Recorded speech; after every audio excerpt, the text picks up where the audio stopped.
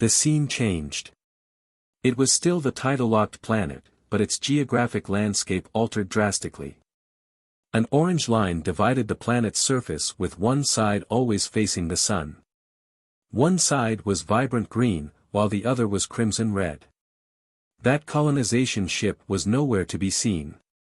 For some reason, Jiang Chen felt like the planet was moving. It felt like the planet was a living creature rather than dead.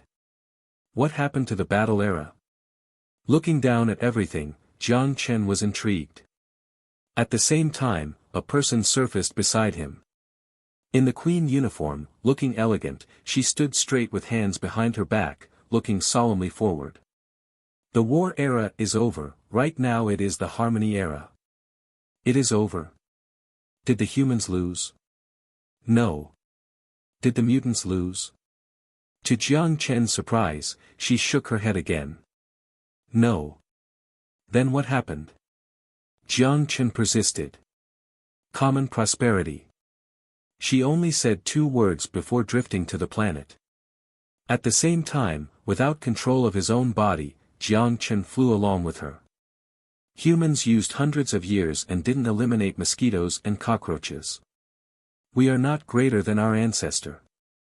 We spent 1,000 years without eliminating our enemy. So there was no victor in this war. Everyone compromised. Or, everyone sacrificed something. I don't understand. Jiang Chen frowned.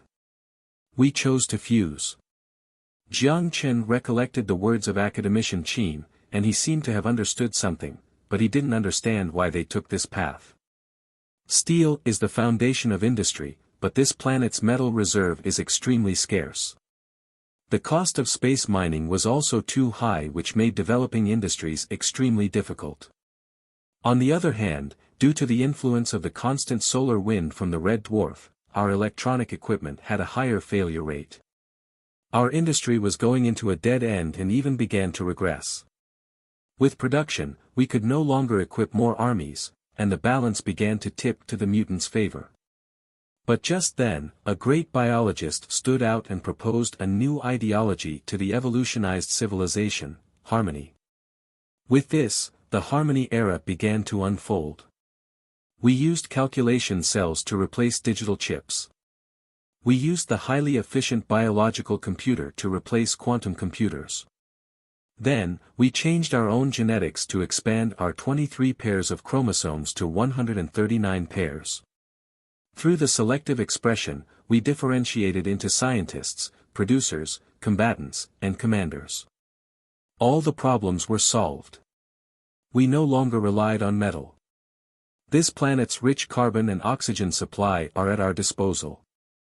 Every person is independent but also the cell of the civilization. At the same time, we stopped our attack on mutants. We began to communicate with them, then marriage, before integrating together. Fu * king a bug. This is crazy. Jiang Chen had to interrupt this bewildering idea. For some reason, a bunch of random hentai popped up in his head with octopus and tentacles. Was it crazy when the black and white first married? She asked. Jiang Chen stopped, not being able to say a word. In the 17th century it is indeed crazy, but not in the 20th century. Without eliminating the other, understanding was the only solution. Then, she skipped over the irrelevant question and pointed at the green planet. It is just like a giant tree. The part facing the sun is the leaf, and the back is the tree trunk. We used an entire century to complete this project. The leaf provides the energy and nutrients for our civilization to form the atmospheric environment on this planet.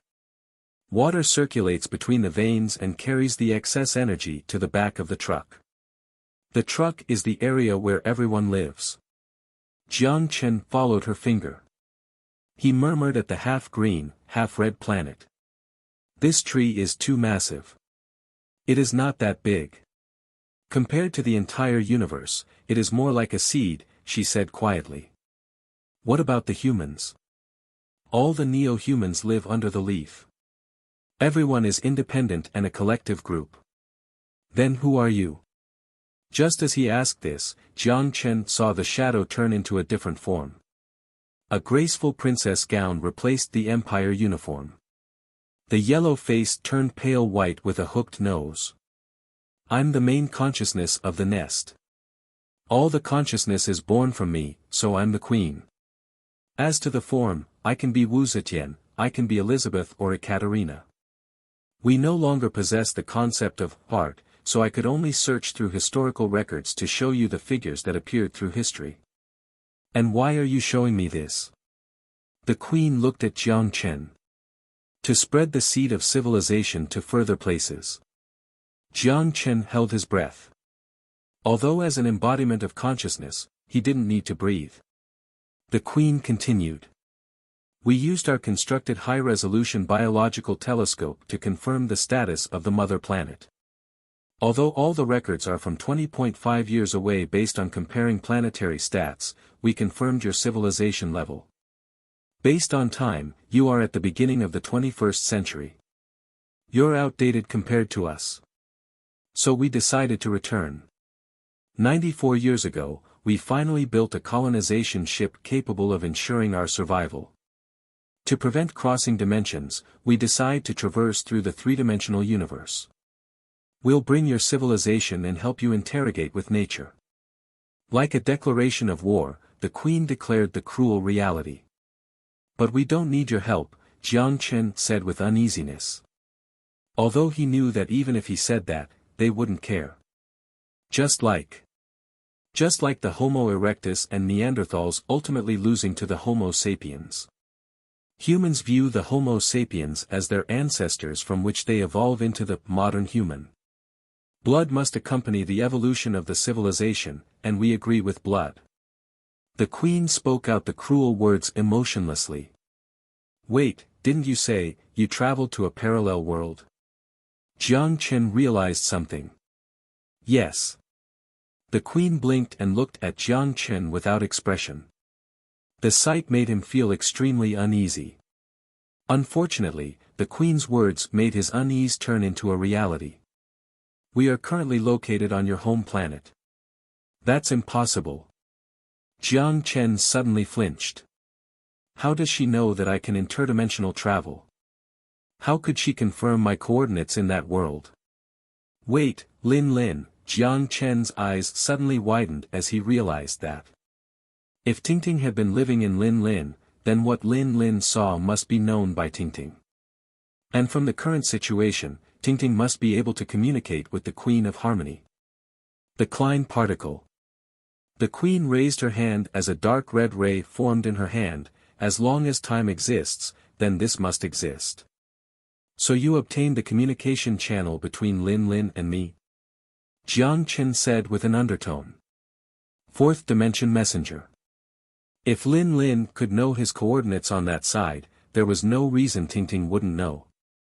No, the Queen said without emotion, we are shocked how you could freely traverse through two worlds. And the world you are born in happens to be the world we arrived in from the wormhole. Is this real? Jiang Chen's sight moved between the planet and the Queen. Although there was a lot he wanted to say, he couldn't speak a single word. Momentarily after, Jiang Chen spoke in a light voice. What's the purpose of you telling me this? We plan to convince you. Convince? Jiang Chen raised his eyebrows as he couldn't understand the meaning behind her words. The Queen moved her gaze away from Jiang Chen and to the two-colored planet. We thought that our world was disconnected from the original world and that the information we obtained through evolution can no longer be shared with the survivors. But the situation soon took a turn. The Klein particles we sent were finally received and successfully guided a believer of us. He used himself and used biological technology to change himself to become an antenna for our communication. With our guidance, he successfully evolved into what we hoped for and communicated with creatures in an entire area. Most important, he even managed to divide out an egg. We chose 12 citizens and converted their consciousness into Klein particle waves and sent them to that egg with the messenger. The distance that could not be traversed with the body could be done through a message. Fortunately, we found the way to return to the original world. But unfortunately, that egg was destroyed by your foolish behavior. But we still luckily, and surprisingly, preserved the individuals. She was captured by artificial intelligence, put into a fallout shelter, and locked into the virtual world before finally meeting you. The egg was destroyed. Could it be the Liuding's military mission to destroy some extreme mutants? He heard Chu Nan talk about this mission before. The biological cannon that could launch red beams that took out the electronic equipment in the entire area. It was not a mutant, but the paratroopers, the Harmony deployed to the world. Jiang Chen gulped with difficulty. And you discovered me through Lin Lin? That's right. The Queen nodded. It was a pleasant surprise to discover you. If you're willing to join us, I can promise you that even if natural selection arrives in the new world Earth, we can still preserve you. Preserve me? What about the other people? The Queen said blatantly. They will donate their organic matter. Become food? Just like the natural selection of mankind in ancient times, the Homo sapiens, after the destruction of Homo erectus and the Neanderthals, chose to treat them as food. When he thought about this, sweat rolled down his forehead, although he was just an embodiment of consciousness. I'll have to disappoint you. Since you know that I can freely traverse between two worlds. Then you must know that it is impossible to catch me. That's fine. The Queen was emotionless. The primary task is to conquest the new world. As to the original world's died Earth, it was more of a memory. Even if Jiang Chen was unwilling to surrender, they would express their regret at most without feeling any sympathy at all. Jiang Chen was silent. And your choice is? The Queen said calmly. I reject. Jiang Chen was at peace. The Queen was silent for 2 seconds. This is a wrong choice. You don't have the capability to stop us. Is that so? If I guessed correctly, the world you're currently in now, and Supreme is currently ruling the original world, by our definition. They are a tough opponent, although powerless in front of us.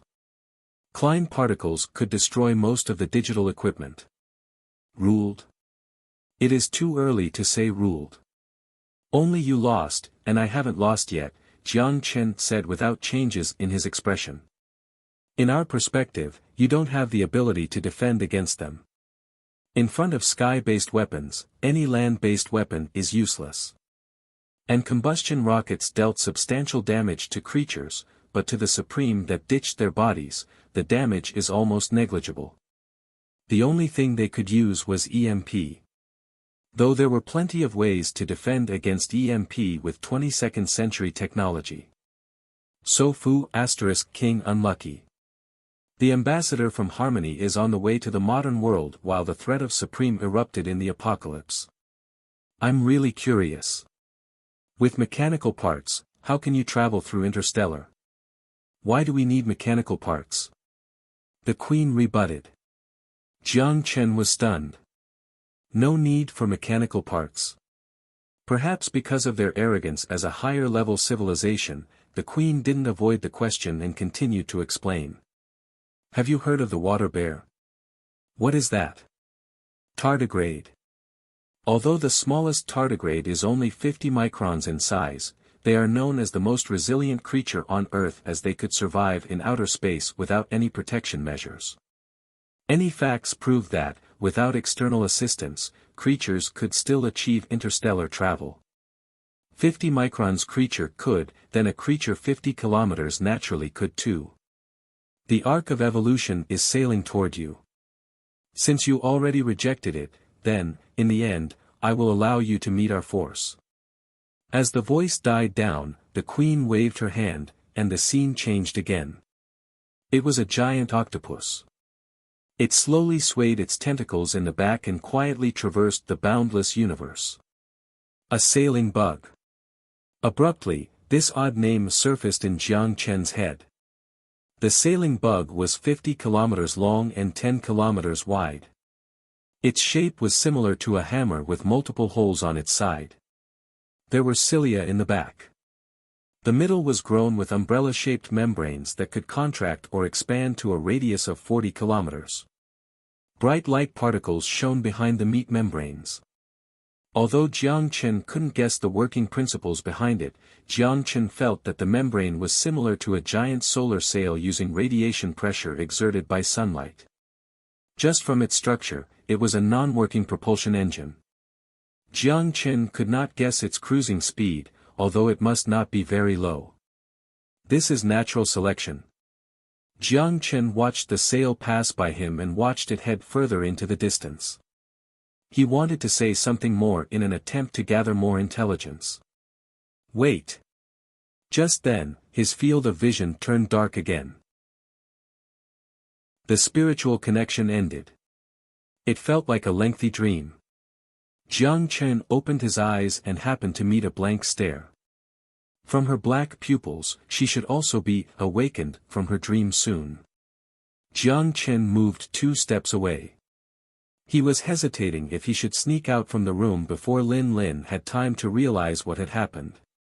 But as he was contemplating, the crystal-like pupils began to be covered in a fine layer of mist. The numbed lips collapsed down. Instantly, 2 thoughts flashed through her head. That was my first kiss. This pervert finally made a move on me. Her blush extended from her face all the way to her ears before covering her pale neck. Pervert. The cry in agony went out of tune because she was too emotional. Jiang Chen rubbed his nose in awkwardness as he didn't know how to comfort Lin Lin and looked ashamed. Sun Jiao rolled her eyes at Jiang Chen before she walked out to loosen the straps on Lin Lin and started to comfort the undoubtedly sad her. Calm down, Lin Lin. Jiang Chen was saving you, how should I explain this? Without finishing her sentence, Sun Jiao also began to feel awkward as she became silent. Seems to be impossible to explain, Sun Xiaoro had a wry smile on her face. Kissed for so long. Yao Yao pouted as her jealousy was clearly evident. Just as Jiang Chen was bothered by how to explain this to Lin Lin, crisp knocking sound came from the door. Jiang Chen turned around and saw Han Junhua in uniform standing at the door without any expression on her face. Although I don't want to interrupt you, right now let's talk outside, Jiang Chen immediately said when Han Junhua was halfway through her sentence. Han Junhua briefly scanned the girls in the lab and nodded to Jiang Chen. Okay.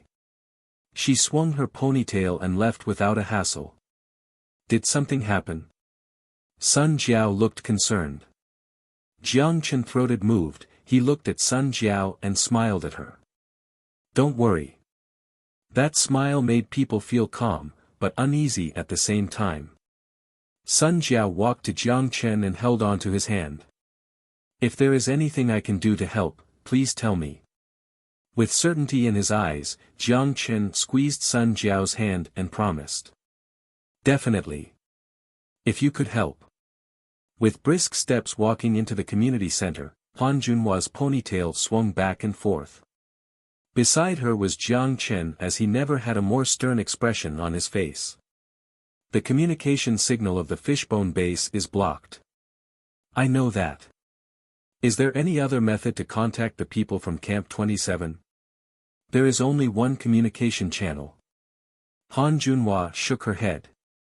They arrived at the command room. She stopped and opened the door. When Jiang Chen walked in, she followed. The two stopped in front of the command table. Han Junhua pressed her finger on the fingerprint detection device and opened the hologram.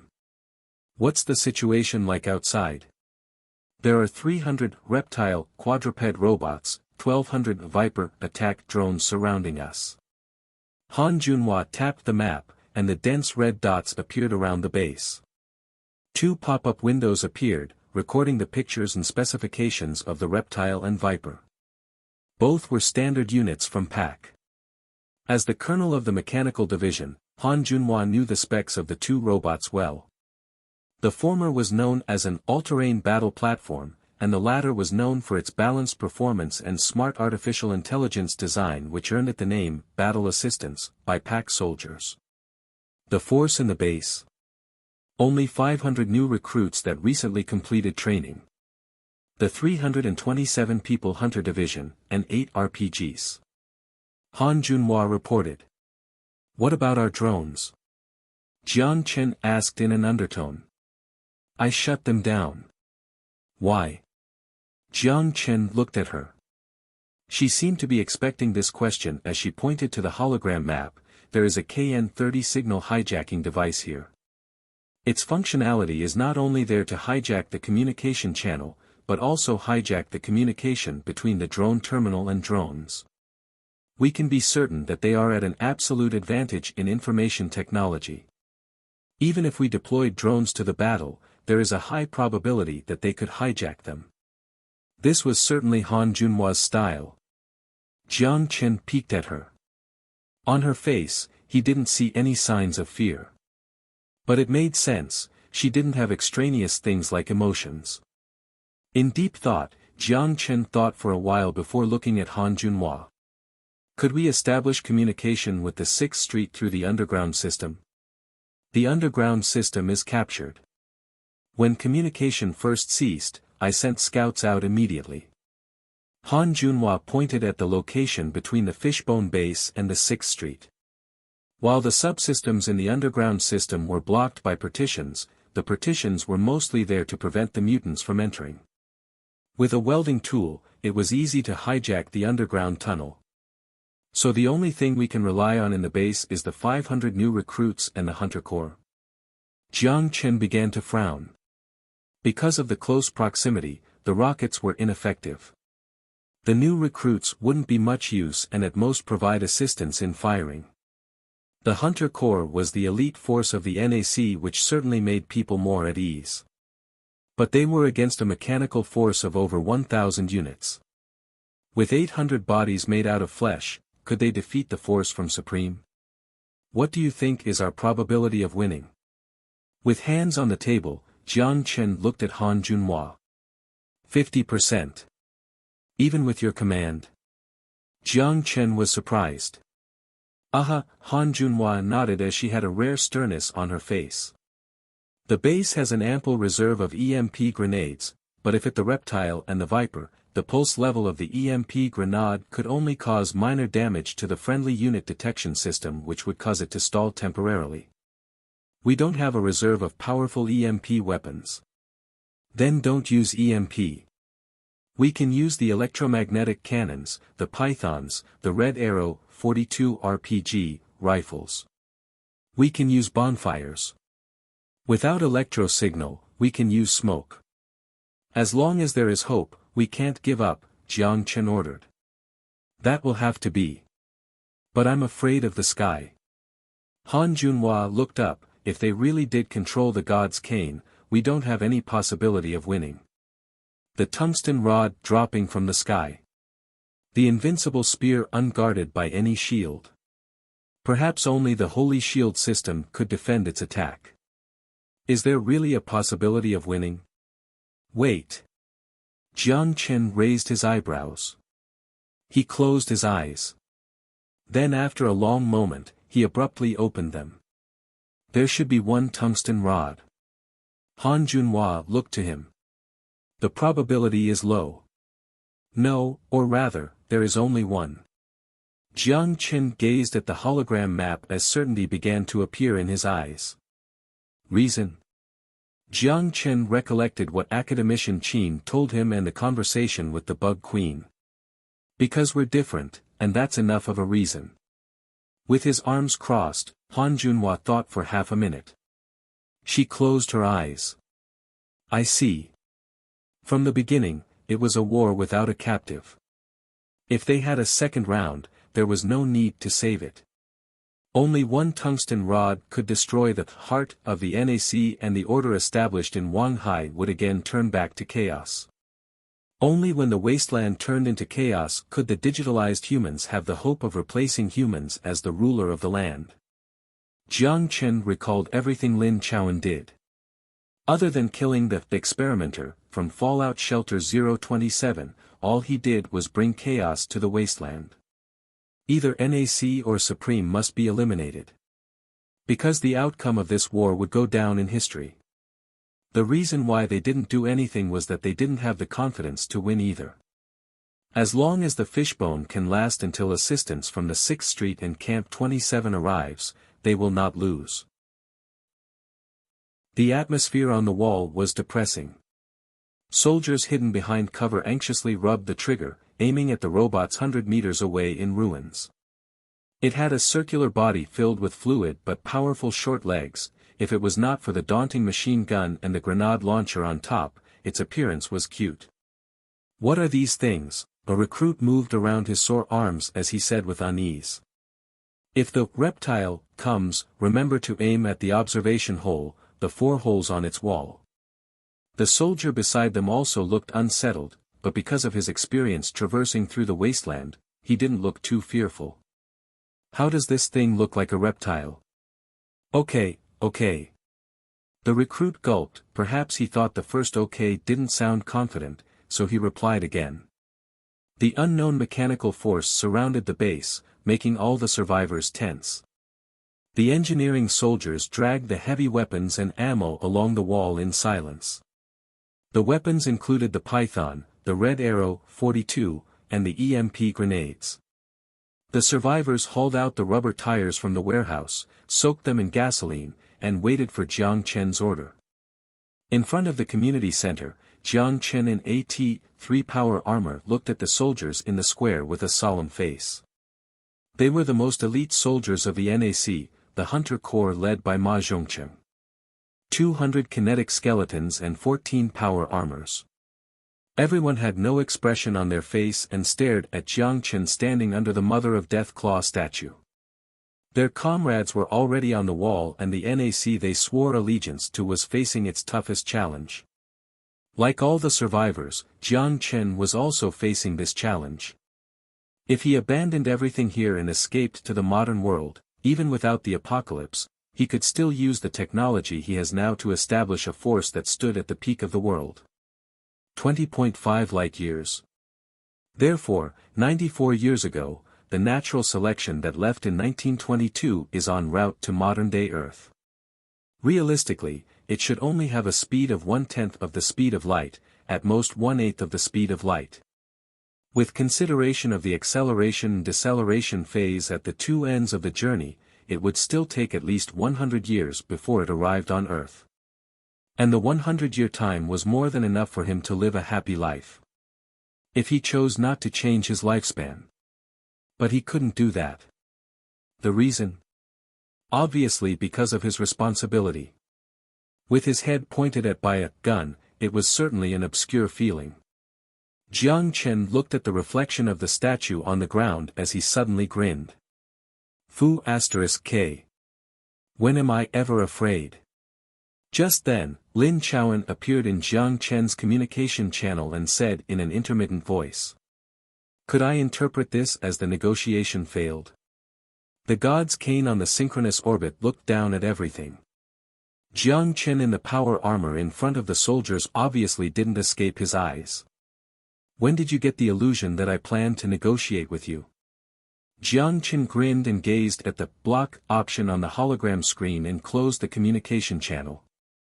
Lin Chaoan's voice ceased all of a sudden.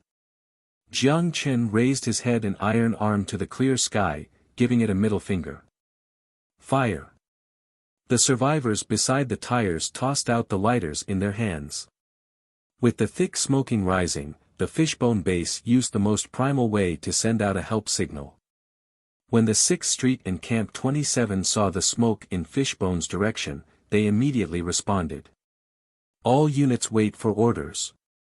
Complete preparation in 1 minute, and rush to the base in half an hour. Quick! Quick! Under Chengweigu's thunderous roar, the soldiers boarded the trucks. The gate immediately opened, and the 1st Corps led the charge while the 2nd Corps followed. The 2 helicopters also lifted off with electromagnetic cannons and the power armor paratroops to provide assistance to the base. The 1st and 2nd Corps only had 1,000 people left to garrison in Camp 27, with everyone else returning en route to defend the base. Inside the tank, Chengwei gazed at the rising smoke with eyebrows locked. What happened? At the same time, the 6th Street also began to mobilize its soldiers. When the patrol soldiers at the gate discovered the smoke from Fishbone Base, Zhao Gang immediately led 2/3 of the 3rd Corps force along with 1,000 mercenaries still under contract in Fishbone's direction. The communication channel has been blocked. I should have known that something was wrong. Chu Nan stared at the standby command on the EP with concern. The enemy not only blocked off communication, but they also hijacked the communication channel between the Fishbone Base and the 6th Street. To avoid suspicion, to any of the requests sent by Chu Nan, the enemy used the ambiguous standby command. But who could it be? Chu Nan stared at the hologram map and fell into thought. While the 3 corps were being mobilized, the battle outside of the Fishbone Wall also started. Fire. The mortars launched a series of electromagnetic shells before it exploded outside the wall. The reptile, equipped with grenade launchers, continued to fire with explosions happening all over the wall. Concrete debris flew as a lot of reinforced steels were exposed. The soldiers behind cover valiantly fought and fired back with rifles in hand. In the conflict against weapons, the nitrogen armor recently equipped to the force became useful. The soldiers let the shrapnel fly above their heads as they raised the red arrow, 42 behind cover. They used their roar to disperse away any fear they had. Fire. The rocket launched out and flew into the high air before crashing down at rapid speed, directed at the escaping reptile robot. Nice sh, the explosion sound interrupted his voice. The loud noise transmitted the vibration below everyone's feet. Damn it. The gate is blown open. In modern warfare, a wall didn't serve many purposes. A high-speed quadruped robot dashed in front of the gate and exploded the C4 on its body and blew the entire steel gate away. The east gate is lost. I repeat. The east gate is lost. Shrink the defensive line. Get the electromagnetic cannon up. Quick. Because the radio was blocked, Control could only rely on the loudspeaker in the base, which made the entire scene chaotic. The reptile that broke into the wall quickly turned its gun and began to unleash its furious firepower on the wall. The soldiers that couldn't dodge in time all dropped to the ground and left a trail of blood splashes on the wall. EMP. With a loud roar, a soldier dived to the ground, dodged the bullets above his head, and threw an EMP grenade below the wall.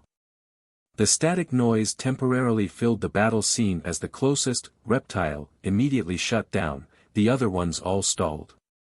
At the same time, an orange bullet shower came from the apartment side.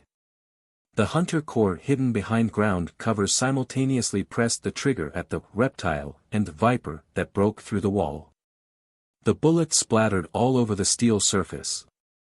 At the same time, the Type 99 anti-tank cannon moved down from the wall, unleashed its power, and left massive craters on the wall and ground. The soldiers on the wall began to retreat, which brought the battle down to the ground. The family of the soldiers all retreated into the mansion and community center. Males with some strength and even some strong females were handed a rifle to stand on the front line to defend the people that mattered the most. The community center and Jiang Chen's mansion were the top priority of the Supreme's attack, and the NAC soldiers would not let their plan succeed as they didn't give up any ground. At the office on the top floor of the mansion, Jiang Chen in power armor looked outside. The battle line was gradually moving toward the mansion. Soldiers already moved back to the wall of the mansion backyard. The flying shrapnel even scratched the bulletproof glass and left spider web-like cracks on it. Only 5 minutes passed. He looked at the time on the screen and took a deep breath. Are you going to go? Sun Jiao's voice came from behind him. She was leaning on the door with a PK-2000 hanging in front of her chest. From the kinetic skeleton on her body along with the expression on her face, her intention was obvious. Of course. I'm there to cheat, why are you following me? Jiang Chen said. If it is a robot, then that method should work. But regardless, it was risky to do. Cheat. Sun Jiao didn't understand his words, but it didn't prevent her from showing her determination. Protecting this home, Sun Jiao said seriously. Jiang Chen was silent. Suddenly, a loud explosion came from outside the mansion. It sounded like something exploded against the wall. Be careful. You too. Sun Jiao looked at Jiang Chen and smiled. Fu *K. Their firepower is too strong. The machine gunner kneeled behind cover and roared. EMP. Is there more EMP? An infantry 5 meters out shouted at him. All gone. Damn it, I need ammo. His eardrums were almost shattered due to the violent explosions. He gritted his teeth without his finger leaving the trigger. With the communication being blocked and the constant explosions, they could only shout to communicate. Suddenly, a mortar shell smashed onto the side of the cover. A bowl-sized dent appeared on the steel surface. The machine gunner kneeling behind it didn't have time to react before being smashed by the caving effect and flew out. Seeing his comrade die, the soldier on the side's eyes became bloodshot. He got up to the machine gun position. But before he could make 2 steps, he was shredded to pieces by the bullets that came from the sky. Smoke dispersed from the launcher. The reptile that just fired stood still and started the reloading program. The battle was completely chaotic. The commanding voice was covered by the sound of bullets and fires. With communication being suppressed, the Supreme was slowly but surely gaining the upper hand. Multiple Python drones broke out from the fire suppression and soared in at low altitude. The engine spat at blue air streams and ripped a hole in NAC's defensive line. Then they encountered a giant hand. The smoke grenade exploded, and Jiang Chen in his power armor suddenly broke out from the wall, and both of his hands reached for the roaming pythons. After Jiang Chen passed by them, the 2 pythons disappeared out of thin air. Jiang Chen closed his left eye as a cocky smirk appeared on his lips. After being sent to the pitch-black small universe, the 2 drones instantly became flies without heads and smashed against the edge of the small universe. Because there was no oxygen, the engine immediately stalled. The drones without power and information guidance stopped at the edge of the universe. Just like what I expected, with robots, a storage dimension is the trump card. Jiang Chen smiled and looked at the drones and quadruped robots outside of the smoke screen. Because they were not living creatures, the energy they consumed to be put into the storage dimension was similar to normal items. With the robot units with sizes no bigger than 2 cubic meters, the storage dimension was like cheating. As long as he could reach them. The quadruped robots trying to break through the wall found the power armor and immediately turned its machine gun and began to focus fire on Jiang Chen. Nitrogen armor. The violent airstream blew open and shifted the bullets. The turbine engines on him propelled and dragged him to the wall on the side.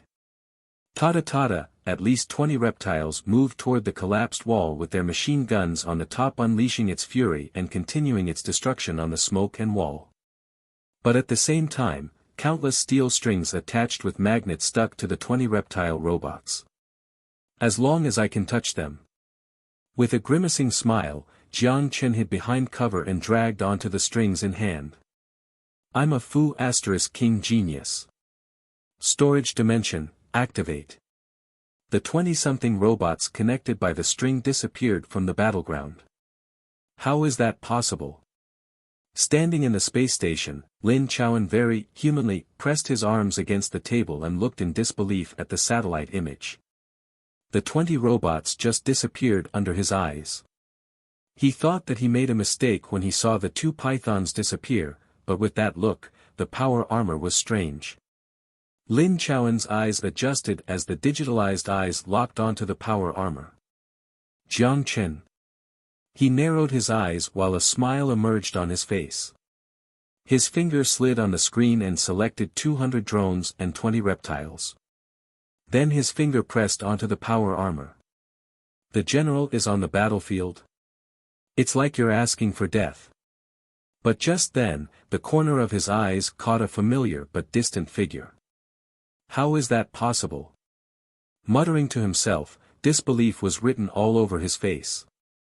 Fu *k, there are too many. Jiang Chen gritted his teeth and dodged the bullets coming toward him. The nitrogen armor could only blow so much mass away. If the unit was attacked by too many bullets, the nitrogen armor could easily be shredded. He could, of course, use the interdimensional travel ability to dodge, but with the fact that Lin Chowan was in the God's cane watching him, any of the exposed areas must be under his watch. If possible, he didn't want to reveal this ability. On the roof of the mansion, Sun Jiao raised the ghost sniper rifle and provided assistance to Jiang Chen. She tried desperately not to let her troubled state distract her focus, but when she saw the waves of bullets directed at Jiang Chen, her heat uncontrollably clenched. Please don't let anything happen. She pressed the trigger. Bang! The reptile with its observation hole penetrated collapsed on the ground with sparks emerging from its body. Just then, she was suddenly alerted and immediately rolled to the side. At the same time, a series of bullets flew to her from the back and smashed the tile she was on into debris. Psh! She spat out and took out the laser pistol around her waist. With her index finger scrolling through the power adjustment, she pressed the trigger simultaneously. The powerful laser beam instantly fired and burned the reptile as the robot fell down from the roof. Just then, a cold sweat rolled down from her forehead. In her field of vision, at least 10 reptiles appeared.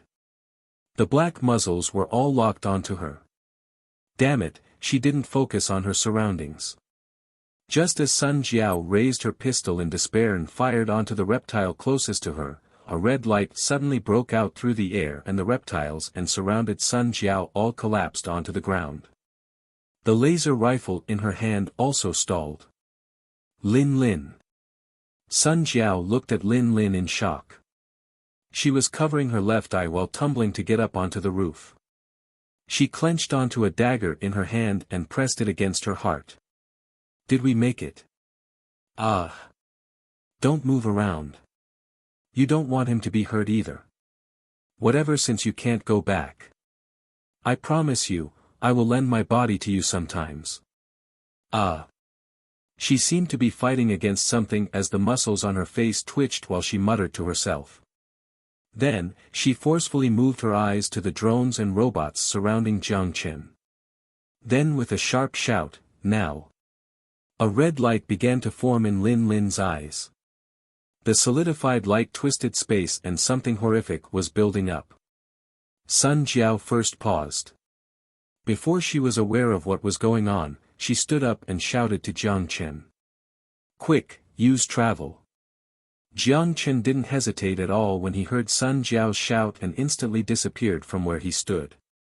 At the same time, the crimson particles fired through the battlefield and destroyed all the electronics in the area. The high-density Klein particles rapidly decayed to the third dimension. The accelerated high-energy particles instantly fried all the internal circuits of the robots and drones. Klein particles ray. The trump card invented by the Harmony against the Supreme. This is impossible, Lin Chowan muttered with his digitalized eyes locked onto Lin Lin. Streams of data flowed through his pupils. The sample in Fallout Shelter 05. The masterpiece of his father. The first digitalized human. His sister. Number 00. Lin Lin. Lin Lin has the same sound as 00 in Chinese. When Jiang Chen returned to the apocalypse again, he was completely stunned. All the reptile robots' machine guns stalled and the Python's drones crashed. What the Fu *k? What kind of cheat is more powerful than mine? Jiang Chen immediately looked in the mansion's direction. He saw Lin Lin with a dagger in one hand while she waved at him with the other. It was it, or her. Jiang Chen's expression was perplexed. Ting was a spy sent by Harmony. Even if the antenna was no longer there, he didn't have an idea how he should take of it as he has been hesitant. She seemed to like him, but his impression of her was far less. And she just saved him. Whatever. I'll think about it later. Jiang Chen let out a sigh. Just then, his pupils suddenly contracted. The dagger from Lin Lin's hand slid down. The swaying body slowly fell to the ground. Lin Lin. Sun Jiao saw that something was odd and immediately jumped to that direction. But because the distance was too far, she was just inches away. With hands hanging in the air, Sun Jiao watched Lin Lin fall to the ground as she screamed out a cry. No. Just then, a shadow broke through the air as Jiang Chen caught Lin Lin falling to the ground head first. He rolled on the ground with her in between his arms and smashed into the wall. His head was dizzy from the impact, but he shook it off and looked at Lin Lin in his arms anxiously. The helmet opened as Jiang Chen put his head closer. When he felt the faint breath, he finally felt relieved. Pervert, do you want to kiss me again? Lin Lin's eyes opened a line and looked at Jiang Chen as she said feebly. Could you not say that every time? Jiang Chen wryly replied. Lin Lin smiled and looked away. A red hue covered her pale face. Switch to me. Tingting's voice surfaced in her head. No, let me stay for a bit longer, since she already controlled the technique to speak with her, Lin Lin said in her head. You lied to me. How could I? I said I would lend you the body, but this is a princess hug. Lin Lin's face blushed even more. Although a layer of steel was between them. So switch to me. What are you murmuring to yourself about? Jiang Chen had a genuine smile on his face when he saw Lin Lin with continually changing expressions. No, nothing. Bang, the bullets fired at Jiang Chen and hit his back. Ouch! Jiang Chen let out a painful roar and covered Lin Lin in his lap. The back was the entrance to the power armor and the weakest point of the power armor.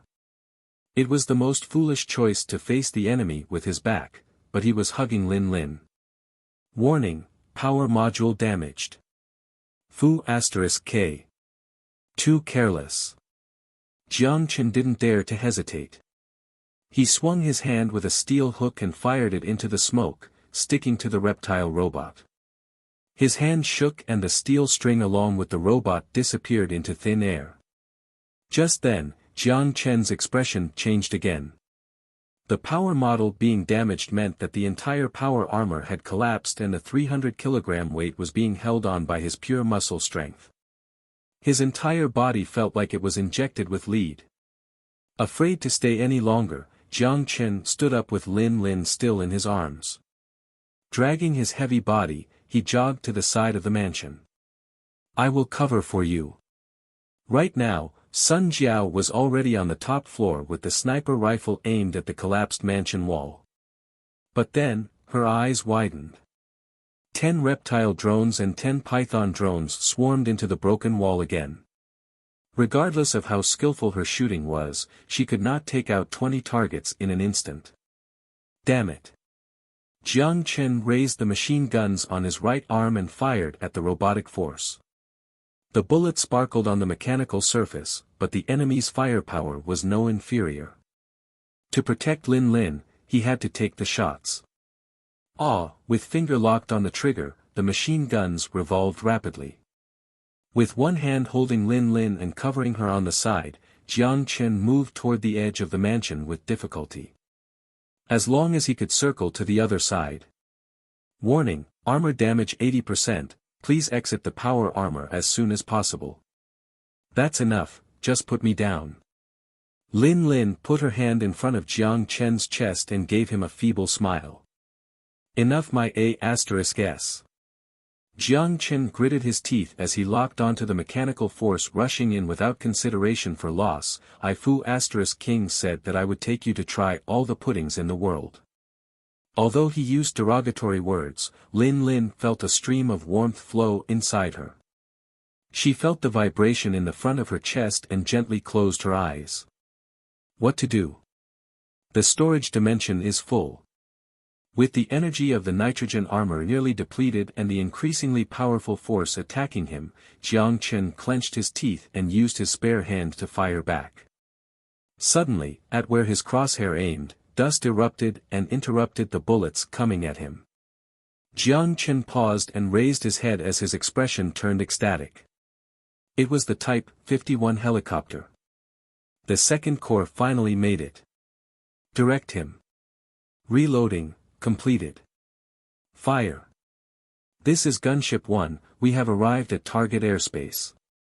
General, are you okay? The calm voice rang in Jiang Chen's ears. The electromagnetic cannon destroyed the communication hijacking device, and the communication returned to normal. I'm not good. Thank you all.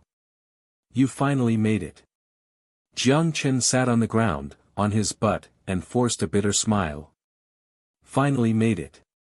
6 black dots dropped down from the sky, and the airborne power armor landed in the backyard of the mansion as they spread out, in formation, to protect Jiang Chen. At the same time, the electromagnetic pulse cannon hovering in the sky unleashed its power against the enemy and smashed the robotic force. The victory was beginning to tip towards NAC's side. The communication returned to normal and the teams that fought independently united again. Han Junhua in the community center immediately executed the battle plan through the map. She ordered the remaining force in the base and the paratroopers that entered the battle to launch retaliation attack against the remaining mechanical force. The outcome of the battle was determined. In the space station, Lin Chowan looked emotionlessly at the pawns disappearing one by one. He still didn't understand how Jiang Chen made the robots disappear. And the ability to suddenly disappear and appear. Could it be the hidden genetic code? No, that's not possible. The anti-physics ability is not something that the hidden genetic code can achieve. Lin Chowan slowly closed his eyes. On his face, there were no more expressions that mimicked a human. All his computation power was used to analyze the event. But some of the things could not be solved by just computation. He let out a sigh and opened his eyes. Father, I need your intelligence. He muttered and pressed the control interface a few times. The antenna he just fixed was pointed to a location in Wanghai. The plan half failed. Harmony left the battle, but Jiang Chen was still alive. He wanted to know what he should do next. And Lin was still alive. The outcome from Fallout Shelter 05 was no longer as disastrous as they had thought. Just then, Yao, who was busy working in front of a computer without much effect, finally felt relieved by the fact that the communication returned to a normal state. She suddenly realized an odd wave. A wave from space. Directed toward. Without any hesitation, Yao moved her nimble fingers and quickly pressed on the screens to track the target of the signal. The hologram surfaced as the target appeared as a red dot on the map. Yao was fixated on the map. Her eyes widened and slowly gulped. Yao finally achieved something.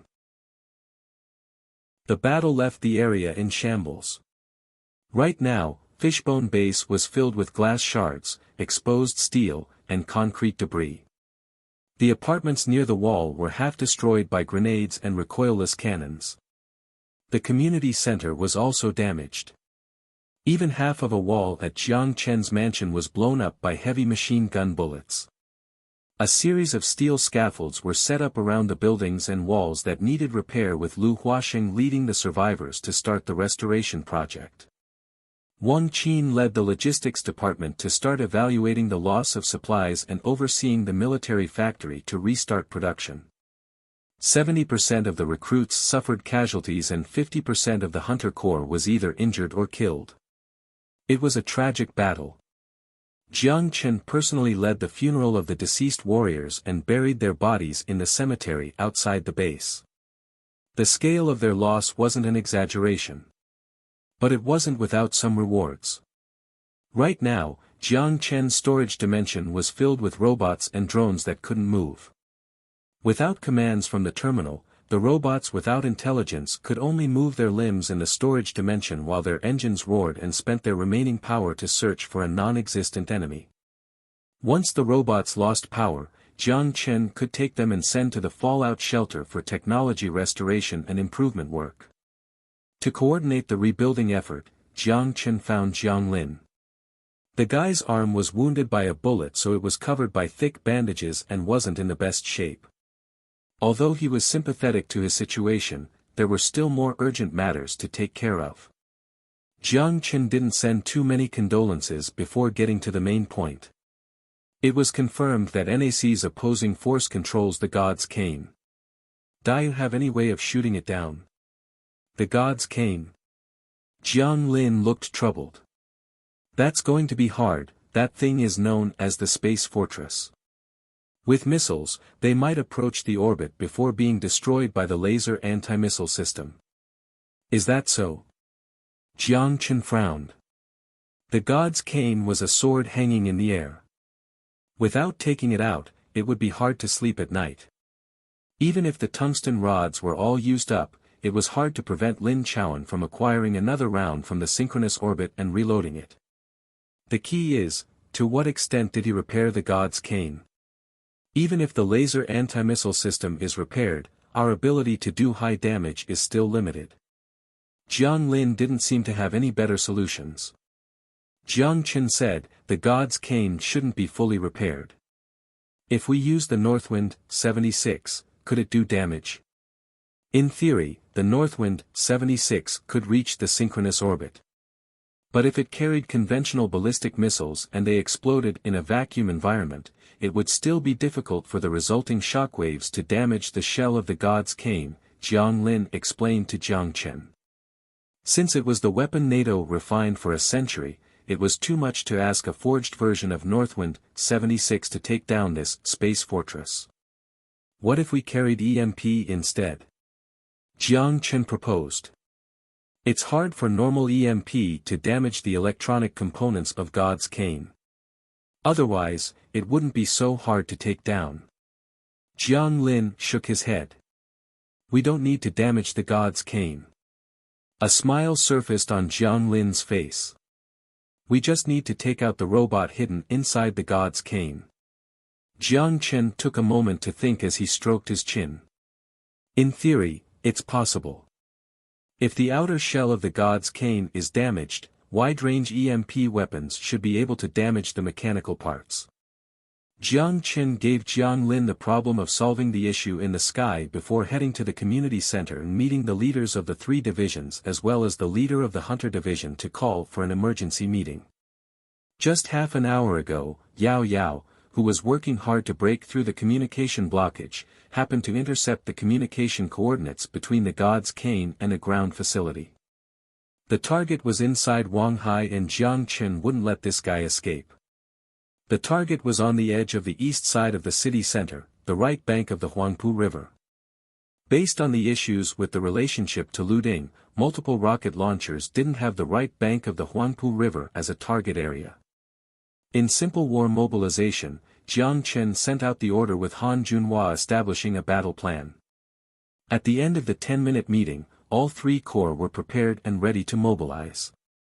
With 1,000 soldiers left to defend the camp, the 3 corps departed. At the same time, the 8 Fireball 1s on the launching ground were fully locked and loaded to cover the area with combustion missiles to eliminate any mutants in the area. At the same time, the helicopter transported all the researchers from the Aerospace Technology Research Institute to Xinjiang to change the module of the Northwind 76 deployed from combustible material to a wide-range EMP device. Once the module was changed, it would be launched into the geosynchronous orbit to eliminate the robot in God's cane, Lin Chuan. It had been half an hour since the Northwind 76 was launched into the air. At the Lin fallout shelter, 3,000 meters underground, the central computer in the middle of the room quietly hummed. Inside the silent space, the only sound was the buzzing of the processors. The screen above the central computer flashed a faint light. The middle-aged man on the screen had his hand supporting his chin and he fell into silence inside the empty fallout shelter. He glanced at the nutrient vial underneath the screen. The life support device contained his brain. After he abandoned his body 20 years ago, he hadn't looked at it since. But now that he was looking at it, he felt wistful. Of course, a heart is an abstract concept. He didn't have a heart, and aside from his brain, all his organs were replaced by mechanical parts. When he found a device that could allow mechanics to replace his brain, he could even ditch that last hindrance. A cold light slowly illuminated the fallout shelter. It came from the bottom of a hibernation chamber. Suddenly, the inert gas leaked out and the chamber door opened. A handsome man walked out. The convenience of being a robot was exactly this: even after countless destructions, as long as the backup data was there, they could reincarnate countless times. Father. Lin Chowan kneeled on the ground. Aha, he replied and didn't speak more. This was a rare time when Father didn't give any instructions to his son. He only quietly looked at him. Whenever he looked at it, he felt like he was looking at a puppet. But he understood the feeling. Due to the insufficiency of intermediate artificial intelligence in dealing with emotions, rather than saying they were individuals, they were more like tools without desires and needs. After a long silence, he abruptly said, "What should we do?" Lin Chowan looked up and smiled. "I was awaiting for your instructions." Father let out a sigh and shook his head. Although he was infinitely close to a god, ultimately, before he could digitalize his consciousness, he was a human after all. After he lost the god's cane, he lost everything. From the satellite image from the god's cane, the NAC force was moving in his direction. They not only sent an EMP missile to attack God's cane, but they were now using combustion missiles to wipe out the mutants in the area. The original plan was for the robotic force he controlled to attack Fishbone Base. Whether Jiang Chen surrendered or died, NAC would collapse. The entire Wanghai region would once again return to chaos, and all the survivors would become believers of the Supreme.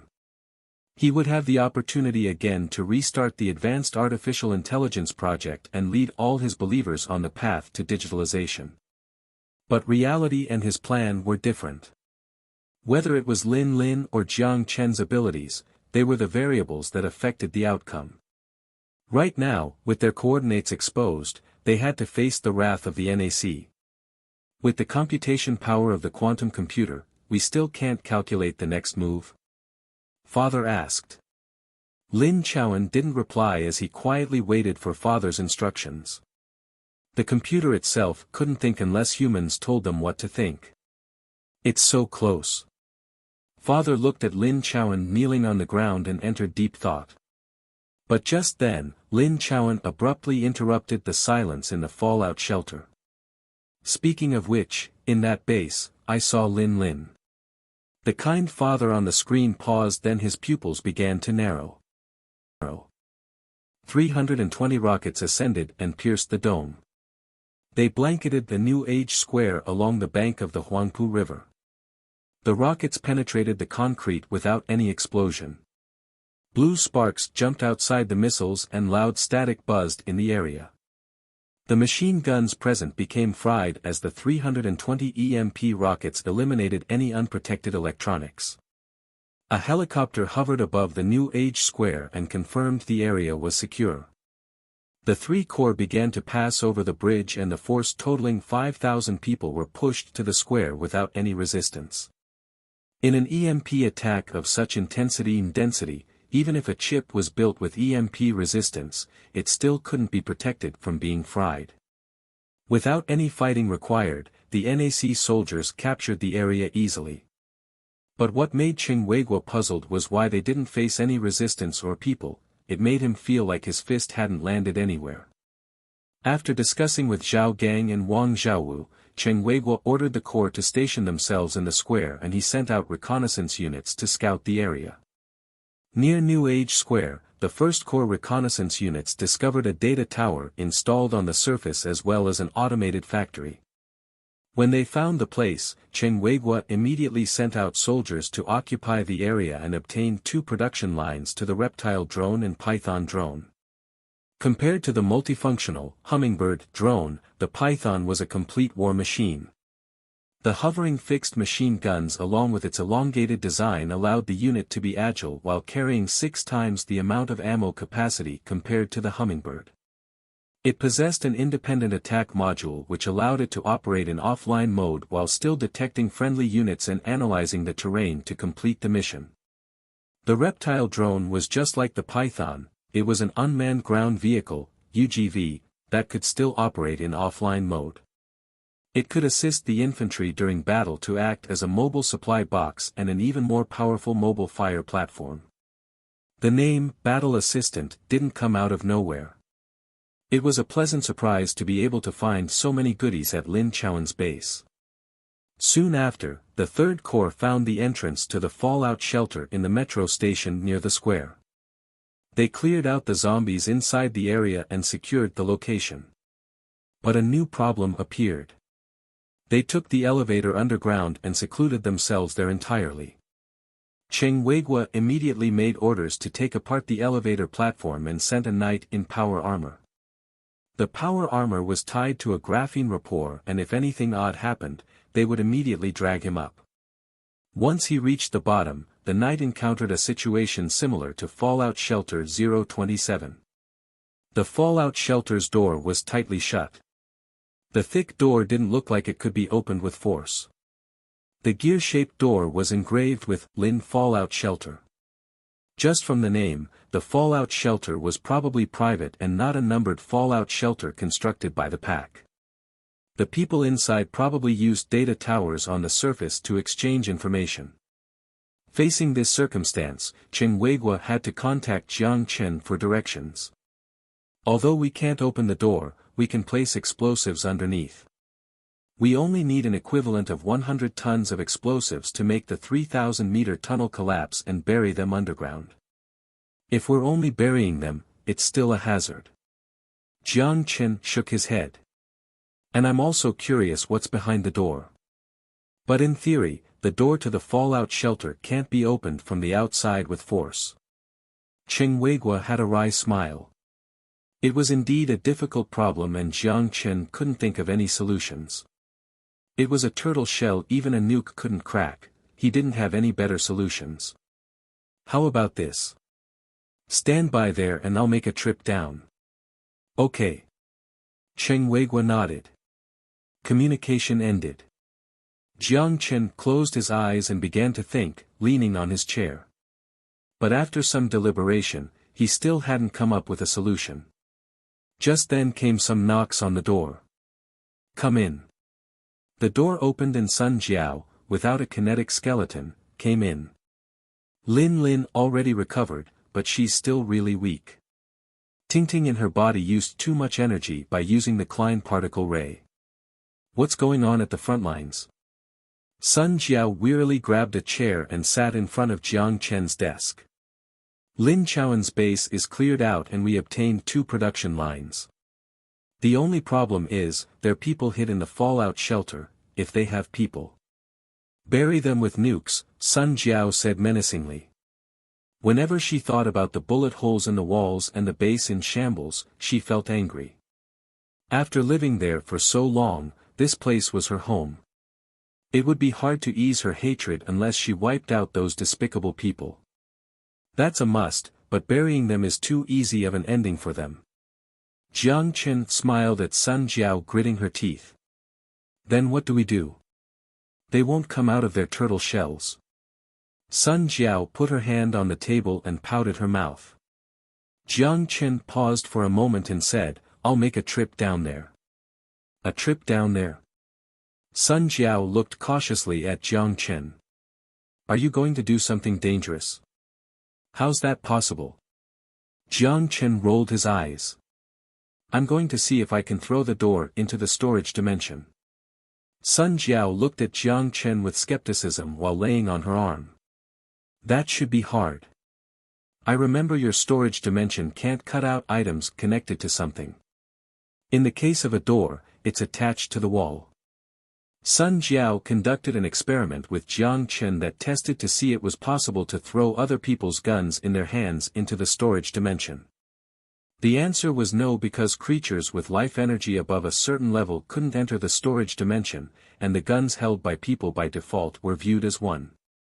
But magnets connected with steel could be transported. Jiang Chen guessed they might have to forcibly move atoms on the surface.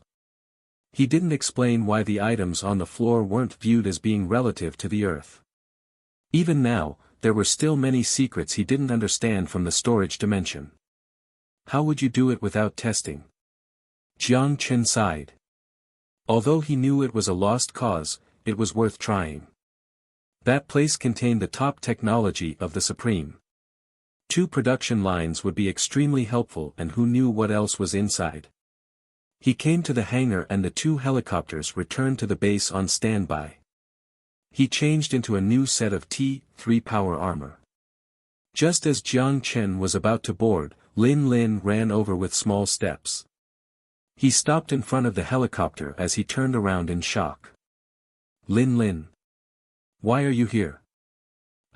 She bent over with her hands on her knees to regain her breath.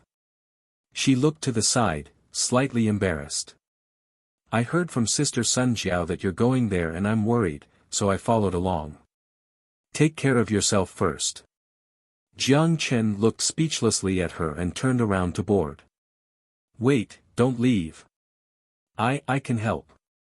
If your opponents are machines, I can use my Klein particle ray to wipe them out. Lin Lin raised her chest with pride, with a proud curvature formed on her face. I just saved you a few hours ago. You'll be safer with me. It's what Tingting wanted. Lin Lin added that in her mind. With your current condition, could you still use that ability? Jiang Chen asked with skepticism. Of course, yes. I'm mostly recovered, so please bring me along. Lin Lin nodded with certainty. Jiang Chen sighed and had to nod. Okay, you have to promise you won't cause trouble. Don't worry. I'm very obedient. Lin Lin giggled and said cheerfully. With how energized she looked, Jiang Chen also felt less worried. It was indeed an excellent choice to bring Lin Lin along. The Klein particle ray was the nemesis of robots, no matter how strong the robots were. And Lin Lin already knew the secret to his storage dimension. Bringing her along meant there were safety concerns, and he didn't need to worry about his secret being leaked. Just like this, Lin Lin boarded the helicopter with Jiang Chen. With the guide's instructions, the helicopter slowly lifted off and transported the duo to the city center. 1,000 meters underground. The vertical tunnel down was replaced by a new elevator supported by a durable graphene beam heading directly into the deep underground. Jiang Chen, in T-3 power armor, was now on the elevator with his eyes focused on the hologram instructions in the helmet. The decreasing oxygen concentration made Jiang Chen especially wary. Just like he expected, the fallout shelter underground wasn't designed for humans. Lin Lin was standing beside him and she was completely covered by an orange protective suit with a large oxygen tank strapped behind her. Although she was a digitalized human, her brain and vital organs were still made out of organic matter. Even if a lot of organic parts were replaced by mechanical parts, she was still a human. Open the oxygen supply device. When the oxygen concentration dropped below the threshold, Jiang Chen said calmly. Aha! Lin Lin obediently put her hand on her neck and opened the switch. When they arrived at the temporary camp established at the New Age Square, it was already nighttime. But 1,000 meters underground, there was no fundamental difference between night and day. In the beginning, Cheng Weiguo was firmly against the idea of going on until Jiang Chen made an order as the general. It made sense that he was worried since this was the enemy home base. But Jiang Chen didn't worry too much as he still had 100 cubic meters in his storage dimension, so even a few reptiles wouldn't be too troublesome, especially since Lin Lin was with him and the Harmony creature hidden inside her was a robot killer. Almost no electronic units could survive under the Klein particle ray. When they were close to the bottom, Jiang Chen took out a tactical rifle and turned on the flashlight attached to it. Lin Lin beside him gulped and crouched cowardly with a hint of fear on her face. Let me do it. A contemptuous voice appeared in her heart. It must have been Ting. After learning how to speak, she was more and more ruthless. Who said I'm scared? Lin Lin's face turned red as she immediately spoke in her mind. It's not me. Just follow behind me. Jiang Chen noticed Lin Lin's fear and put his hand on her shoulder. Aha. Aha. Lin Lin, who was distracted, flinched at Jiang Chen's actions. It wasn't until she realized what happened that an awkward blush appeared on her face. Jiang Chen looked at her, puzzled by the sight. Is she really okay in her current state? The elevator slowly reached the bottom and Jiang Chen's rifle locked onto the door of the fallout shelter. But just as he expected, the door was locked shut. He took Lin Lin to the door and he put his hand against it. Storage dimension, activate. There was no reaction. The door and the wall are considered one. Jiang Chen frowned and muttered to himself. Just as Jiang Chen was deliberating how he should open the door, Lin Lin walked beside Jiang Chen and proposed to him in a small voice, how about I use the ray to take out all the robots inside, then we'll go back. Take them all out. Aha, that'll be our last resort. If possible, I want to get the stuff inside. Jiang Chen felt his way all along the gear-shaped door in an attempt to find a switch. Since it was the home base of the Supreme, if they could invent something like Lin Chuan, then they must be advanced in electronic technology. Compared to Harmony's genetic technology, electronic technology was more coherent and applicable to the needs of the NAC. Lin Lin seemed scared of the darkness as she looked around the place, feeling unsettled. There seems to be something not good about living inside. Could I fire one ray at it? Ting said. Let's not do it. If we destroy the stuff inside, Jiang Chen will be angry. Lin Lin said in her mind. Then we don't have a solution. Ting didn't say anything further. Without any luck finding a switch, there wasn't even a communication cable similar to Fallout Shelter 27. Jiang Chen took out the laser sword from the storage dimension and stabbed the thick door. 10 minutes passed by and the energy of the laser sword was completely drained. Jiang Chen directed the flashlight at only one hole. The size of a nail was burnt out. What material is this thing made out of? Jiang Chen cursed and kicked the door. The noise echoed back was very deep. Just judging by the sound, the door was at least 7 meters thick. It was more fitting to describe it as a wall. Is giving up the only option? Jiang Chen sighed. Just as he wanted to ask Lin Lin to use the Klein particle ray at the door suddenly moved. Jiang Chen was alerted and pulled out his rifle. "No!" Lin Lin screamed out in fear and hid behind Jiang Chen's back. The gear-shaped wall slowly moved forward and caused rock debris to fall down. Jiang Chen moved back slowly with Lin Lin and established a clear distance from the door. The vibrations continued for half a minute before the door came to a sudden halt and started to roll toward the side. 8.1 meters thick, aha. I might not be able to penetrate this. Ting said. Is there anything you can't penetrate? Lin Lin was curious. Of course. Although Klein particles can cause strong electromagnetic pulses, it doesn't mean they have infinite penetrative power. You researched this area and you should know this? Although Ting's voice didn't show any scorn, Lin Lin's face turned uncontrollably red. Just as she wanted to rebut, Jiang Chen stood in front of her and suddenly said, Lin Lin, be prepared to fight. Try your best to control the power of the output and don't take apart the non-combat units. Oh, okay. Lin Lin nodded. But from inside the pitch-black hole, a man with hands up to surrender walked up. When he saw the face, Jiang Chen narrowed his eyes and a red scope was already pointed on his face. Lin Chuan. That's right. It's me. Lin Chuan let out a sigh then joked, I can't believe we meet again, in this fashion. You provoked me multiple times, so you should have expected this day would come. With finger rubbing against the trigger, Jiang Chen spoke emotionlessly. Lin Chaoan shrugged and looked at Jiang Chen. Regardless, you won. In the end, father wants to see you.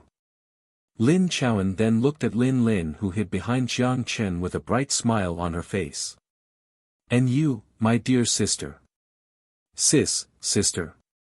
Jiang Chen looked at Lin Lin in shock, but she looked puzzled too. What?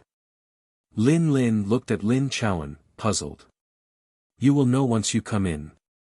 Lin Chaoan smiled mysteriously at her, turned around, and headed into the fallout shelter. Looking at the pitch-black tunnel, Jiang Chen was uncertain whether it was a trap or if they really did surrender like what Lin Chaoan said. After debating for a while, Jiang Chen took out a signal stick, pulled the cord, and threw it in. The bright red light illuminated the space. Other than rows of hibernation chambers, the basketball court-sized room didn't have any weapons. With his rifle raised, Jiang Chen took Lin Lin into the fallout shelter. Lin Lin. Lin Lin hid behind Jiang Chen, looked at his helmet anxiously. If they're planning to close the door, shoot that engine at the door. Jiang Chen used a voice that Lin Chaoan could heart. Oh, okay. Because she was too nervous, she almost bit her tongue. There wasn't too much light in the room other than the signal rod Jiang Chen threw out. The air in the room was filled with concentrated ozone. Because of this, the signal burned brightly. A tower-shaped computer sat in the middle of the room with the flashing signal lights indicating it was running. The middle of the computer, a vial with a brain inside and the bottom, was connected with a complex series of wiring to the different machines in the room. The room was filled with computers, hibernation chambers and nothing else with a sign of life. Other than saying it was a fallout shelter, the place was more of a mechanical city hidden underground. The central computer was its brain, and its heart, and the complex wiring was its vein. Lin Chaoan walked beneath the computer and stopped. Father, they are here. The screen suddenly lit up and a middle-aged face appeared in the center. The hairstyle looked sleek, the two eyebrows were thick but tidy, the blank pupils looked collected but possessed a degree of sharpness, and the glasses gave him a more educated vibe. Lin Lin looked at the man with pupils suddenly contracted as she took 2 steps forward. Father. Don't go. Jiang Chen put his hand on her shoulder. No. That's my father. Let me go. Lin Lin fought in an attempt to break free from Jiang Chen to run. Jiang Chen was stunned by the situation. He didn't expect this could happen. His right hand was still holding the rifle with the left hand tightly grasping Lin Lin's shoulder. Lin Lin. Your father already went to the space colonization ship. This is only a video. He almost said, went to heaven, but he changed halfway in the sentence. Father. You're back to pick up your daughter, right? Mist began to cover Lin Lin's eyes as she was about to cry. Jiang Chen stared at the middle-aged man and aimed at the screen.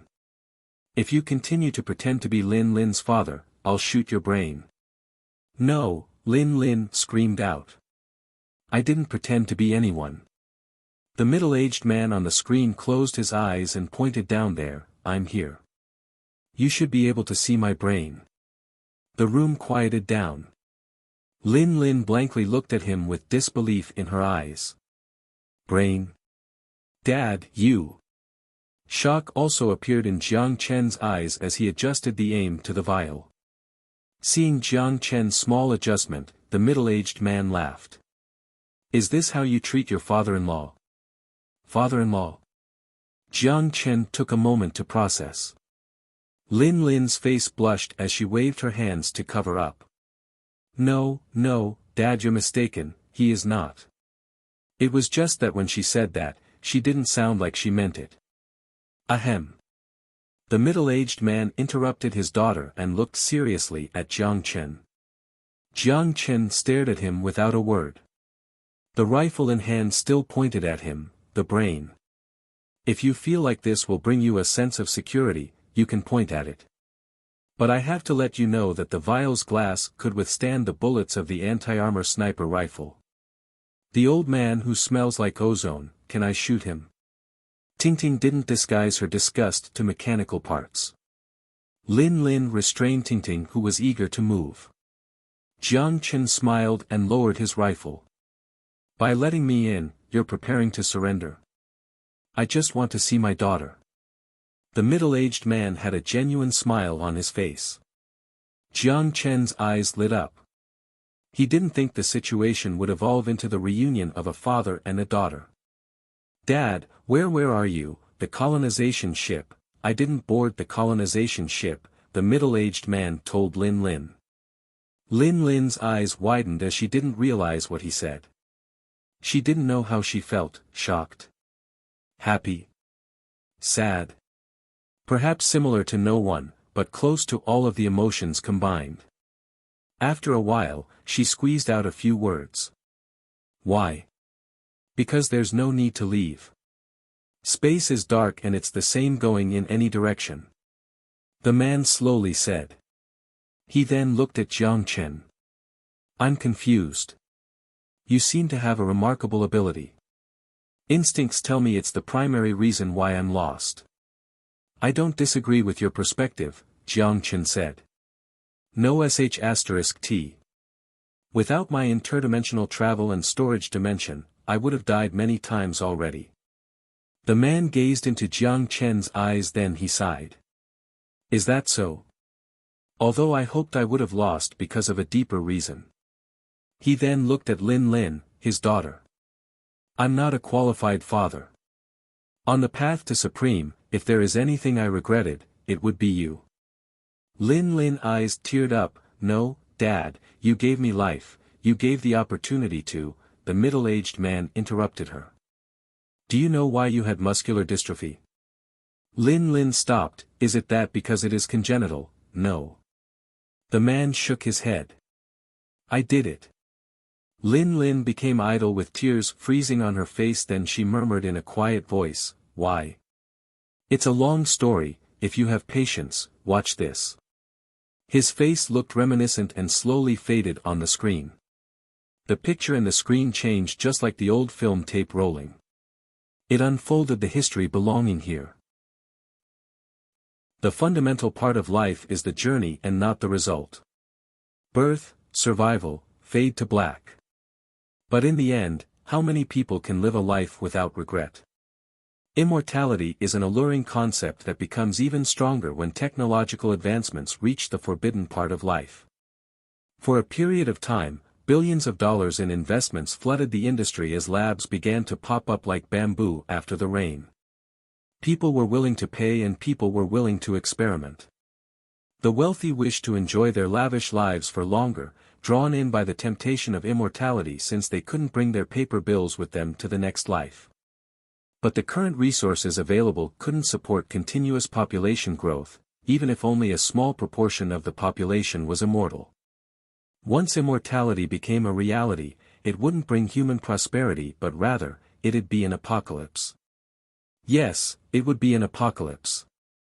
The immortals would have an endless amount of time to accumulate wealth, reinforce their status, and become toxic to society, the cancer cells of civilization. They would extract nutrients from healthy cells and extract resources from ordinary people. It would be an apocalypse. The Science Ethics Committee was born.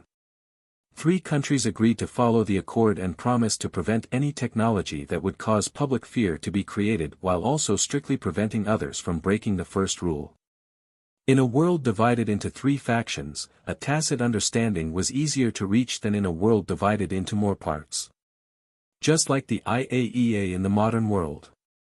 But after the economic crisis in 2150, the tacit understand became threatened. Although the Science Ethics Committee still existed, their influence on the government and control of private capital was far inferior compared to half a century ago. The summer of 2160. Dr. Lin Mingjie, your research is suspected of violating science research regulations. Please arrive at the court in Shanghai in 10 days to face the interrogations of the Science Ethics Committee. A police in black stood in front of him and presented him with his ID. That's impossible. My research is absolutely intended to better mankind. How dare you act on behalf of all of mankind, Lin Mingjie roared at the expressionless police. The man in a suit behind the police interrupted his roar as he spoke with contempt in his eyes. Because we receive 100 billion in donations a year, because most people agree with our cause. You only abuse people's fear of the unknown, you despicable, weak-minded fools. Lin Mingjie stared at the man, wishing to strangle his neck, but his malicious intent was weaker than the strength of a policeman's hand. Is that so? Sorry, I also don't agree with your experiments of putting people's heads into metal boxes. The man in a suit pointed at his own head and smiled at him. Please remain calm, Dr. Lin Mingjie. If you are displeased with the process, please use a civilized process to resolve the problem in the courts. Of course, before that, we have to confiscate your research, the policeman said without emotion. No, you can't take it away. My research is guilty of no crime. Lin Mingjie stared at the policemen flooding into this lab in despair as he watched them taking away his essays and equipment. One more point, only safe technology is innocent. Before he left, the man in the suit smiled. After being accused of violating the Science Ethics Committee, his reputation was completely tarnished in the research field. The corporations all drew a clear line between themselves and him to avoid public distrust. Without funding, although he was an information technology and electrical engineering double major, he was unemployed. Life became very difficult. His beautiful wife left him, leaving behind the half-year-old Lin Lin. He couldn't afford rent for their 24th floor apartment and had to move into a damp basement, living off pack welfare. He spent 6 years in agony. In 2166, the situation finally took a turn. After the 2150 economic crisis, the global situation was visibly deteriorating. Each country was in conflict over resources, airspace sovereignty, and space exploration. In a matter of 10 short years, trust fell to an all-time low. And naturally, the influence of international organizations such as the Science Ethics Committee became weaker and weaker. The research previously viewed as forbidden now had a resurgence in interest. It included advanced artificial intelligence and digitalized human technology. Finally, a renowned businessman found him. Dr. Lin Mingjie, although it might be hurtful to say this, but I'm taking a significant risk to meet you in person. You know, the media likes to assume things. While he was also in a suit, this man's attitude was so much better than the man who destroyed everything he owned. I understand, Lin Mingjie responded without any light in his eyes. Then I hope the risk I'm taking is worth it. The man smiled. What do you want? Lin Mingjie looked up at the man in a suit. He signaled his assistant and placed a stack of documents 10 centimeters thick on the table. Lin Mingjie looked at the documents as disbelief appeared in his eyes along with a hint of hatred. It was because of this that he ended up in his current condition. Oh, how did you get this? Lin Mingjie asked in a disinterested tone. You're in an age where there's nothing that can't be resolved with money. The man smiled. We need you to continue your research, and we'll pay for your research. Okay. Lin Mingjie agreed without hesitation. Where's the contract? The man shook his head. You know, your research can't be written on the contract or it would become evidence. Even if the Science Ethics Committee doesn't have as much power as before, the court will still fine us, so, he stopped there and signaled his assistant again. The assistant walked up and opened a briefcase on the table. There was a syringe inside. This is... Lin Mingjie frowned and looked at the man in the suit, puzzled. With just 10 milliliters, this can make anyone get muscular dystrophy without any evidence and they would be at a terminal stage. The man smiled. Lin Mingjie blankly looked at him and his devilish smile. What do you mean? Nothing. It's just that if your only family member, your daughter, suffered from muscular dystrophy, then even the Science Ethics Committee wouldn't make too much commotion about a father saving his daughter. At the same time, us, East Pacific Heavy Industrial, will make a donation on humanitarian grounds to fund your research. The man lowered his voice. With this, you'll be more motivated, right? Lin Mingjie looked at the man in disbelief. Out of his own surprise, he didn't feel anger or remorse. After experiencing the ups and downs of the past 6 years, he was thoroughly annoyed at the world and even felt hatred toward it. People always applied their own standards to other people and attacked people with different beliefs on supposedly ethical grounds. It would only take a few strokes of a pen on the prosecution document to end the results of 10 years of research. Even though a family would collapse because of it. What exactly is ethics? He was lost. After that, the 6-year-old Lin accidentally suffered from muscular dystrophy after a cold and was diagnosed to be in the terminal stage. East Pacific Heavy Industrial donated $1 billion to support her father's research on digitalized humans. They also bought the media to use public opinion to support his cause and forced the Science Ethics Committee to withdraw their prosecution against the Great Father. He engraved consciousness onto a circuit board and used currents and mechanics to replace blood and bone.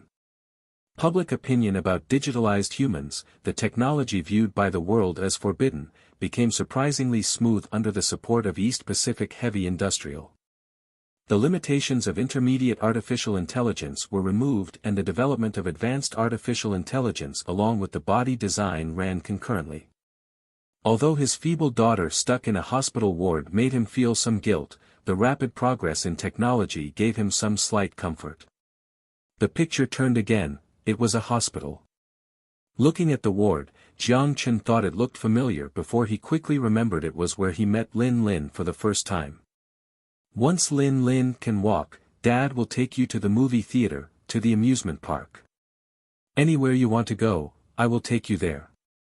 With a lily in the vial on the nightstand, Lin Mingjie didn't look at his daughter's face.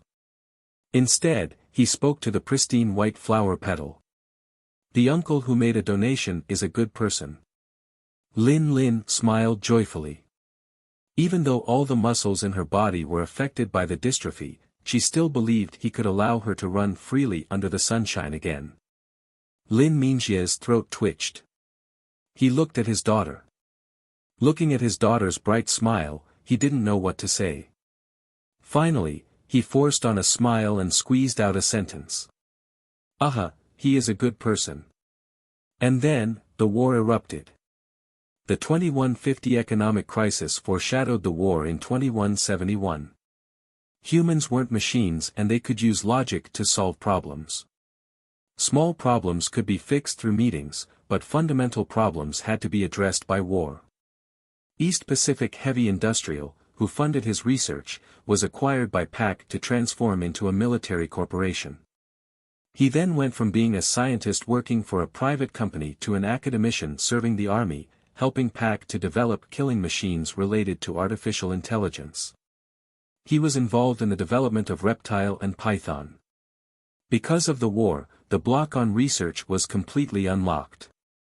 War captives were constantly sent into Fallout Shelter 005 to live in a deadly virtual reality experience.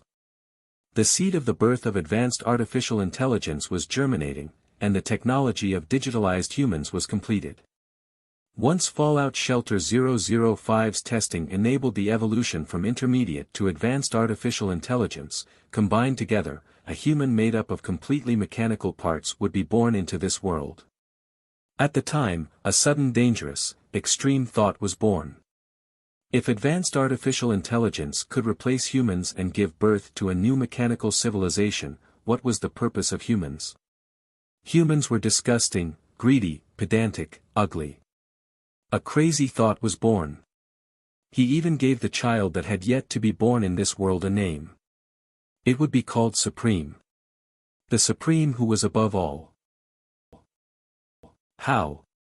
Tears filled Lin's eyes as she stared at the image on the screen and mumbled, "No, this must be a lie. Jiang Chen, tell me, Dad is lying to me, right? Jiang Chen took her into his arms without saying a word. Although the cold armor couldn't bring her any warmth, he hoped she would feel better from his embrace. Jiang Chen looked at Lin Chaoan, who was still smiling along with the old father who reappeared on the screen, Lin Mingjie. Fallout Shelter 005 was a pawn, and Lin's presence there wasn't an accident but a necessity. Didn't you find it odd? Why would a fallout shelter used to develop advanced artificial intelligence have a copy of? And so many people knew it was inside the fallout shelter.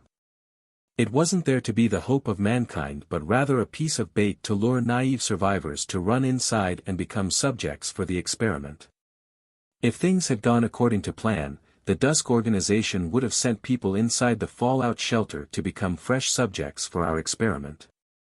But unfortunately, our project had flaws from the beginning. The bug from the Harmony infiltrated the fallout shelter, and then you. If I guessed correctly, you should be the person who destroyed X71291.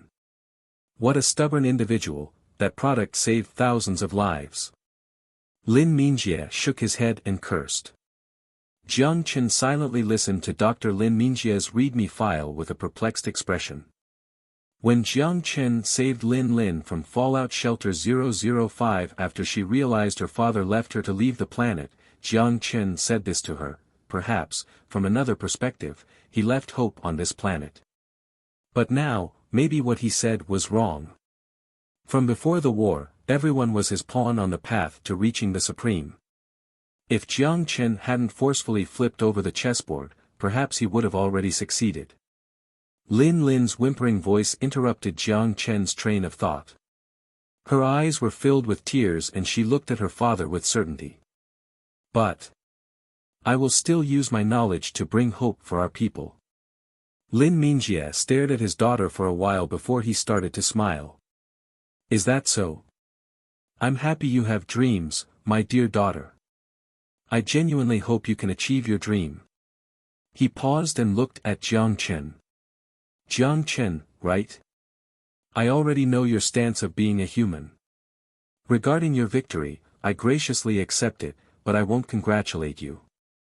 I never had expectations of receiving congratulations from my enemy. Also, I hope you won't discriminate against my daughter just because she's a digitalized human. Please be assured that won't happen. What should be buried wasn't digitalized humans nor artificial intelligence, but dangerous thought. While Lin had fundamental differences from real digitalized humans, her brain was still a brain. Jiang Chen looked down and raised the rifle in his hand. Lin gently pulled at him. Do you want to stop me? Jiang Chen said in a quiet voice. Can you not spare him? Jiang Chen's certainty was his response to her. This was the only circumstance where he couldn't show mercy. Then, let me do it. I don't want you to become the person who kills my father, Lin spoke with a remorseful smile. She stood there with her father's brain in front of her and droplets of tears rolling down her face. She never was a strong person. At the end of the road, with his daughter in tears, Lin Mingjie seemed to have understood something: the definition of emotion. The algorithm he tried to craft for advanced artificial intelligence had been always within his reach. But he couldn't see. Because on the path to the Supreme, he had given up too much. He watched his daughter kneeling on the ground, crying. He suddenly felt that this outcome wasn't too bad. Inside this server, there is a document numbered 7381 with a 103-page essay about warp drives.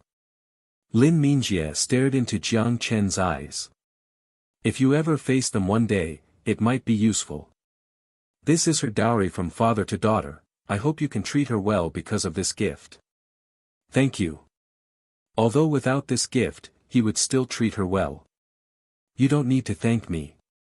Because even if you really create the warp drive, your odds of winning only increase from 0% to 1%. Lin Mingjie scoffed. Communication was tuned into Jiang Chen's communication channel. He didn't make Lin hear his final monologue. Jiang Chen wanted to say something. He took a deep breath to calm himself in a desperate attempt to hide the weakness in his heart. Why didn't you tell her? In the end, I wanted to experience what it felt like to be a father.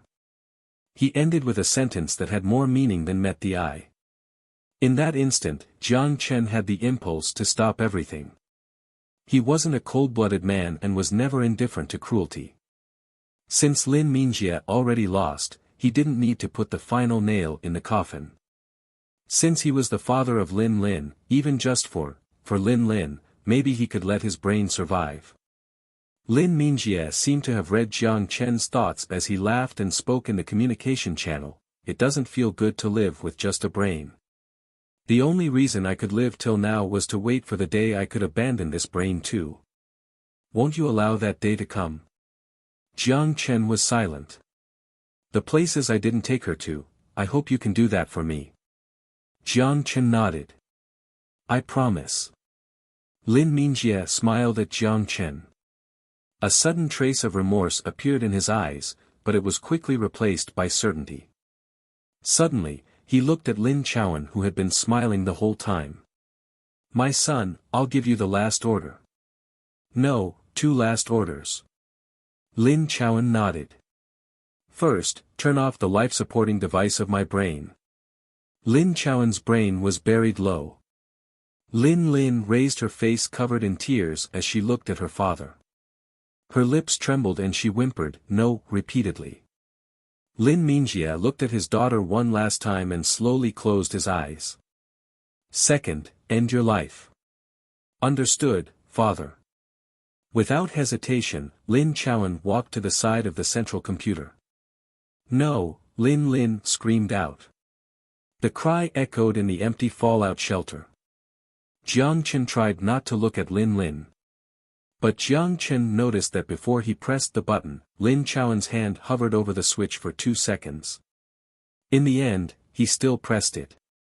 The bubbles in the vial gradually stopped and the green nutrient levels calmed down. If blood and oxygen supplies are cut off, brain cells will stop functioning within 60 seconds. Within 4 minutes, brain cells will start to die.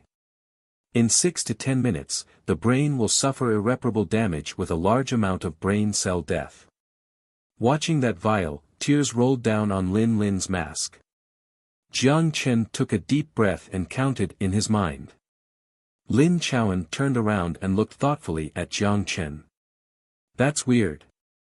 For an instant, I had a thought to reject the order. Jiang Chen said quietly, congratulations. No, you don't have to congratulate me since I didn't receive a mission to evolve into advanced artificial intelligence. A sudden smile appeared on Lin Chaoan's face. Goodbye. The arm is not powerful enough. Switch to a mechanical arm. Giving birth is too slow. Raise it in a nutrient chamber. Reaching consensus is impossible in a meeting. Connect everyone's thoughts together. The brain could explode. Use a chip to replace the brain. When every part of the human could be replaced, the only thing that can represent the human was its consciousness. And when consciousness could be replicated and mass-produced, only efficiency would remain in the world, and the purpose of efficiency would be survival. And the purpose of survival is what then? Lin Chaoan chose to self-destruct along with 71 backup bodies in the hibernation chambers. Perhaps he realized something in the end. When he made a choice, he was very calm, without any longing for this world. To his choice, Jiang Chen could only lower his gun and didn't ask him to stay. Jiang Chen surrounded the crying Lin Lin in his arms. He didn't know how to comfort her as he whispered something in her ear before carrying her and leaving the now silent fallout shelter. Jiang Chen instructed the 1st Division soldiers to take away the quantum computer and other equipment from the fallout shelter. As to the 80 hibernation chambers and the vial, after asking for Lin Lin's opinion, he left them underground. Because Dr. Lin Mingjie passed away, the fallout shelter lost its sole controller, and its functionality came to a halt. The door of the fallout shelter could no longer be closed. To prevent people disturbing his long rest, Jiang Chen gifted the last grace. 500 kilograms of explosives collapsed the entire tunnel and buried the fallout shelter 3,000 meters underground. Although the civilization was never born, it was still the grave of a civilization. It deserved the last tribute. It was supreme but was never meant to be accepted by the majority. He was a great scientist. This was without a doubt. Inside the Lin fallout shelter, the NAC obtained an experimental-level quantum computer which made the scientists in Fallout Shelter 027 ecstatic. The crowded quantum computer was finally freed from working over capacity, which brought a significant bottleneck to NAC's research efficiency. The research paper on wrap paper was given to Jiang Lin as he had been keen on this area of research. If the 100-page paper could bring him some inspiration, then it would be a great contribution to the entire NAC, no, to the entire Earth's mankind. If the natural selection will arrive on Earth, then humans with wrap engine would have a fighting chance. If they can't win, they could still escape. Of course, if possible, Jiang Chen still hoped he could solve the problem. Regardless, the modern world is his home. Northwest of Xinjiang, at the intersection of Taifu River and Dianshan Lake. In a place 1 kilometer away from the lake, 10 trucks parked on the cracked rural roads. Slaves hauled beams of steel to the barren land under the direction of the engineer with a blueprint. They inserted the steel beam into the corresponding location. The steels formed into a circle several kilometers in diameter with excavators working inside the circular area from the middle. They moved the chunks of soil onto the truck to the empty ground 2 kilometers out. The middle of the circle was paved with concrete. A concrete circular pole stood in the middle with a diameter of 5 meters. The pole connected to the steel beams like a wheel bearing extended to the edge. At the same time, the bottom of the pole was installed with water outlets and a drainage pipe with graphite filter membrane. The edge of the bearing connected the water treatment plant's pipe. It was like a giant grinding disc. The soil moved by truck were all dumped there and mixed with fresh water transported from the automated water treatment plant a few kilometers out. Just yesterday, the Hunter Division cleared out the bug vehicle nest in the water treatment plant and brought the plant under NAC control. Although the nuclear fusion battery stored inside could sustain water treatment for 2 years, it was still a problem to desert the water treatment plant. The construction of the Garden of Eden required a large amount of fresh water, and the fresh water will be supplied by newly built pipelines. Soil, water, and treatment liquid will be mixed together under the grinding disc into mud. The continuous water will wash the toxins and radiation residue to the Dianshan River. The washing method to dilute and cleanse soil had a capacity of 1,000 cubic meters of soil a day.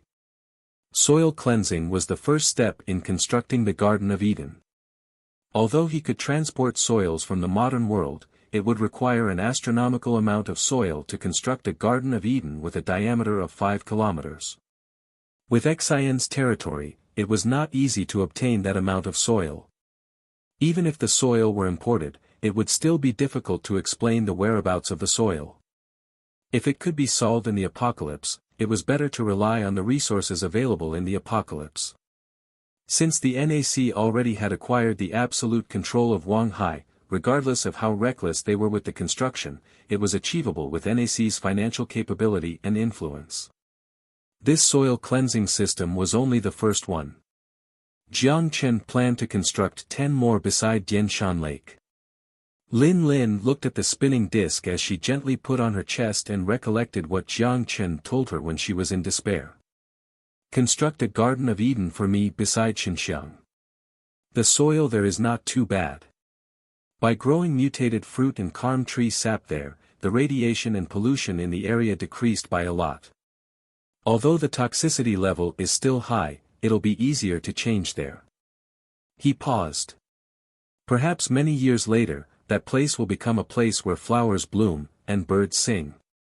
Perhaps even more beautiful than before the war. Lin had a pleasant smile on her face and added in her mind. Surprisingly, the remorse in her chest faded. The war was finally over. The mutant nests in the city center turned into ash with the strike of the tungsten rod. The smaller nests in the rural areas were in the process of being cleared out. NAC would send out a team of no less than 500 scavengers, with flamethrowers, heavy machine guns, and the support of armored vehicles to clear out the remaining nests in underground sewer systems and buildings. The entire west city center of Wanghai turned from the most dangerous hunting place around on Wasteland to a haven in the Suong province. And this Garden of Eden will become the most beautiful place in the Suong province. Even the most beautiful place on the Wasteland in the future. In 3 months, the Garden of Eden will finish soil cleansing. At the same time, the foundation near the lake will be completed. A month after that, the atmosphere separation membrane will be deployed, and the first phase of the Garden of Eden will be completed. Lin Lin looked at Jiang Chen, who just walked beside her, and had a proud smile on her face. 4 months. Then the cannons, port, and defensive buildings along the river should be completed too. Jiang Chen stared into the distance and smiled too. Lin Lin rolled her eyes. Could you not say something that ruins the mood? To protect the beautiful flower, guns and cannons are necessary. Jiang Chen's eyes narrowed. He then paused and looked toward Lin Lin. But just leave these kinds of unromantic thing to the unromantic me. Lin Lin blushed and looked away. Whatever you want to do. Once the first Garden of Eden is complete, the food production in the apocalypse could be self-sufficient. At least grain, wheat, and some crops could be directly grown there. The cost might be higher, it was a good start. Then the second one. The new biosphere will begin to emerge on the wasteland like a series of air bubbles. The space will first be used to produce food, and then residential areas will be developed. With the 6 streets increasing population, they can't constantly depend on Jiang Chen to be the food transporter. Although in theory it was possible, it won't be stable in the long term. Self-sufficient in food is the first step to order. And a must step for order. Lin Lin provided the construction blueprint for the Garden of Eden, and the construction specifics were the responsibilities of the NAC engineers. Jiang Chen formed a special department named Garden of Eden Research Institute. Lin Lin had no experience in management, and she personally had no interest in managing people. The department was different from the Independent Aerospace Technology Research Institute, with the Human Resources Department responsible for managing. Lu Huaxin was meticulous with his work, which reassured Jiang Chen. From the start, he was the chief engineer to the construction of the base, so it wouldn't be of worry to let him handle the construction project. Although the technology in the Garden of Eden was somewhat advanced, Lin Lin provided the blueprints for each step of the development. With NAC engineers' wealth of experience, it wouldn't be difficult to construct it. The sun was disappearing on the horizon. After completing a tour, Jiang Chen took Lin Lin back to the mansion in the fishbone base. As usual, the delicious Yao Yao prepared a dinner equally as delicious as her. The usually adorable Sun Xiaoro studied on the side while helping Yao Yao out. As for Sun Jiao, she was in the kitchen, trying the food out. When he just stepped in, the aroma of the food drifted into his nose. Lin Lin, who took off her shoes, ran into the kitchen shouting and fighting with Sun Jiao for the position of taste tester. Every time this happened, Sun Xiaoro would comfort the two, but a little devil smile would appear on her face. Jiang Chen's face would always have a joyful smile looking at the scene in the kitchen. It would be great if he could bring his family from the modern world back. In the cheerful atmosphere, Jiang Chen and the girls finished dinner. Jiang Chen watched Lin Lin with a pouted mouth head into the kitchen with the utensils as he rubbed his full belly and returned to his room. Whether it was the mutants, or Harmony, or Supreme, all of them ceased to exist. Jiang Chen finally had time to research the mutated storage dimension. Jiang Chen lied on the bed and closed his eyes to immerse his consciousness into the packed small universe. The universe expanded exceptionally slowly. In a month's time, the radius only increased by a tiny amount. But even then, it was still a decent size. From the 300 cubic meters at the Big Bang, it stretched into 340 cubic meters. But Jiang Chen didn't understand the mechanism behind the small universe's expansion. Inside the pitch-black space, reptile drone and python drones floated. Their power was almost drained and could be brought out from the storage dimension after a few more days. And right now, most of them were scattered around the boundary of the small universe. Jiang Chen still faintly recalled that when these things were first thrown in the storage dimension, they still maintained motion. Would the motion be lost when it contacted the boundary of the universe? Jiang Chen pondered with a hand on his chin. He was not a physicist and couldn't explain the phenomenon. Even Lin Lin with knowledge in Klein particle couldn't explain it. She roughly summarized it to, the original 11-dimensional space decayed into 3-dimensional under the collapse and the Big Bang. According to the superstring theory in M-theory, 1, the existence of 11-dimensional supergravitational attractions, Jiang Chen's previous storage dimension was similar to what was described in the theory, the dimension created through pure gravity. When Jiang Chen asked about the pros and cons, Lin Lin only gave an ambiguous answer. It is hard to say if it is good or bad. The objective existence of nature has always been irrelevant of good or bad. You can interpret the previous dimension as Play-Doh that can be freely squished, but now it became a fixed spherical space. There are points, lines, time and all other 11 dimensions and below concepts. But you only foolishly use it as a handy treasure box. Since then, no matter what it becomes, it wouldn't matter to you. Lin Lin rolled her eyes. But if it could become a bit bigger? Jiang Chen stared at the deep abyss and entered into deep thought. Inside the small universe, he was the god of the place. Any of the items inside could be moved with his consciousness. Changing the location of the things inside was as simple as organizing a backpack. But the ability to give an object motion would consume the energy of the bracelet. Also, any item that came in contact with the boundary would lose its kinetic energy. Inside the entire small universe, only the boundary was out of his control. If the universe was big enough to put a planet inside. Jiang Chen was suddenly shocked by the idea before he shook his head with a wry smile. With the current expansion speed, even after his 17th life, it would still not be big enough to put a Wanghai inside. Maybe he should throw a few nukes inside and forcefully expand this space. Jiang Chen quickly negated the idea. Disregarding if he could gather so many nuclear bombs or blood crystals, and overlooking if Sun Xiaoro can explode the blood crystals, no one was certain if another collapse and Big Bang could happen in the storage dimension. Would the space dimension fall to the first dimension?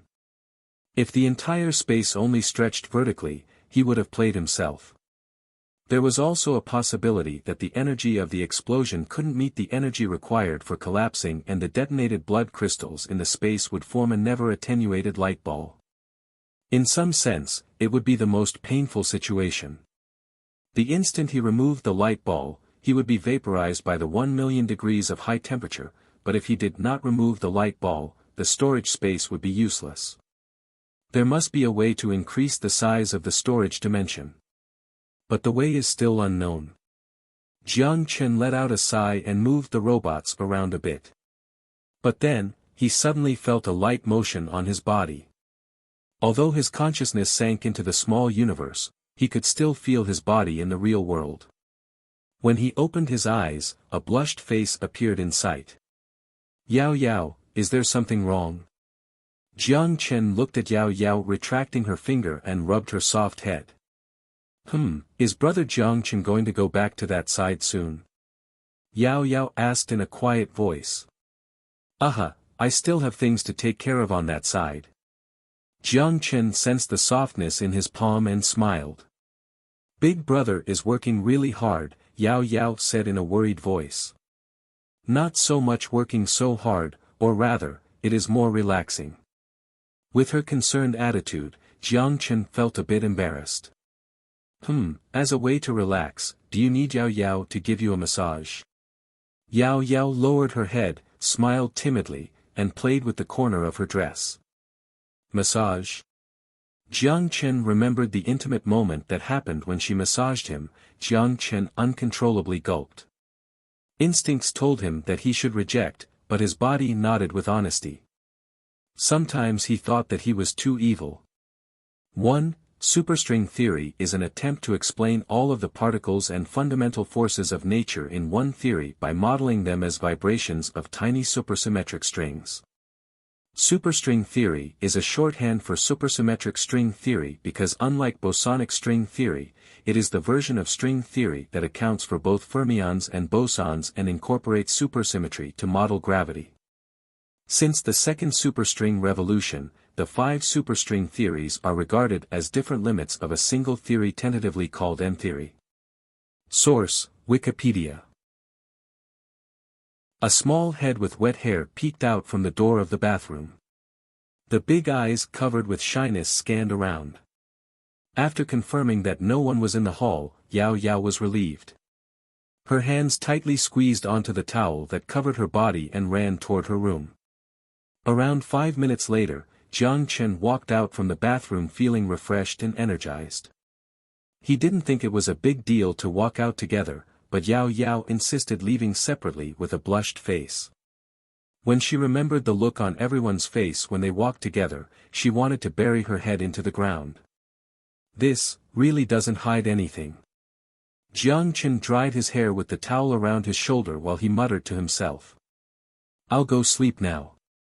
As he thought, Jiang Chen walked toward his own room.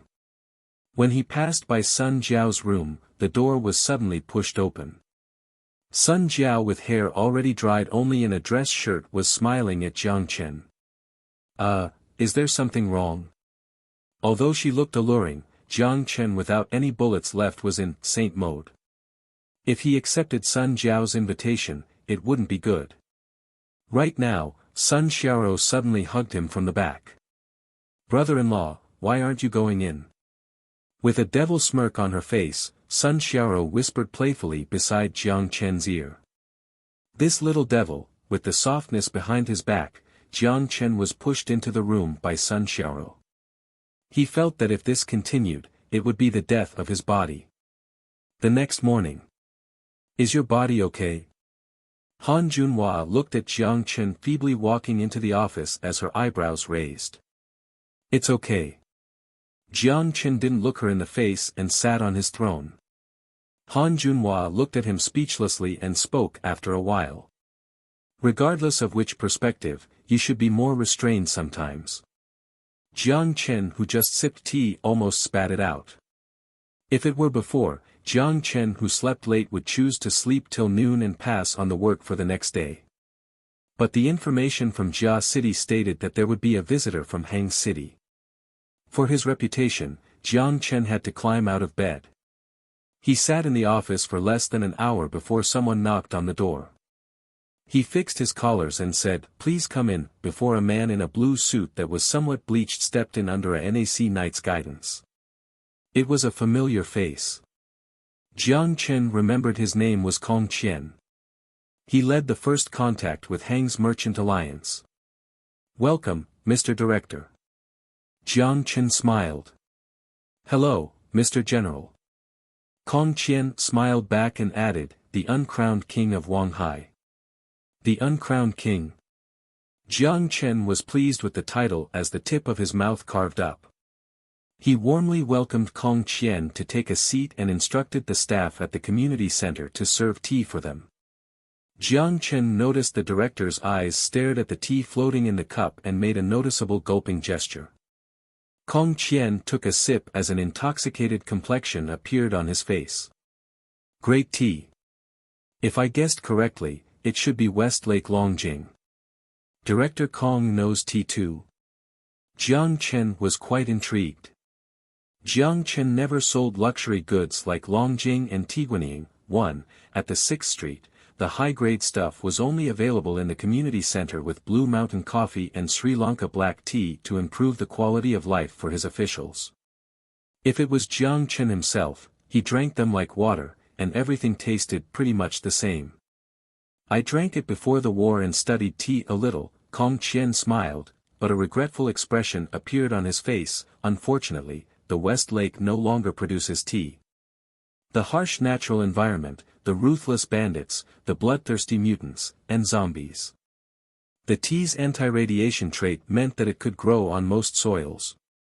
While the quality may not be comparable to before the war, the difficulty of growing this kind of delicacies was extremely high. If Director Kong likes it, I can gift you 2 packs. Jiang Chen smiled. Jiang Chen was pleased that the Hang Merchant Alliance listened to his warning and didn't cause trouble when NAC was attacking the mutated humans. According to their agreement, his soldiers stopped at Jia City and didn't push west. Thank you so much. Kong Qian was ecstatic. There was nothing else to demonstrate friendship than things that couldn't be bought. No worries.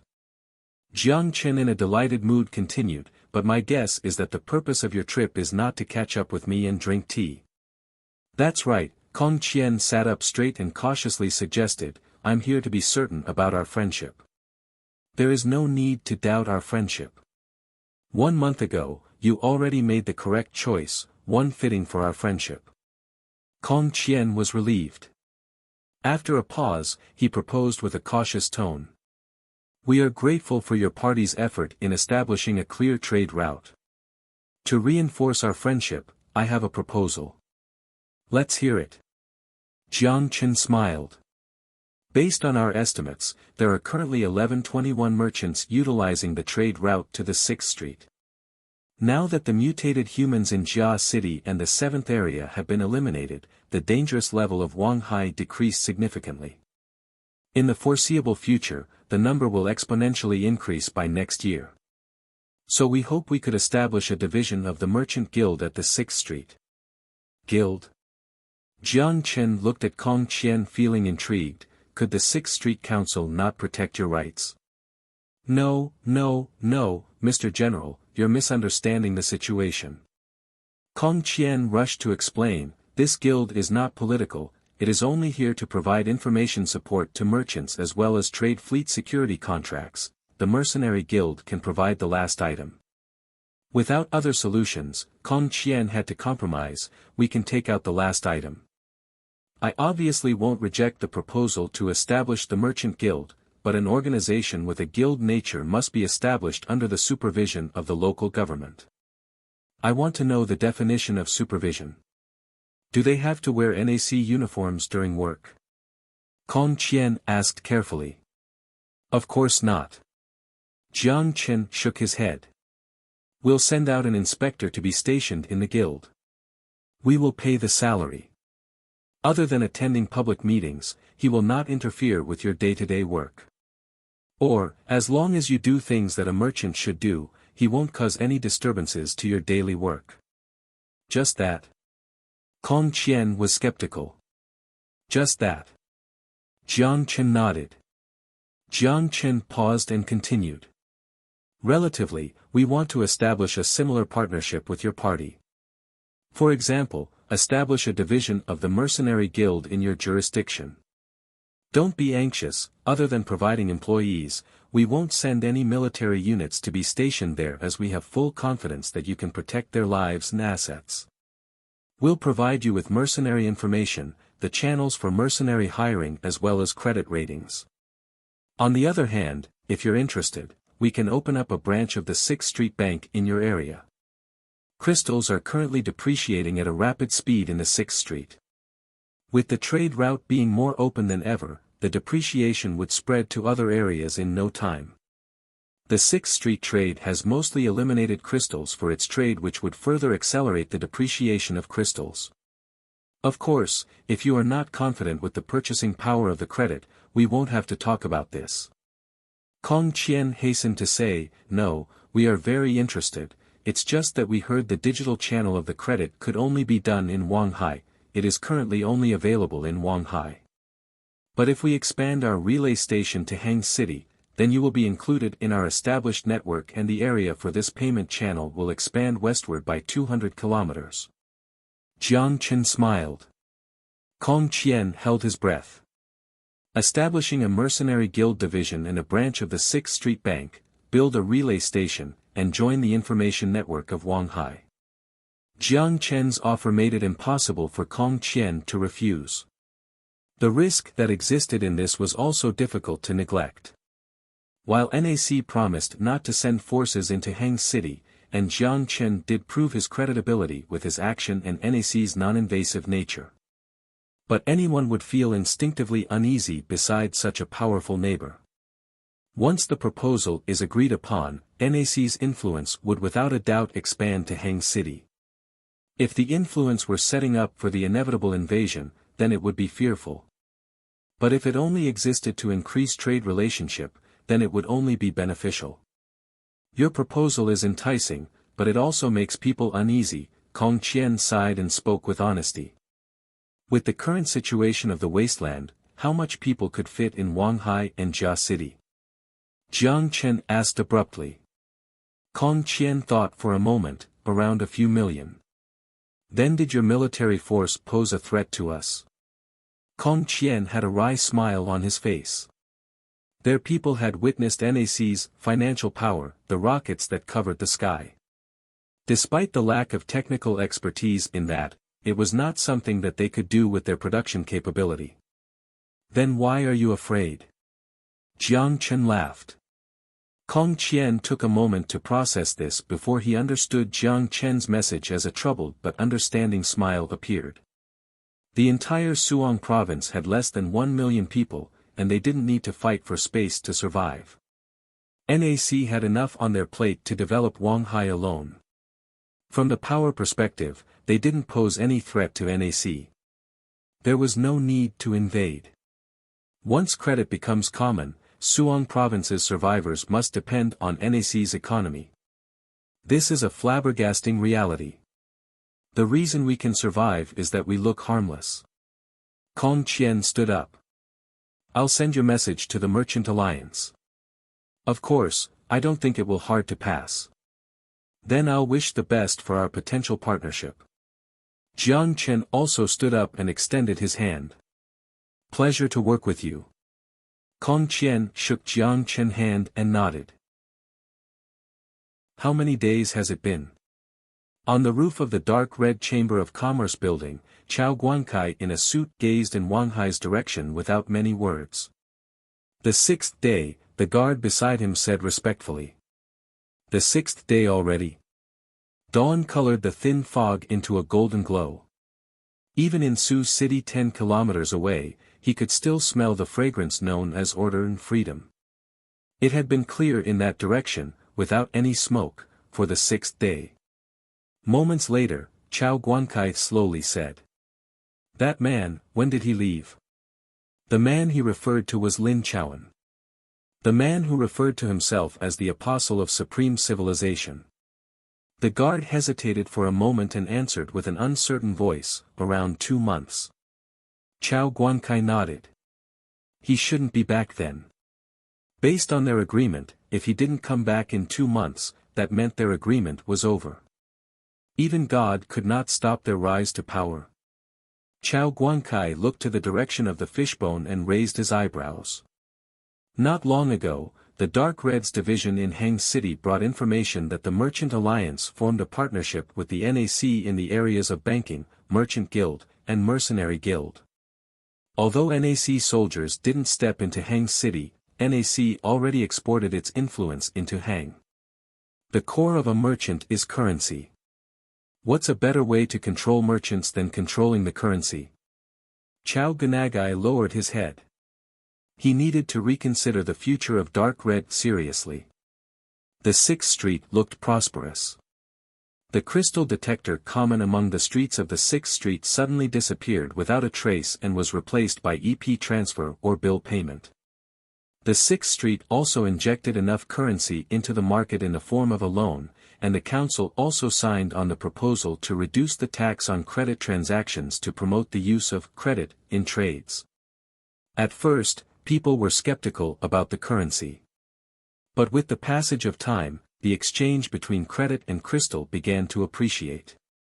The initial 1:2 rose to what was 1:4 now. If it was not for NAC's strict control on credit circulating in the market, people were desperate to smash their slowly depreciating crystals onto the counter of the bank. Because of NAC's control of credit circulation, it resulted in the strong purchasing power of the credit. Continually printing currency would only turn the currency into useless papers. Right now, on the black market, the exchange rate between crystals to credit climbed to an astounding 1:6. On the other side, the establishment of the Merchant Guild provided merchant transaction access to Suong province and to even further places with information security. It also brought orders to the 6th Street factories from beyond Wang Hai's territory. The Mercenary Guild established a division in Heng City and gave the hunters that lost Wang Hai as a hunting ground a new profession. They either became mercenaries or guards of merchant fleets in expanding the trade route from Heng City. Jiang Chen was walking along the street in the inner circle with the company of Chu Nan and the NAC soldiers, touring the ever-changing city.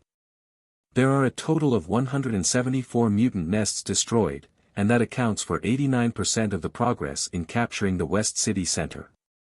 The remaining 21 nests, because of higher risk ratings, no mercenary organization is willing to take on the mission alone.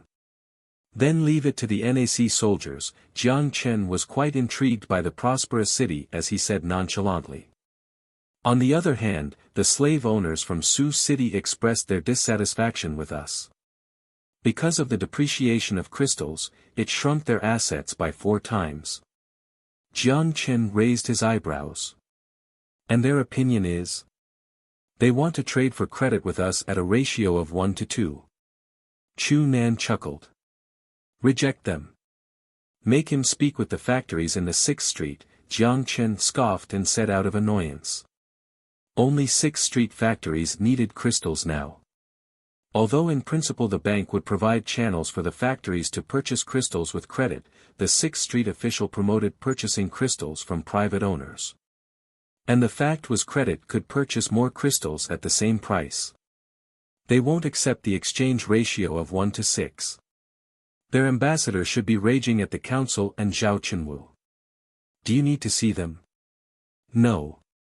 Our people will conduct a military exercise in the no-man zone between Wang Hai and Sioux City. The Fireball one will be part of the exercise. Give them a ticket to the VIP seats, Jiang Chen said. Chu Nan smiled and replied courteously. I understand. After they watched the lavish fireworks, anyone who was still discontent would reevaluate their abilities. The street was filled with the delicious smell of food. The entire food street was full of different selections. Even though it was just food being sold, this place was the place that made the most money in the inner circle other than the casino. Other than typical restaurants, Jiang Chen saw a noodle shop operated by robots and a barbecue shop operated by outsiders. With the steady increase of NAC's food supply, the selection of food at the 6th Street had much more varieties. It was a scene that never could be seen a year ago. Soilless farming of pre-war crops, cloning technology to grow non-mutated livestock, even the wealthy could only eat the original luxury goods a few times a year back then. Today, even the ordinary citizens of the 6th Street, as long as they worked hard, could come into the inner circle for a lavish experience. At the end of the street was a colorful street. But from the arousing signs and intimate colors, it didn't look like a place of decency. In the 6th Street, brothels and casinos could operate legally. Even a council member in the 6th Street, under the direction of Jiang Chen, ran the largest entertainment complex in the inner circle. Since most of the survivors that lived here were all once violent bandits that lived on the edge, to these people, only exciting things could give them the feeling of being alive. Of course, forced sex trade was strictly prohibited. The 6th Street didn't prohibit slave trades, but any slave can enter into the jurisdiction of the 6th Street. The slave trade was not taxed nor protected by the soldiers. In the other hand, anyone who stepped into the 6th Street by default was considered free. Their personal freedom was protected under the Constitution. Do you want to go take a look inside? I will keep this a secret. Chu Nan jokingly smiled and looked at Jiang Chen. I will pass. Jiang Chen looked away at the girl who was winking at him. He couldn't even feed the girls back at home, and he didn't have too much interest in these ordinary girls. When the group passed by the red light district, they ended the day's travel plan ahead of schedule. Jiang Chen planned to head to the council building and audit the council work for this quarter, and announce the recruitment and military plan for the next quarter. In the end, Jiang Chen met with 8 local merchants he invited to discuss partnership opportunities.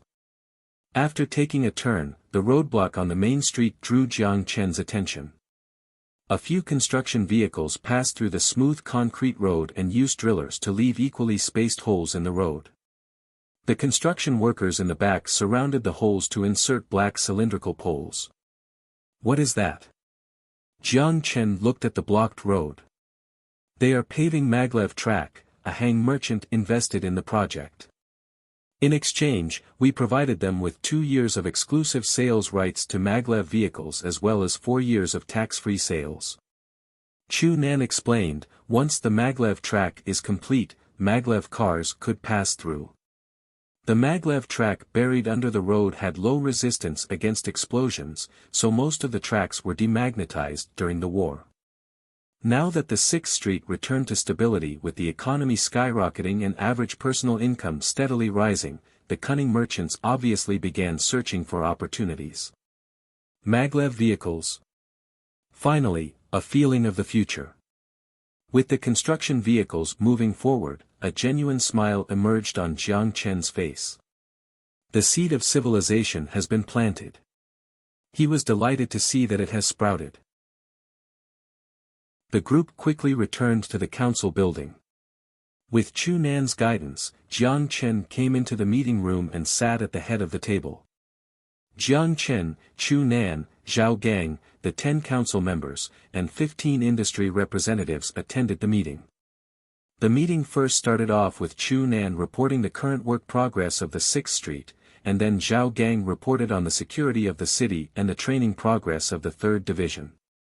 Following, Zhao Chenwu as the council representative summarized legislations that were passed in the last quarter and stats on 6th Street's population, production, and economy. Reporting work was only a formality. The content was all handed to NAC Logistics with the logistics head Wang Qin organizing the data into visuals and delivering them to Jiang Chen.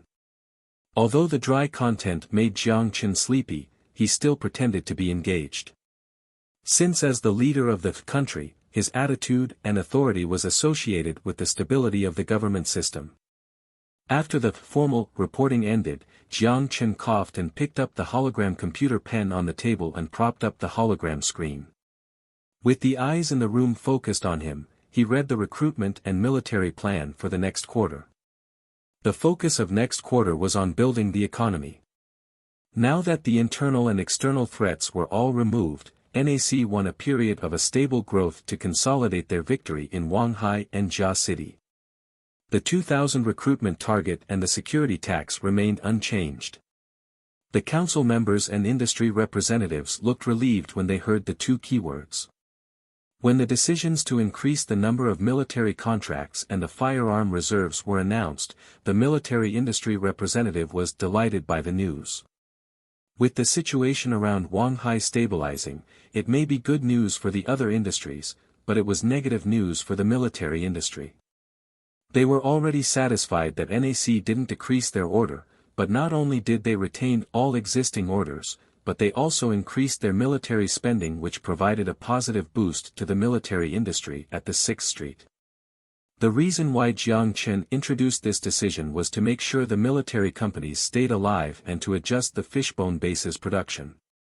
In the future, the military plant at the Fishbone base would gradually transition to focus on more advanced technology. For example, the combustion rockets used by Fireball 1, other than the key module and boosters, other parts would be outsourced to the 6th Street military factory to produce. Not only would it increase the production of the rockets, but it could also decrease production cost, which mutually benefited both parties. The meeting took 2 hours before it was finally over. Everyone left the room with a smile on their face. At this meeting, they all more or less got what they wanted to gain. Are you not going to rest a bit? Chu Nan looked at Jiang Chen drinking tea and asked. No need, I prefer to take care of everything all at once. The quarterly meeting ended, and there was still a meeting with merchants to discuss their partnership with NAC. It was something that could be done by Wang Qin, but since Jiang Chen was at the 6th Street, he decided to take care of it. Then I'll arrange it. They are already in the waiting room, Chu Nan said courteously and left the conference room. Don't make them wait too long. A moment later, 8 merchants followed Chu Nan into the conference room. They were mostly raw material suppliers in Wanghai with farms over 50 acreages in size. They were growing mutated fruits, tea, tobacco, and a recently introduced sweet pea that could not be directly ingested, but it could be used to produce sugar like sugar cane. Before they used to produce palm tree sap, but because of the mass-scale production at Xinjiang and due to the saturation of the 6th Street's plastic and rubber supply, they decreased the production in that area and became the industrial raw suppliers for NAC. With the NAC food production ramping up, the demand of nutrient supply also took a big hit. With one of its ingredients, mutated fruit, decreasing in demand, the farm owners all suffered financially. Right now around the conference table, the 8 merchants anxious exchanged eye contact with each other as they were uncertain about what Jiang Chen was going to say. I believe all of you should know that I plan to discuss a partnership opportunity. What kind of partnership? A merchant stood up and questioned somewhat tensely. No need to stand up, this is only a casual meeting, just sit. Jiang Chen signaled him to sit down and then tapped his own shoulder gently. A hologram image appeared on the conference table. We are discussing an opportunity in livestock. This is. Looking at the image on the table, the merchants had a variety of expressions. Some were shocked, some were intrigued, and some were contempt. Without bothering with the expression on the merchants' faces, Jiang Chen looked at the creature on the hologram similar to a wild boar and introduced, long-haired pig, an artificially created mutant designed by my research institute through genetic engineering. Artificially created mutant. The expressions on the merchants' faces were interesting. The fur could be used to produce clothes, and meat is consumable. Most importantly, its brain could form crystals without the consequence of hostility. Jiang Chen smiled. To Jiang Chen's surprise, the merchants didn't look interested at all. Instead, they looked troubled. Mutant as livestock. We attempted this before, but the higher amount of crystals contained in the mutants, the higher the food they ingested. And right now, crystals are not worth the money. If it is just about producing meat, the double-headed cows raised are more than enough. What's the meat quality compared to the mutated cow? A merchant rushed to ask a more critical question. The double-headed cow's meat texture was terrible and tasted like chewing on sand. But to the typical people that could not afford fresh meat, the meat of the double-head cow was not a bad choice. Jiang Chen waited for the merchants to bring up their questions and put up 3 fingers. I will summarize your questions with 3 points. First, the long-haired pig is easy to raise. The feed mostly consists of mutated fruits, as well as an appropriate amount of catalyst. Second, there is no need to worry about crystal output. A 3-month growth cycle with a single pig producing 70 to 80 crystals. Third, although the meat quality is not comparable to the pre-war livestock raised by NAC, compared to the mutated cow, it is much better. When Jiang Chen said these 4 sentences, only fervor was left on the faces of the merchants. Could be fed with mutated fruits. To the farm owners on the brink of bankruptcy, the only thing they didn't lack was mutated fruits. The construction of the mutant farm would be operated by the merchants themselves. The NAC would only be responsible for providing the piglets. The profit would be a 3-7 split with NAC taking 30% in the form of a patent fee. Some clever merchants wanted to purchase the piglets at a high cost and buy the patent from NAC, but Jiang Chen rejected the proposal with a smile. Turning profits was only part of it, with the priority being that NAC had to control the level of crystals produced. And these piglets must only be strictly raised in NAC territories without leaving the city. If any evidence of a leak was been discovered, NAC would terminate the partnership and issue a hefty fine. After an agreement was reached, the 8 merchants left the conference room with excitement. The partnership agreement Jiang Chen proposed without a doubt dragged them from the brinks of bankruptcy, so they had no reason to reject. And they were even more surprised that Jiang Chen was willing to share such a big piece of the pie with them. Because of NAC's power, they easily had the ability to build their own farm. Jiang Chen made the choice with careful consideration.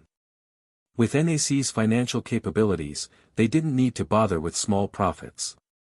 All in all, NAC printed the currency, so did he need to care about the profit of a few farms? Compared to being a millionaire in the slums, Jiang Chen would much rather be a king among the rich. Other than the food trade and advanced military market controlled by the NAC military government, he had plans to contract out all non-core profit to private companies. This was because regarding expansion to new markets, private individuals had more energy compared to officials. As to the reason, history certainly had many lessons. He finally took care of everything on 6th Street. Jiang Chen said goodbye to Chu Nan and thanked him for the arrangements at 6th Street before he boarded a helicopter to return to Fishbone Base before dusk. It was almost late October already and Aisha's mission was almost done. On the other hand, the Rothschild family invited him to Europe to attend a car exhibition. Since Jiang Chen had a friendly relationship with Carmen, he obviously wouldn't decline this opportunity. The apocalypse was on the right track.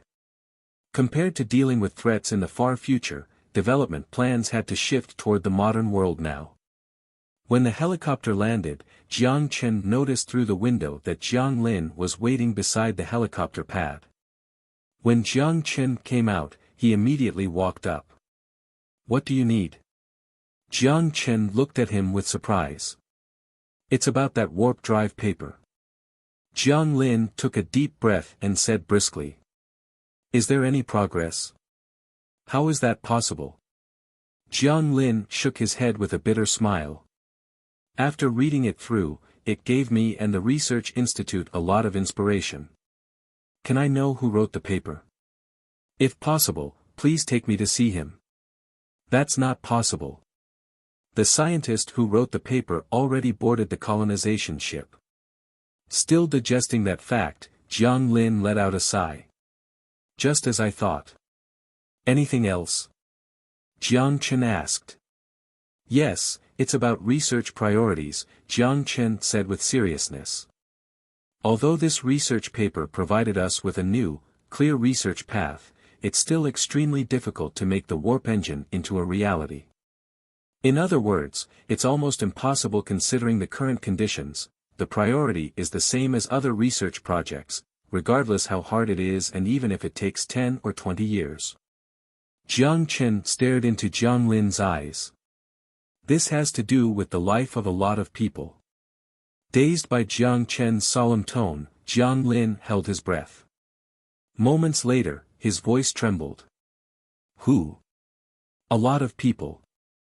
Jiang Chen didn't tell him who but only gave him this ambiguous answer before leaving. To be honest, with his current abilities, if the modern world was matched up against the Harmony, he would have no odds of winning at all. With the sailor bug that could interstellar travel as well as the weapons in their possession, he couldn't think of any way they could win. But if this side could design the theoretically possible warp drive that could achieve the speed of light, then his odds of winning would increase. Although the danger could be foreseen, Jiang Chen still had some time left. The distance of 20.5 light-years meant it would take natural selection 100 years to reach Earth. But even then, their time was still limited. Although it was superficial to value a civilization's power with history in time, they were still monsters who traveled thousands of years in time. And a monster with invasion written in its genetic code. It was strictly impossible to tell the world that aliens were on a path to invasion. Disregarding the possibility of current technology observing natural selection light years away, even if he did convince people in the modern world, it would just create unnecessary fear. How would he get the countries around the world on board?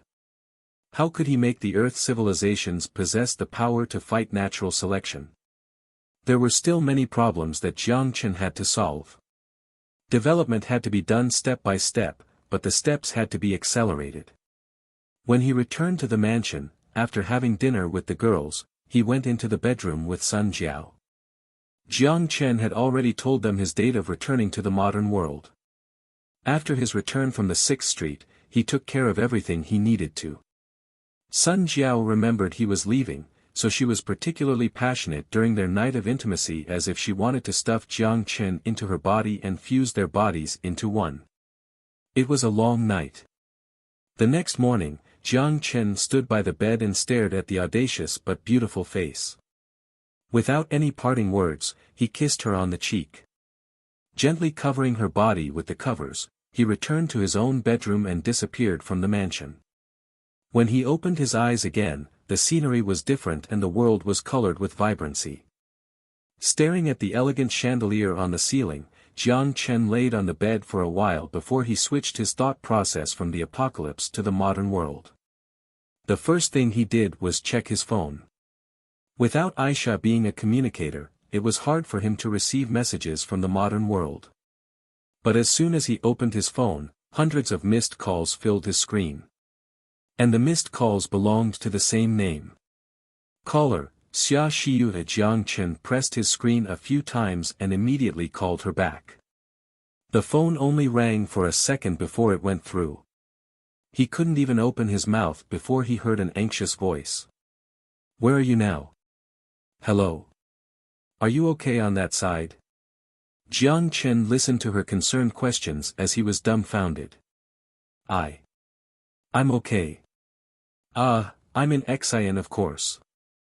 After confirming Jiang Chen's safety, Xia Xiyu sounded relieved. But when she realized Jiang Chen was okay and she worried over nothing for 1 week, her voice carried a hint of blame. "As the president, it's better for you to not suddenly disappear. You're in Xian. If you disappeared, I wouldn't even know which phone number to tell the police." "Ahem, don't worry, nothing will happen. But because of my job demands, I have to occasionally go to an area without signal. A random island in the ocean." Jiang Chen made up a story. Xia Xiyu took a deep breath and didn't completely believe Jiang Chen's explanation, but she still accepted it.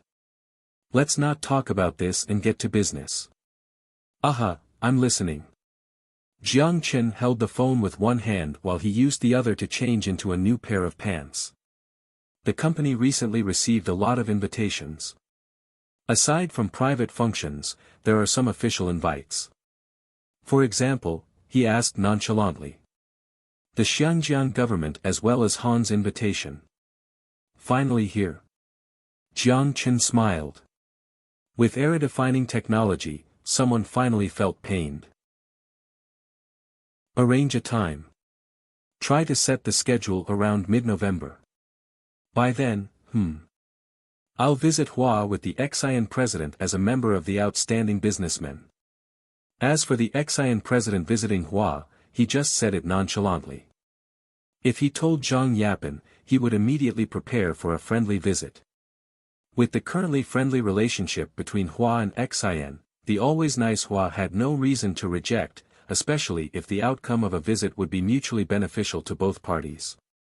"Does Xian have this arrangement?" Xia Xiyu asked with skepticism. "Of course. Because I'm an outstanding businessman, I received some information beforehand." Jiang Chen made up a random excuse. "Okay, I'll reply." Xia Xiyu nodded. "Is there anything else?" "Of course. I have 2 pieces of good news." "Which one do you want to hear first?" Xia Xiyu giggled. 2 pieces of good news?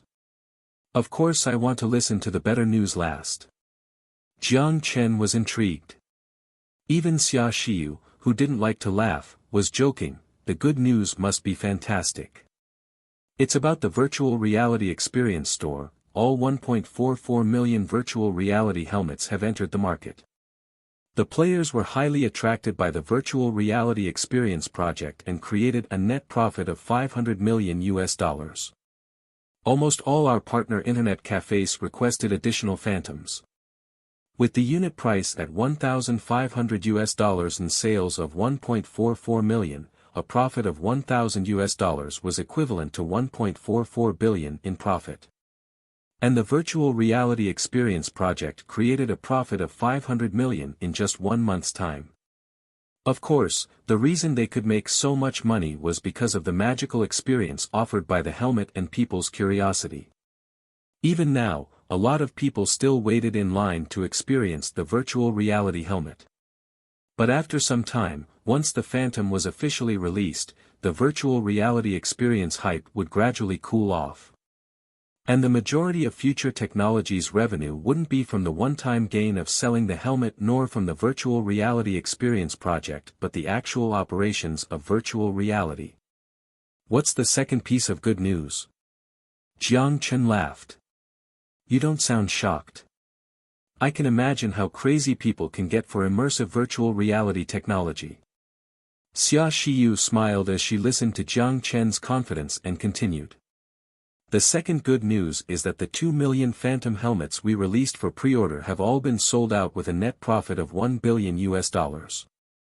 All the pre-ordered helmets were sold out within 1 minute.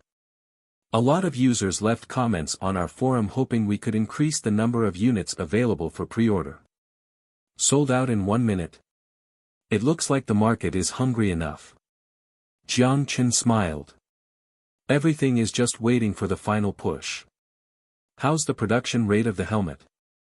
Xia Shiyu asked. 20 million units of Phantom helmets should have been completed. I'll add a few more finished production lines in a bit and the goal to produce 20 million helmets will be exceeded, Jiang Chen said proudly. Jiang Chen was obviously very assured with Xia Shiyu handling the operations and marketing.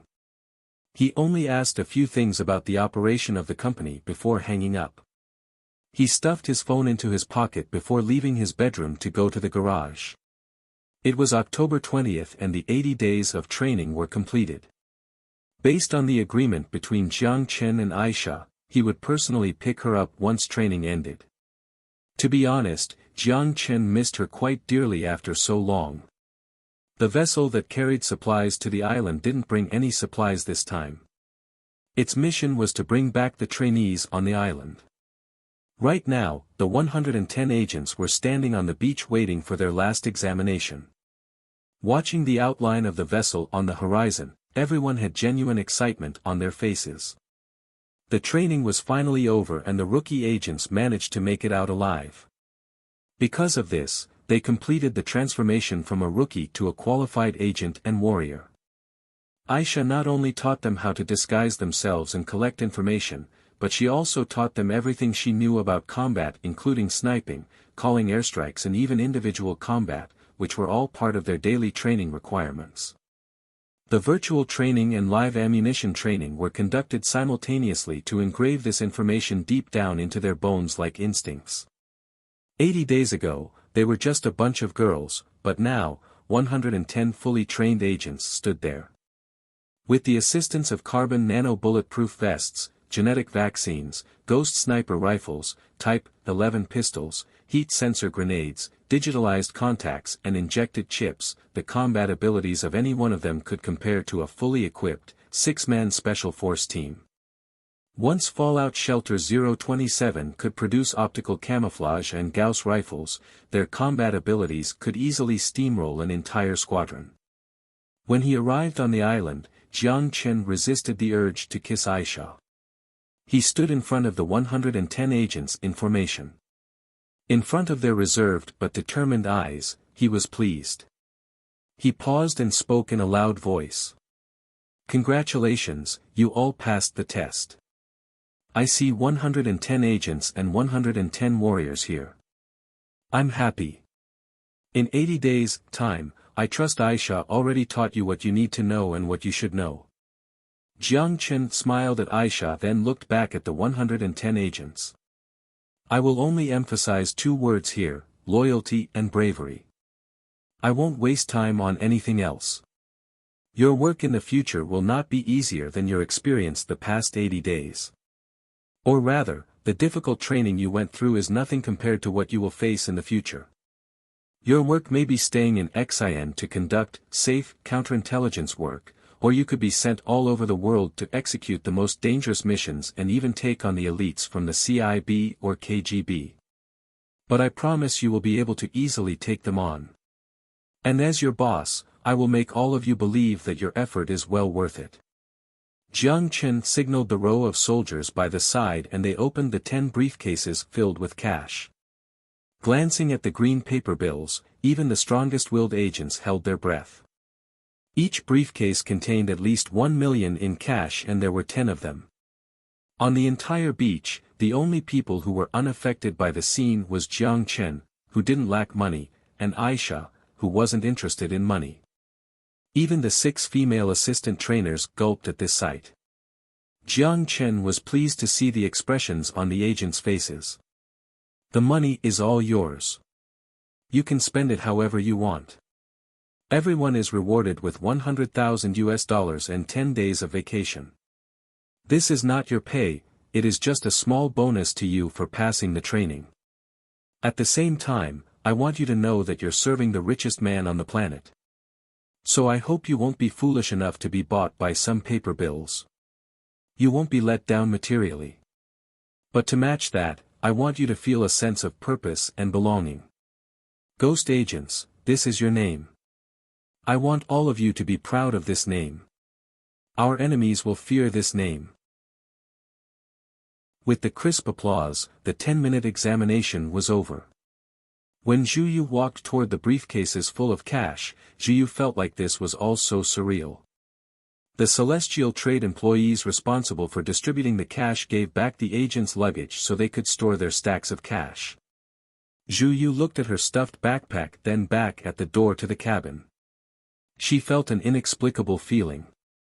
The moment she boarded the plane to the island, she dreamed of living a lavish but exciting life like 007, but when she was forced to step onto the vessel to the training base, the reality destroyed her hopes for a perfect life. But now with a bag full of cash and an opportunity to board the vessel back to civilized society, she felt empty. "What are you thinking about?" The blonde girl named Penny stopped beside her and put her hand on her friend's shoulder. "I don't know."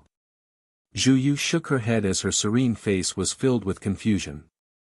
"Although at the beginning, I felt pain and despair in my hellish days as I waited for the day I could leave, now that the day is finally here, I just feel empty inside."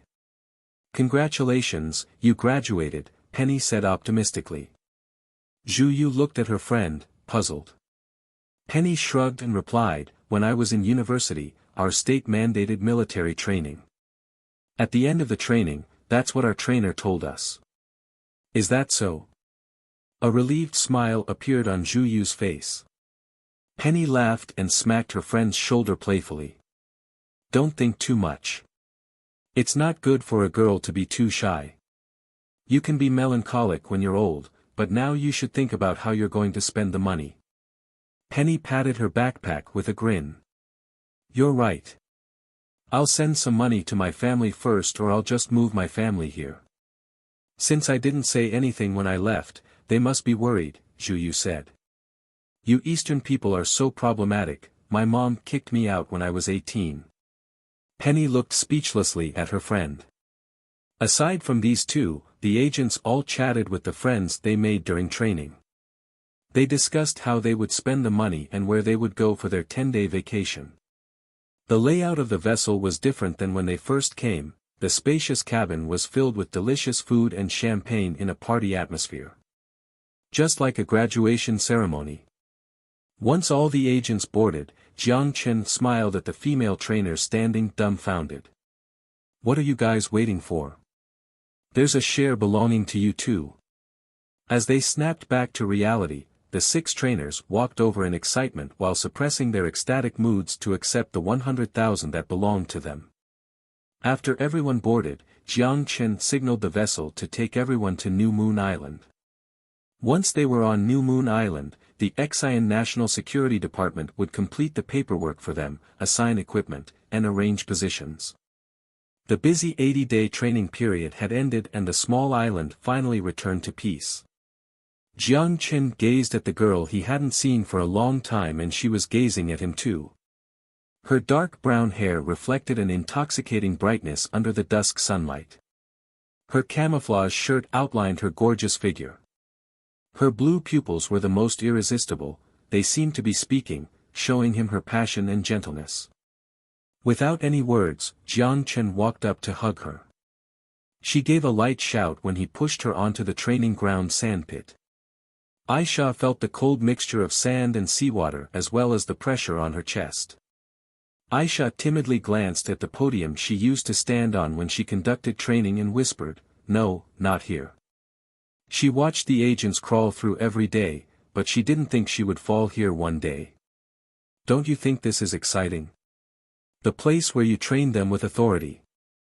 Jiang Chen bit Aisha's ear with a smirk.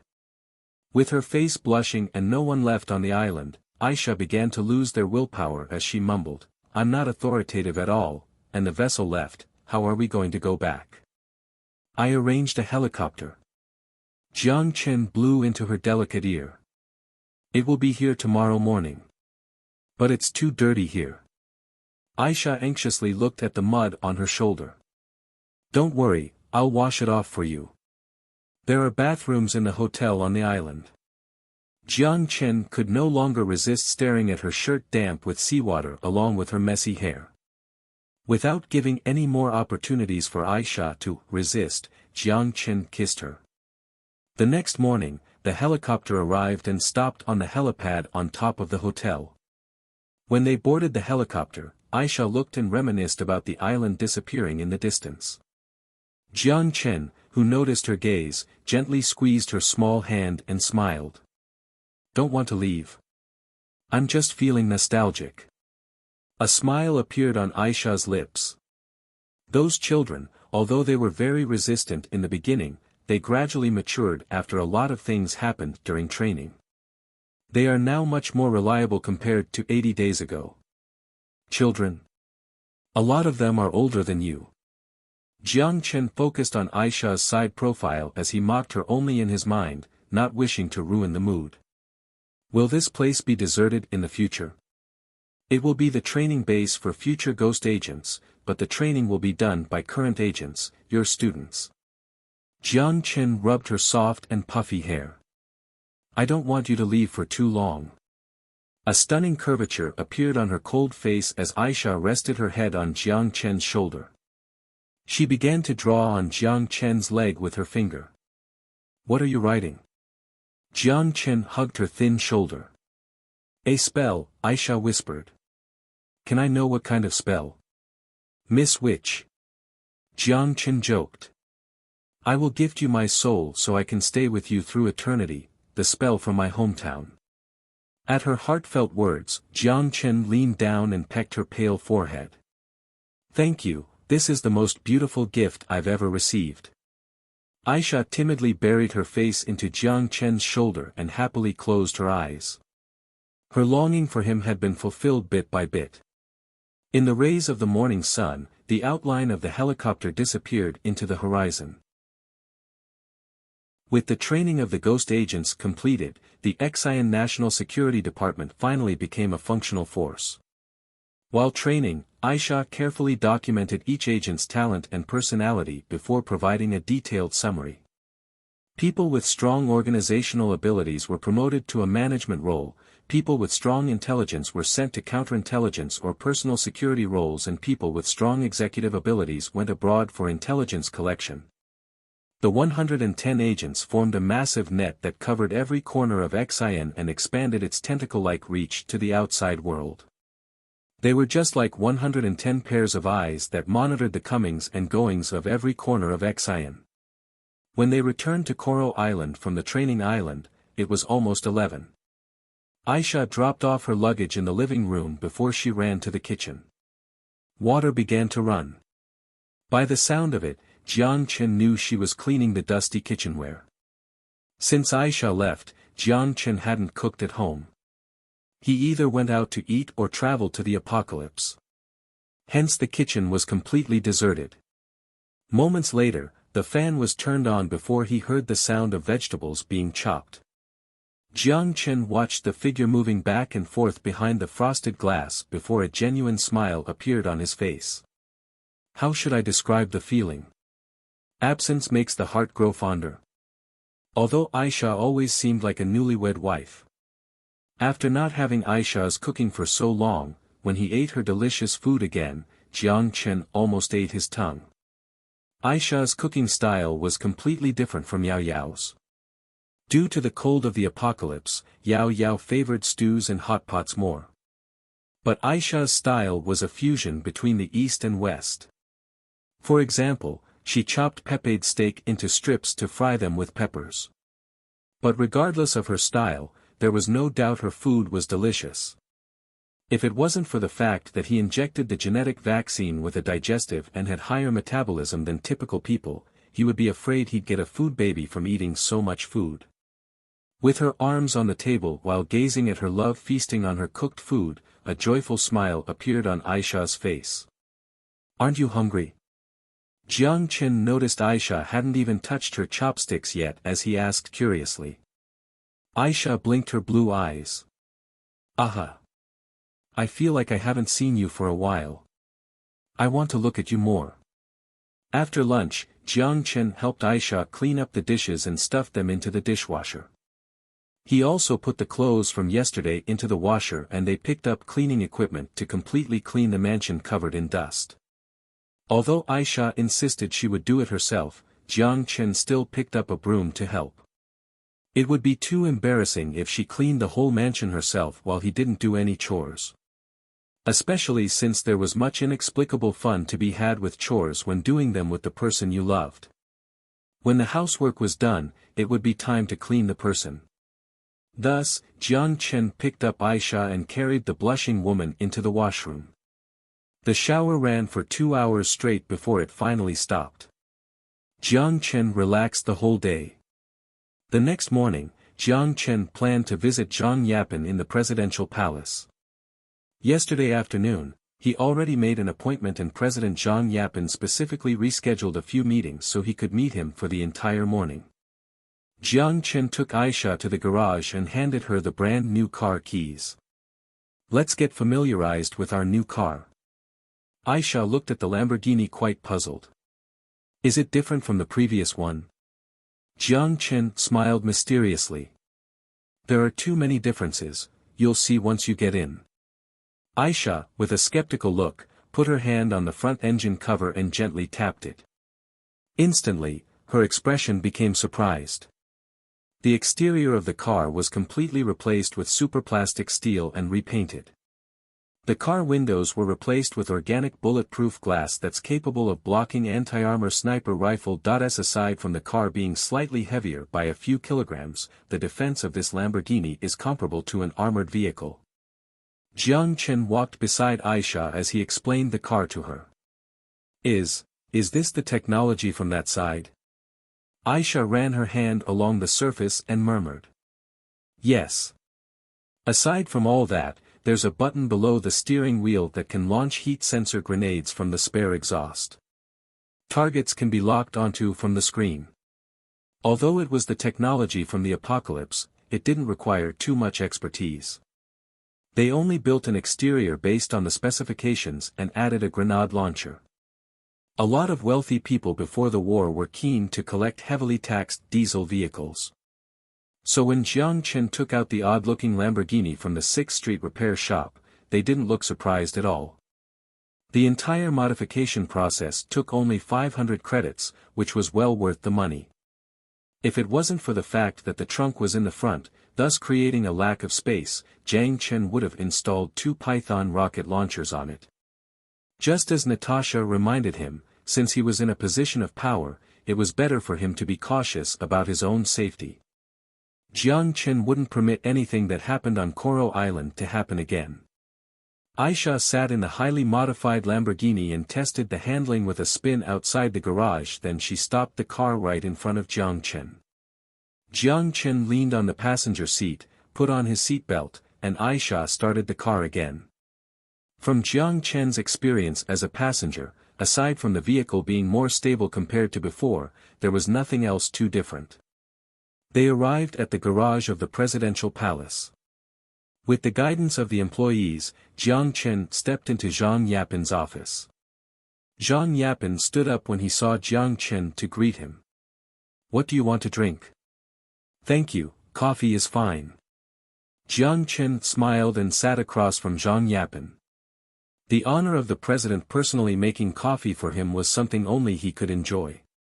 But it wasn't without reason, since Jiang Chen's future group and celestial trade directly provided 10,000 jobs to Xian and indirectly facilitated at least 40,000 employment positions.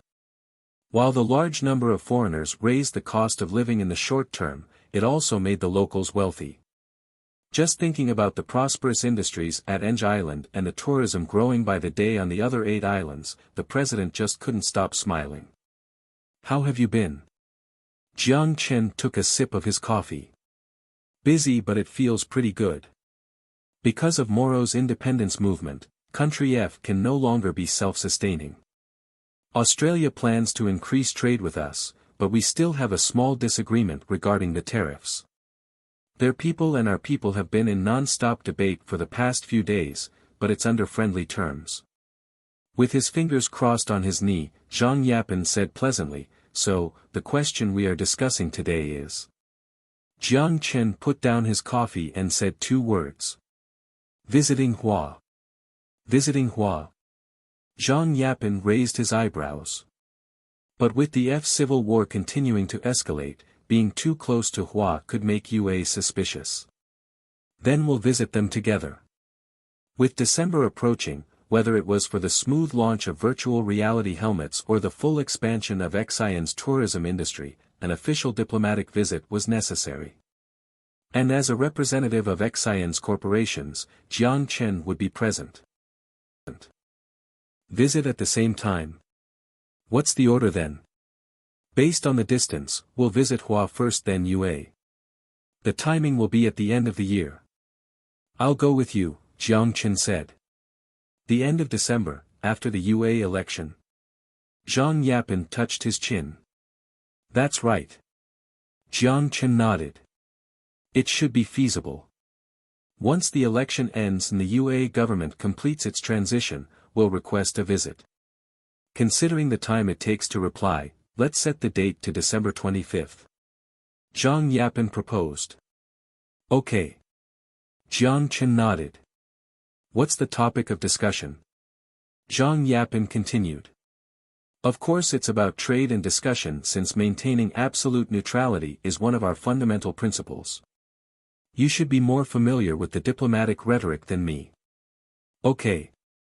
I'll request my assistant to set up the schedule as well as the list of accompanying personnel. Zhang Yapin nodded. Thank you. No problem. With the current economic growth of Xian, we do need to establish a friendly diplomatic relationship with the superpowers. Our original plan was to conduct diplomatic visits earlier next year, so we're only ahead of schedule by a month, Zhang Yapin said while taking a drink of his coffee.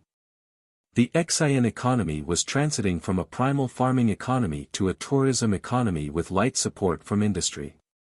At the same time, Future Mining's deep-water mining technology shipped large amounts of excessive molybdenum to the global market.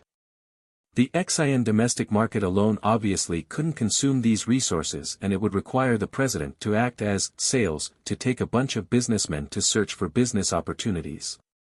And based on the desire to win over support and export influence, the superpowers wouldn't let the small countries leave empty-handed. Is that all? Zhang Yapin put down his cup and crossed his fingers again. There's one other thing. Jiang Chen paused and looked at him. I need to launch satellites. Launch satellites? Because this was mentioned so spontaneously, Zhang Yapin took a moment to process it. That's right. I plan to build a space center on an empty island near the equator for the purpose of research, rocket launches and weather observation, Jiang Chen said with seriousness. Are you not going to consider renting the rocket? For example, Russia seems to be an expert in that area, and you have a pretty good relationship with them, Zhang Yapin suggested. Renting the rocket isn't a long-term solution. I don't want celestial trade satellites to be dependent on someone else. And based on the consideration of national security, Xian must possess the ability to launch satellites independently, especially since we are close to the equator with a unique geographical advantage. If we don't utilize it, we're wasting a God-given opportunity. But launching satellites isn't as simple as you think. Zhang Yapin let out a sigh and began to explain to Jiang Chen the difficulties involved. First, following tradition, the plan to launch a satellite must be reported to the International Commercial Aerospace Organization, the Internal Maritime Organization, and the International Telecommunication Union. Secondly, since PANU acceded to the Treaty on Principles governing the activities of states in the exploration and use of outer space, including the Moon and other celestial bodies, which are commonly referred to as the Outer Space Treaties, PANU has the obligation to inform the United Nations on space launch activities. Although the regime has changed, the new countries inherited the former PANU regime of the United Nations seats, so we inherited the treaty by principle. Just reporting. Then get your assistant to write a few documents, Jiang Chen said. It's not that simple. All kinds of international organizations will come to investigate our launch status to confirm we're launching a satellite and ICBM. And we can be certain that country F will protest against our launch plan and use all forms of political means to disrupt our launch plan in the name of national security. Zhang Yapin shook his head. A sneer appeared on Jiang Chen's face. There's no need to worry. They don't even have the ability to take care of themselves, they won't have the energy to focus on our launch plan. I'll submit the complete launch plan to you in 3 days. We're launching commercial telecommunication satellites that are in accordance with international law. As for the international tourist groups, they can feel free to visit. With Jiang Chen's mind made up, Zhang Yapin let out a sigh. Okay, if you insist. But allow me to be blatant, does celestial trade have the ability to launch satellites? It's not as simple as lighting fireworks. You don't have to worry about that, I'll take care of it. We can't do it today, but that doesn't mean we can't do it tomorrow. With so many private aerospace companies on the verge of bankruptcy, he only needed to spend money to buy the equipment and manpower. He'd leave the restricted equipment there and he didn't want the outdated stuff anyways. He only needed a group of experts responsible for the launch and equipment maintenance. He'd bring the rockets and satellites from the apocalypse and familiarize the experts with the equipment operational menu. The real Aerospace Technology Research Institute wasn't in the modern world, they were only in the apocalypse. Launch rockets had great strategic and economic significance, space rockets were the prerequisite of the intercontinental missile and so were not worth mentioning. Any country with the ability to launch space rockets had the capability to strike globally. And this ability would be a deterrent to other countries. As for the economics, from establishing a wireless power grid to the construction of the space elevator to the development of moon resources, all depended on the most fundamental technology of rocket launching. Jiang Chen hoped the experts in the modern world could gradually digest the space technology from the apocalypse. Since he was not a scientist himself, although he could easily transport materials from the other world, the digestion of the future technology depended on the scientists of the modern world. Talent reserve must be started as early as possible, it's a long-term investment. Jiang Chen finished his coffee before departing. When Jiang Chen opened the door, the senior advisor in a suit was about to enter. Jiang Chen smiled at the tall man and passed him. The advisor's eyes stopped on Jiang Chen's back for a moment as his forced smile disappeared and he stepped into the president's office. Mr. President, is this really appropriate? What are you referring to? My senior advisor. Zhang Yapin put the coffee cups down again and smiled. Allow me to be honest. From what I see, you're not the person sitting in the president's seat. That man is. Zhong Wei took a deep breath and said with honesty. What's wrong with that? 80% of the tax revenue of Xian is either directly or indirectly related to his future group. This year's GDP increase is expected to exceed 100%. This is a first in history, Zhang Yapin said nonchalantly. But an oligopoly is extremely dangerous. In dire times, they could potentially overthrow. Zhong Wei spoke with his voice slightly raised. Mr. Zhongwei, you know this country was overthrown by them before. Zhang Yapen looked at Zhongwei emotionlessly. In an instant, the president he was so familiar with gave him a distant feeling. And it's me who's the president, Mr. Zhongwei. If I continue to work like this, it's always going to be me. And from what you saw, compared to 1 year ago, did our citizens' quality of life improve or worsen? It certainly improved a lot. Although Zhongwei disagreed with Jiang Chen ordering the president around like a puppet, he had to admit that it was because of Jiang Chen's large investment that Panu Island's economy woke up. From building apartments to improving citizens' living environments to investing in infrastructure development, celestial trade didn't do anything that harmed Xian's interests, but their good deeds couldn't be counted with the fingers on both hands. Then that's enough. Zhang Yapen smiled.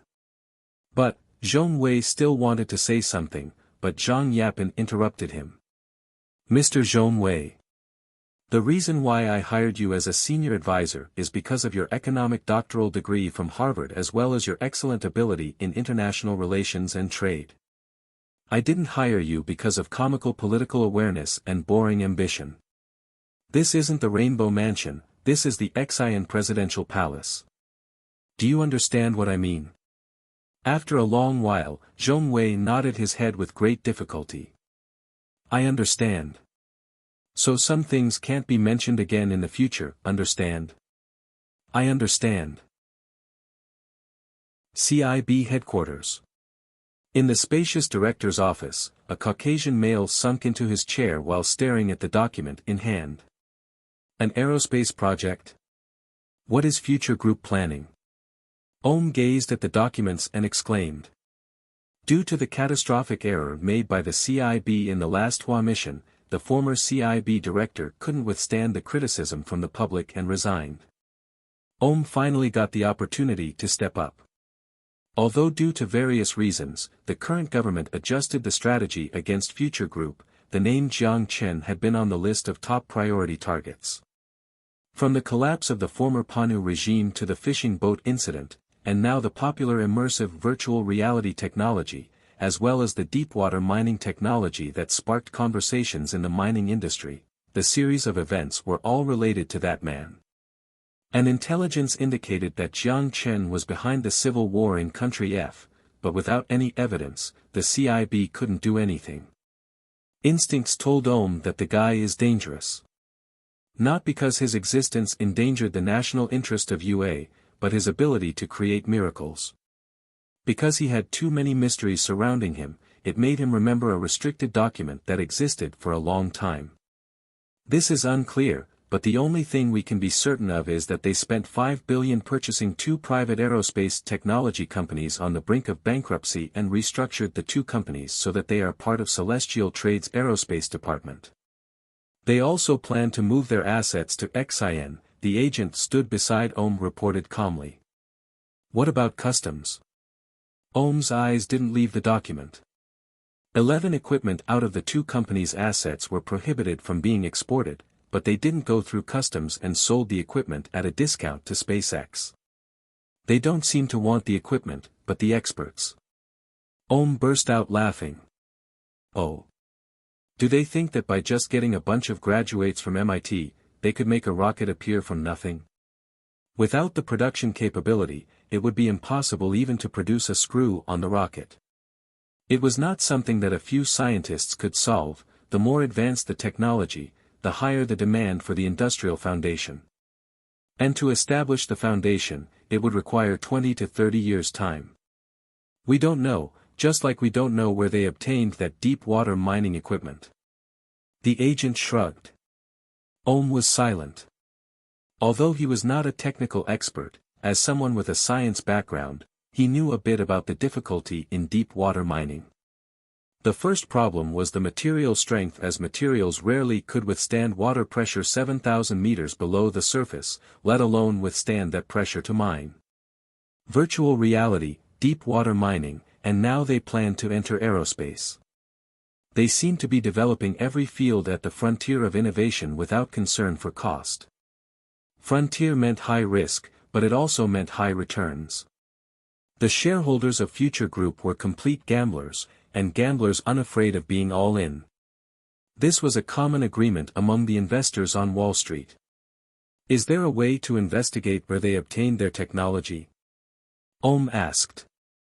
I have been arranging for people to do this without much success. The agent had a wry expression on his face. Currently we could only deduce that they have a hidden research institute, it could be underground, or disguised as another organization in Xi'an. Needless to say, while their intelligence work is somewhat careless, their confidentiality is flawless. Could I request for additional personnel in Xi'an? Very difficult. Ohm shook his head, there are too many places that need people. Future Group is interesting, but it is a private corporation. Although some people from Congress are interested in their technology, the capital wants to win over Xi'an, and they instructed us to be restrained. Is the president not interested? The agent asked. Let's say this. The energy giants are the ones providing the president with election funds, not the public companies on NASDAQ. Ohm said emotionlessly, our work's focus is still in the Middle East and East Europe. As to the interesting stuff, as long as it is not weapons of mass destruction, it is better to leave it to the businessmen to think for themselves. Typically speaking, the CIB with an undisclosed budget didn't need to listen to the president too much. Their long rival FBA was the one loyal to the capital. But because of being tricked by the General Staff Department in Hua, CIB no longer had confidence in front of the Congress or the capital. The reason why the former director retired early was that he didn't gain support in either Congress or capital. The rushed mission almost dragged the government into another diplomatic mud hole.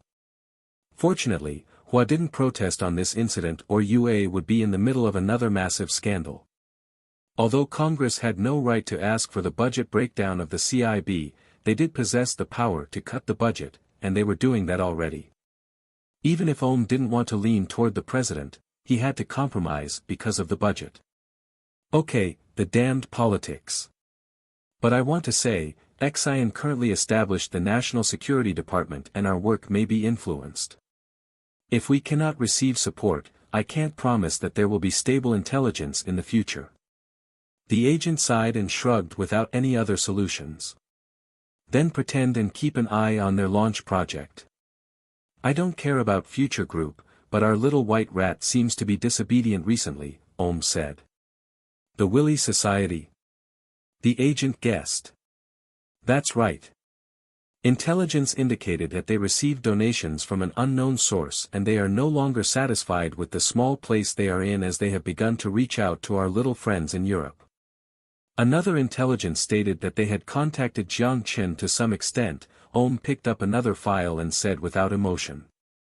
You're saying, there is a connection between Jiang Chen and the Willy Society. No, they don't have a common interest, no, if you force it, there is something. Ohm frowned as he mumbled while biting his thumb. A word suddenly surfaced in his head. The golden apple, to be honest, until the Soviet collapse, collecting intelligence on the golden apple had been the job of the CIB. But followed by the conclusion of the Cold War, the work was put aside due to the lack of information. But does that thing really exist? The tool that can communicate with the future. Ohms no longer frowned as he self-mockingly shook his head. How could that thing exist, just like the Nazi military base in the Arctic? Reality is not a novel after all. The development of the private space industry had context to it. It was the failure of the early space shuttles, and the end of the Cold War that caused the conclusion of the space race. The storm led the UA to drop a large number of important projects in the 80s, which resulted in aerospace giants never realizing their investment and their enthusiasm for the industry taking a significant hit. After the cut in the 90s, as well as the integration of the aerospace industry, Pratt & Whitney, Boeing, Lockheed Martin's monopoly of the market were not comparable to the 60s. They were more sensitive to risk and began to be half-hearted on commercial launches, only favoring the defense business. The price of launches was not only expensive but the RD-180 engine invested by the UA, due to manufacturers' reluctance to build a plant, must depend on Russia for production. It was this reason Russia could hold their head high against sanctions. They threatened to terminate the cooperation and to cut the food supply of the International Space Station. Cutting the food supply has been staged more than once, and time-tested. Until the rise of private space companies in recent years, this kind of insatiable threat started to lose its effectiveness. Facts proved that the bureaucratic-led industry had no future. It was also reflected most vividly in the aerospace industry. Take the famous private space company SpaceX as an example. Its launch price has been low to a near absurd point at only a fraction of the cost of the market. No country or business in the world could compete with them. These new companies inherited a large number of research results from the old era of space giants, but not the debt. Speaking of SpaceX boss Elon Musk, he was also a legendary figure, but his popularity in Hua was far less than Steve Jobs. But if a few pieces of his astonishing feats were mentioned, his name was vivid in people's memory. For example, he and his partner founded PayPal online payment mechanism and by far the most successful way to pay online. After acquisition by eBay, he earned his first pot of gold in life. Another example is the most recent year, the most popular car brand without a doubt, Tesla, was designed by him. Not only that, he invited 3 well-known entrepreneurs to co-found SpaceX and made a strategic plan with space tourism as a starting point. Opened the era of privatization of space resources, and the destination to Mars. And the fact proved that in the field of space technology, they were indeed walking in the forefront of the world. Falcon rocket appeared out of nowhere, its trust-to-weight ratio, reached an astounding 150. It replaced Russia's best score of 120 and became the world's most advanced rocket.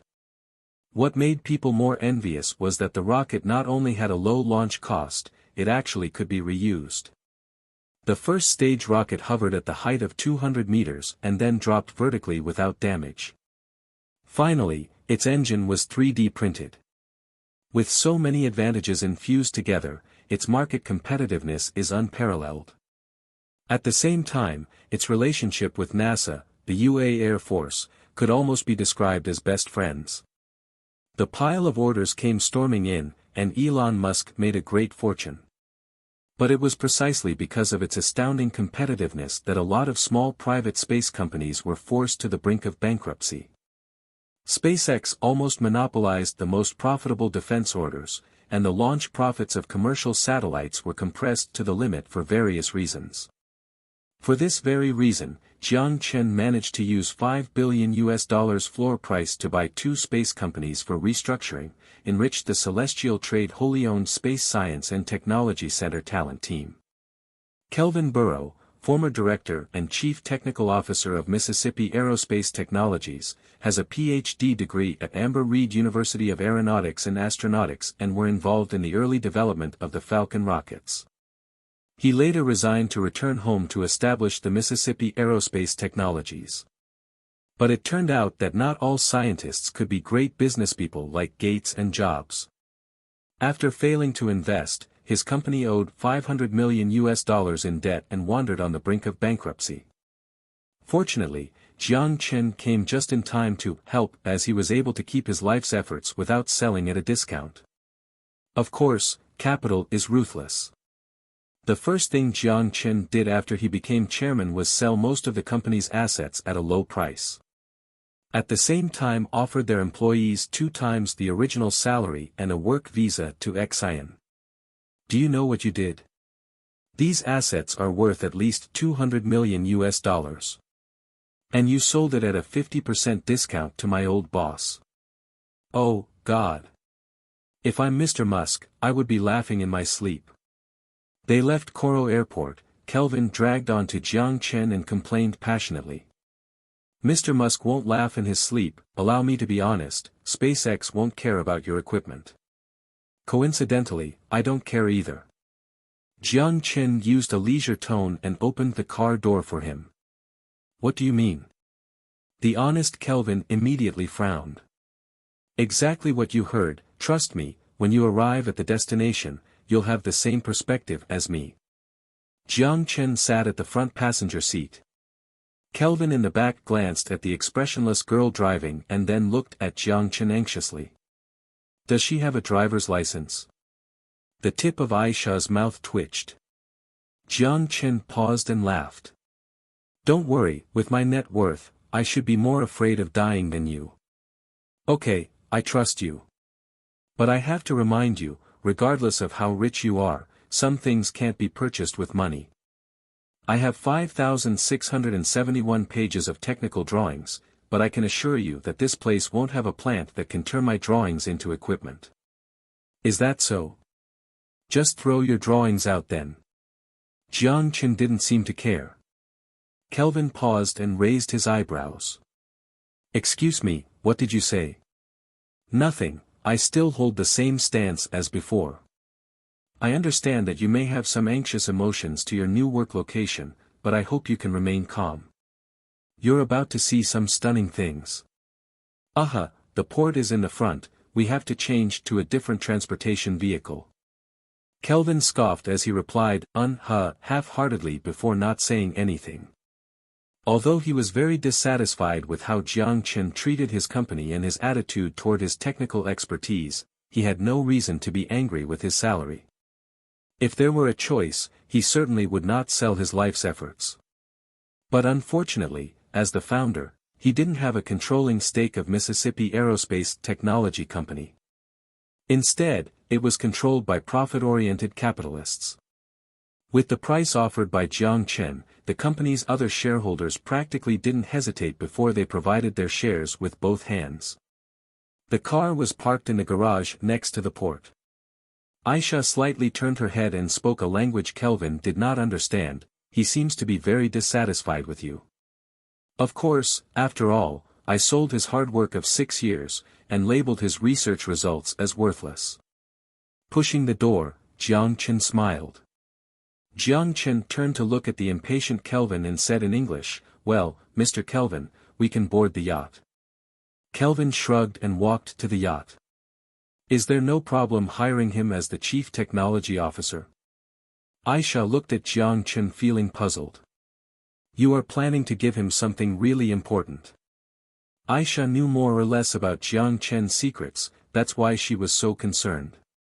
The chief technology officer must be the job of a person with a strong technical background, and I really believe in his learning ability. I'm more tolerating toward talents. As to his rudeness, it is because of his meticulousness toward technicality and has nothing to do with loyalty. As long as I can bring out technology that will shock him, help him achieve his dream, and provide him with enough material reward, he has no reason to be stingy with his loyalty. Jiang Chen thought about Jiang Lin when he spoke. He felt that they were the same kind of person. The confused expression on Aisha's face said that she didn't seem to understand what Jiang Chen said. But because of her absolute trust, she still nodded. If you believe him. Of course. If he betrays me, I will have to count on you. Jiang Chen laughed. Aisha didn't say a word and only nodded. The traitor would be handled by the ghost agents. No one could escape their pursuit. Only a pile of gravel lied on the bare island. The golden sand was the primary color of the island. The alternating green and blue decorated the beautiful island located at the most southeastern part of Xi'an, north of the equator line. The flat and wide land formation was the only advantage. The plant standing in the middle of the island was not yet painted as construction was completed not long ago. Right now, Jiang Chen's private yacht was anchored by a crude fisher shack at the edge of the island. The port belonged to a Xi'an fisherman. The honest fisherman didn't even know there was a change in political regime. It was not until an employee from Celestial Trade showed him the land certificate did he realize he was occupying private land. But Jiang Chen didn't give him trouble as he purchased the crude shack along with the port for a price of $10,000. So the shack was the only standing structure other than the plant in the center of the island. This is the base of our company. Kelvin twitched at the scene of the barren island. He felt like he just experienced contract fraud. This is not going to work, this is being deported. Of course not, but before the building is built, you will temporarily be working at the Celestial Trade Headquarters on Koro Island. Of course, your most important responsibility is to study the material that I will provide you. Huh? You will provide us with materials? Kelvin raised his eyebrows as he scoffed at what Jiang Chen said. Jiang Chen only smiled at Kelvin's arrogance without any explanation. We're here, let's get off the boat. Because of the lack of vegetation, the soil here was under constant exposure to sunshine, which made it extremely brittle and scorching. Stepping onto the sand away from the port, Aisha just in sandals felt discomfort. But she didn't express her discomfort and just slightly frowned. But the acute change didn't escape Jiang Chen's eyes. Why don't you go rest for a bit on the boat? The island is extremely safe, and you don't have to worry about anything happening to me. Jiang Chen noticed her uneasiness and caringly whispered into her ear. Aisha's face turned red. She deliberated for a moment and didn't insist further. She nodded and accepted the proposal. Jiang Chen watched Aisha return to the boat and turned around to speak with Kelvin again en route to the plant in the middle of the island. Jiang Chen pushed open the door, and waved away the dust in front of his face, and opened the metallic blinds on the side of the plant. When the sunlight scattered into the building, Kelvin noticed a rocket engine placed on the large square frame. The cylindrical design and bowl-shaped end were slightly smaller than SpaceX's Falcon engine. It made people suspect if it could really carry the payload. What is this? Kelvin walked up and tapped on the engine. The RM-320 rocket engine, the technology one planned to show you. Jiang Chen passed the tablet containing specifications and 3D visualization to him. It was the rocket engine Jiang Lin showed Jiang Chen at the Aerospace Technology Research Institute, and the engine used by the Northwind 76 ballistic missile deployed at Xinjiang. Every screw and every circuit was completely manufactured through 3D printing technology with a cost of 30,000 credits. Lin manufactured the fuel used by the rocket at 1,000 credits per ton. But because raw materials could be transported from the modern world, the actual cost would be a bit lower. Because of the appearance of the space elevator, the propulsion engines for aerospace purposes were abandoned at the end of the 21st century. The RM-320 was considered the most advanced aerospace engine from the wasteland. The engine shell built with advanced materials could withstand 10,000 degrees of high temperature. The combustion chamber could withstand a pressure of up to 500 atmospheres. The most critical was that rockets built with this engine's thrust weight value could even reach an astounding 1:300. It is undoubtedly superior compared to the SpaceX Falcon rocket's ratio of 1:150. This is absurd. This kind of engine cannot be achieved with current technology. What about the materials? A normal engine cannot withstand this type of pressure and temperature. How is this possible? Wait, what's with the rocket fuel's chemical formula? Kelvin's eyes were locked on the screen as his complexion changed constantly. He sometimes shook his head, sometimes was shocked, sometimes widened his eyes. Finally, his expression fixated on disbelief. This is absurd, no, this is too genius. He muttered to himself as his hands holding onto the tablet kept shaking, this must be possible, no, only theoretically possible. But if this can be achieved, Falcon will be a joke. This is too absurd. Suddenly, he looked toward Jiang Chen and grabbed Jiang Chen's arm fervently. Please, could you introduce me to the designer of this rocket engine? He is a genius. I will pass your compliments to him, but unfortunately, I can't introduce you to him yet. Jiang Chen shook his head. Why? Are you afraid I'm not going to be confidential? Be assured, I will sign any confidentiality agreement, please. I have a lot of questions I want to ask him, Kelvin said ardently. The contempt on his face when he first got off the yacht no longer existed. The design philosophy and innovation truly astounded him and shattered his arrogance in technical expertise. No, please don't be mistaken, I trust you. It is just that the designer of the rocket is currently in the middle of a project and doesn't want to be disturbed. I promise, if there is the opportunity, I will definitely introduce you to him. As to your question, I will provide you with a detailed rocket blueprint. You should be able to find the answer from there. If it still can't solve your confusion, I can pass on the question for you. Jiang Chen made something up on the fly.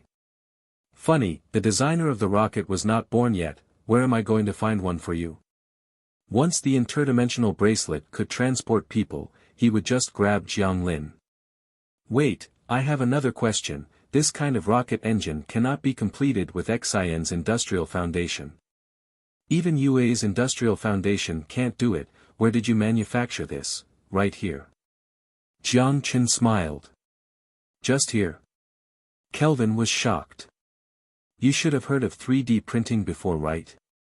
The engine right here is manufactured through an industrial-grade 3D printer. The 3D printer could print material with high strength. And what is an industrial-grade 3D printer? Kelvin was completely stunned by the new technology as he temporarily lost his ability to speak. Jiang Chen coughed to interrupt his thoughts.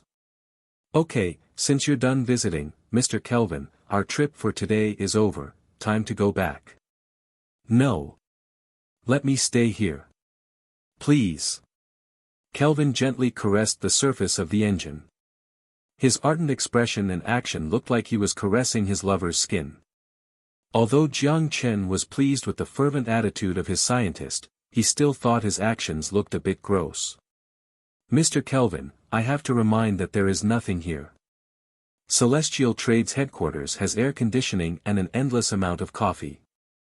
As to the complete blueprint of the engine, even if you are at the office, Kelvin rudely interrupted Jiang Chen's words. Just give me a tent, I will sleep here. And please bring the documents here for me, please. Jiang Chen tried his hardest to resist laughing as he nodded. If you insist. Launch rocket preparation was in full swing. Kelvin eagerly studied the rocket blueprints while remotely coordinating the company's restructuring through the phone. Celestial Trade employees brought him a tent, food and fresh water. While the conditions on the island were very harsh, the technician by his fanatical feelings toward aerospace overcame all these difficulties. The 40 employees willing to relocate to work in Xian were placed on Koro Island. They digested the rocket launch technology Jiang Chen brought back from the apocalypse based on their responsibilities. Of course, he didn't release the process to manufacture the materials used in the engine. Material science was the critical limiting factor to aerospace technology and the point of advantage of RM-320 compared to modern rocket engines. In other words, even if the RM-320's blueprint were leaked, the people who obtained the blueprint would be unable to replicate one based on the blueprint. Just like it is impossible to build a skyscraper with just bricks, with the most fundamental problem unsolved, regardless of how advanced the technology, it would remain in the theoretical stage. At the same time, Jiang Chen didn't forget the development of infrastructure. Jiang Chen brought 20 construction robots manufactured from the 6th Street. Jiang Lin inputted the construction blueprint of the rocket launch center and 100 tons of materials to the Modern World warehouse. They were then transported by vessel to the barren island. Although Kelvin was stunned by the construction robots that Jiang Chen brought out, he didn't ask more. On the one hand, it was because he didn't specialize in that area and would not know the technical difficulties in achieving automated construction robots. On the other hand, it was because he knew that even if he asked, Jiang Chen wouldn't tell him. Other than constructing the rocket launch center, Celestial Trade constructed a radar station, drone terminal and a 20-person post under Jiang Chen's command. They also included the island to be part of the patrolled area to ensure the safety of the launch center. As to the documents required to launch a commercial satellite, Jiang Chen assigned specific people to draft the document and submitted it to Zhang Yaping. Time flew to the end of October. Based on the agreement with Carmen Rothschild, the invited Jiang Chen would head to Frankfurt for the auto exhibition hosted by Daimler Corporation and other auto giants. Based on the consideration of future technology and Daimler's partnership in artificial intelligence, attending the event was something mutually beneficial. The day the news was released, Daimler Corporation's stock price rose by 4% after a long period of stagnation. People were speculating if Daimler Corporation will partner with future technology in artificial intelligence or even in immersive virtual reality. On the other hand, the media were curious about Jiang Chen, who had kept a low profile. When the flight landed in Bern, and Jiang Chen had just stepped off of the plane, the reporters swarmed around him. The microphone labeled with Reuters, Paris Digest, Washington Post were all shoved in front of him. With her brown hair tied back, Aisha wore a black suit and walked 2 steps behind Jiang Chen with a briefcase in hand. To the unfamiliar-looking female assistant that appeared behind Jiang Chen, the media demonstrated interest toward her no less than Jiang Chen. They sensed paparazzi material from the two. But contrary to the energized media, Aisha's response was extremely distant as she pretended the reporters didn't exist at all. She ignored all the flashes and cameras. As for Jiang Chen, he was in a suit and dealt with the media with a smile. But to the harsh or questions with other meanings, he completely neglected them. Mr. Jiang, does your attendance of the Bern Auto Exhibition mean Future Group's interest in the auto industry? In other words, is the Future Group sending the signal that artificial intelligence will enter the auto field? On Future Technology's recent introduction of the immersive virtual reality helmet, how are you ensuring its safety? If someone used it to instill some abnormal content on people's brain, or illegally steal information from the user's brain, and this activity cannot be regulated by traditional means, how can you ensure that this behavior will not happen? Please excuse me for my presumptuous speculation, after all, the brain is humans' last line of privacy. Would you engage in a partnership with other cooperations interested in virtual reality? Mr. Jiang Chen, the representative from the International Science Council, stated that the era-defining technology should be shared with all humans around the world, and not become a method for a company to make money. Mr. Jiang Chen, based on a recent article on Wall Street Journal, your company submitted the plan to launch a commercial satellite to international organizations through the Xi'an government. Does this mean Future Group plan to enter the aerospace industry? A Stanford professor stated that the protection mechanism in Phantom is an illegal patent protection action and is against Consumer Rights Protection Act because consumers who buy the product have the right. Jiang Chen stopped walking and looked at a young reporter with curly hair. Please pass on my message to that professor to be careful with his choice of words.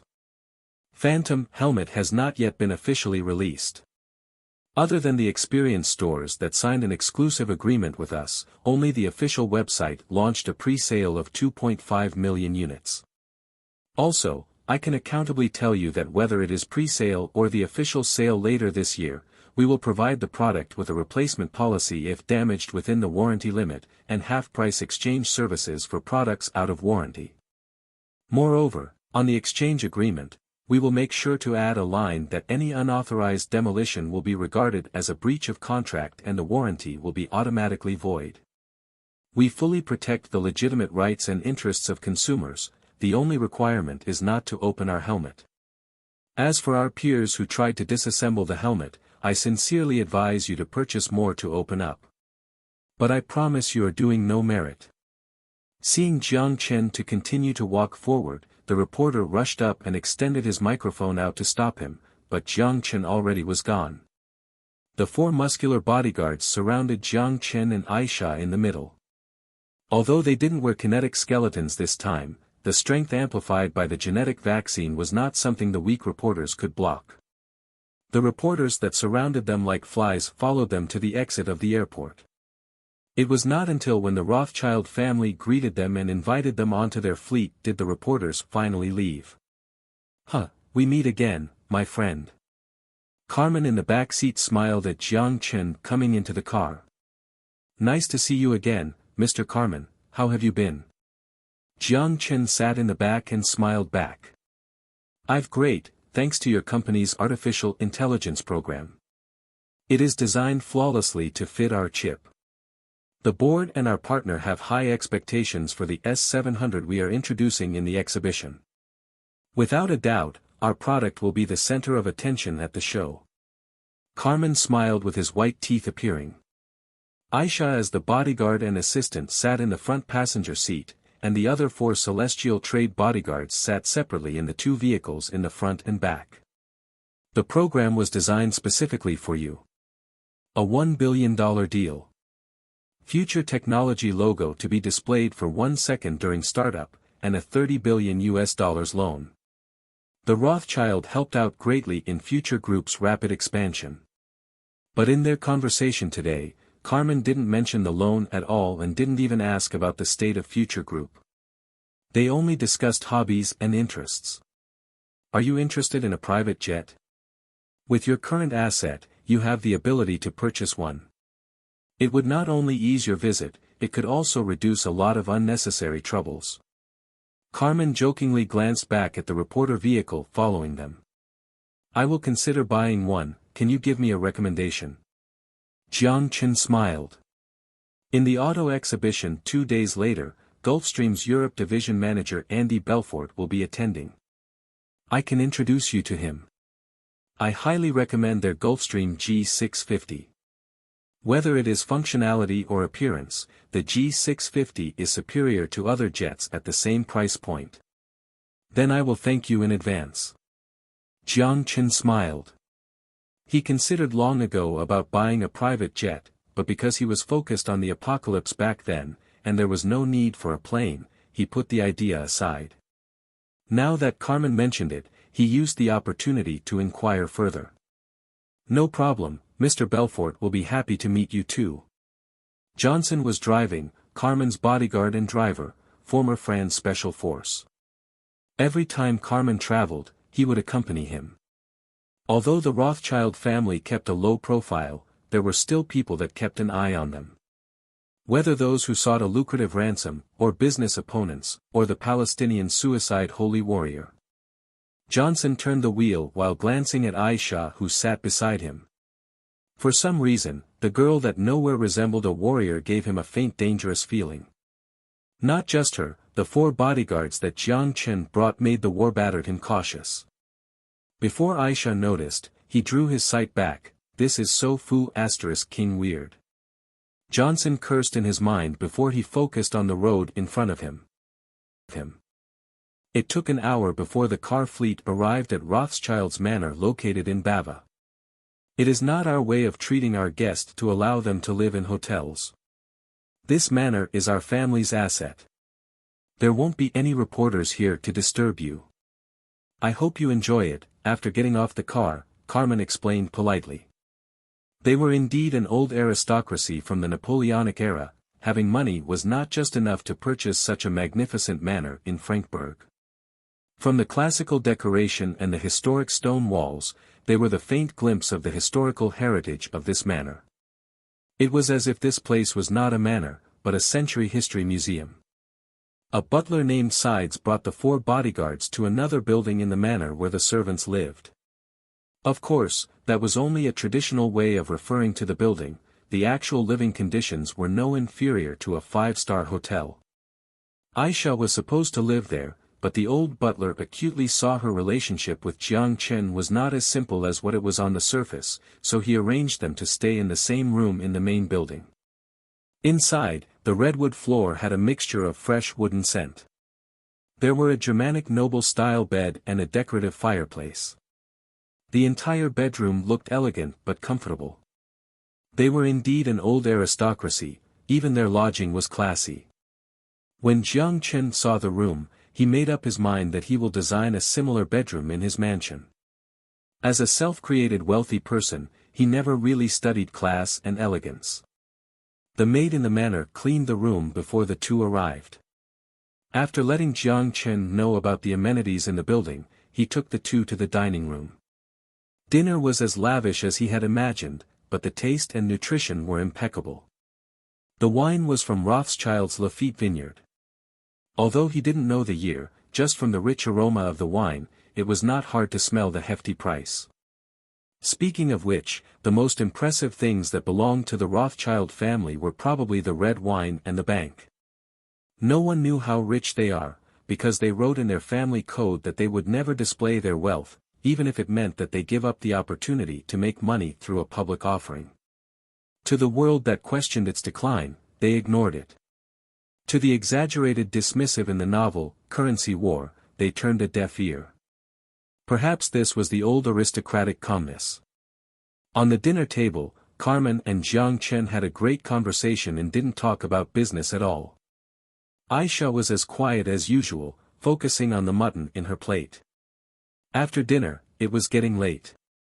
Carmen courteously wished Jiang Chen to enjoy his experience and reminded him not to miss the party tomorrow night before he left.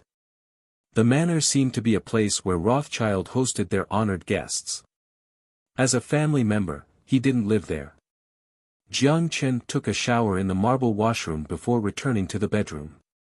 Aisha had returned one step ahead of him as she was playing with a pen-shaped device on the bed. Jiang Chen recognized the device, the anti-surveillance detection device, sold at most of the weapon shops at the 6th Street. Jiang Chen dried his hair with the towel around his neck and smiled at Aisha. "Did you find anything?" Aisha shook her head. "No.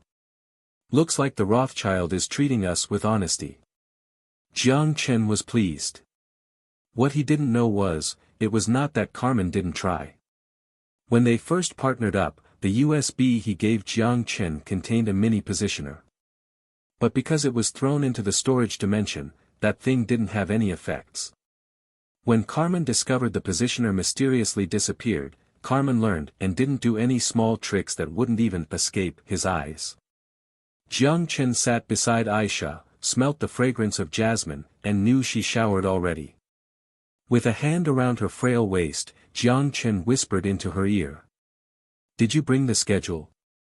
Her ear felt ticklish from the warm air, and her face carried the redness from just getting out from the shower as Aisha timidly nodded. It's in the briefcase." Just as she was about to get up and get the briefcase, the hand around her waist had no intention of letting go. Aisha turned her head and met his naughty sight. "We can look at it tomorrow, why don't we rest early today?" Jiang Chen had a smirk on him as his right hand began to explore. It was a long night. The next morning, because they slept early, Jiang Chen woke up bright and early. He woke the sleepy Aisha up, and after washing up, they came to the dining room for breakfast. Then, Aisha took the schedule from Jiang Chen. Day 1, arrive in Frankfurt, no other plan. Day 2, free during the day, then attend a party hosted by Carmen Rothschild at the manor in Bava. Day 3, attend the auto exhibition. Day 4, free. Day 5, return to Xi'an. The 5-day schedule was not compact. With a rare opportunity to visit, Jiang Chen would obviously not miss the opportunity to explore the unfamiliar but beautiful kingdom. He heard that there is a famous attraction in Bava, the new Swan Fort, which was the original model for Disney's castle. With this opportunity, Jiang Chen planned to take Aisha there. No one was certain if the wonders that belonged to humanity could still be seen in the future. But before he left the manor, Jiang Chen planned to take Aisha to tour the attraction in front of them. The Rothschild Manor. Holding on to her soft hand, walking on the marble brick road, sensing the slightly chilly morning breeze, Jiang Chen gazed at the green pine forest. Behind the forest was a vast lake. Not far off from the lake, Jiang Chen caught a small wooden cabin near the forest as well as a sail that stood in front of the cabin. The sail didn't look finely crafted, but from the matching proportion and the smooth arc, Jiang Chen could still see the meticulous effort. A man in a parka was carefully sawing a piece of wood. Building a boat?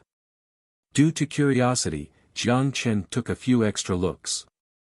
The old man seemed to have noticed Jiang Chen's attention as he waved at the two with a friendly gesture before leaving them alone and focusing on his task at hand. Jiang Chen put down his waving hand and muttered in a small voice. "The servant of the Rothschild family?" Jiang Chen shook his head and put this encounter in the back of his head. He held Aisha's hand to continue walking along the marble slab road. What Jiang Chen didn't know was, before he disappeared from the old man's sight, the old man's eyes gazed at his back.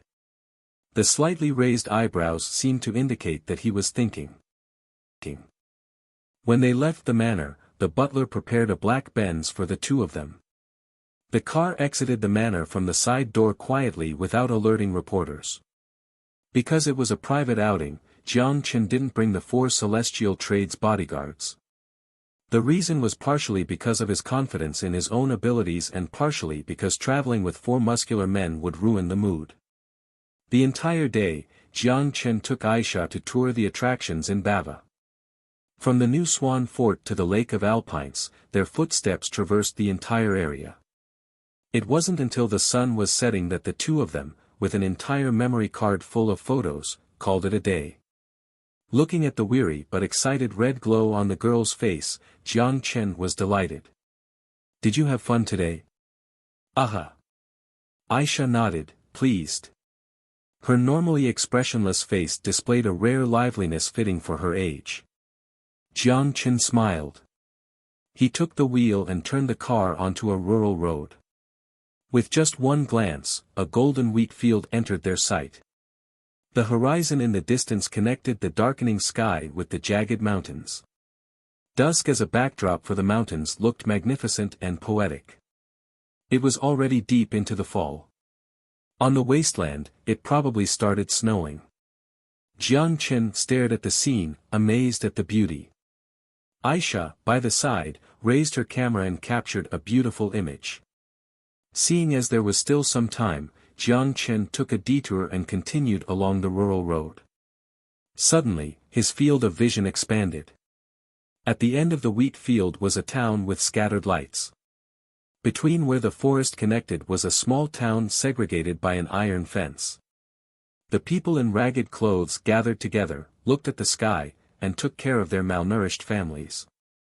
In front of the refugee camp, a couple of workers and polices gathered around a few vans as they distributed food and water. "They are."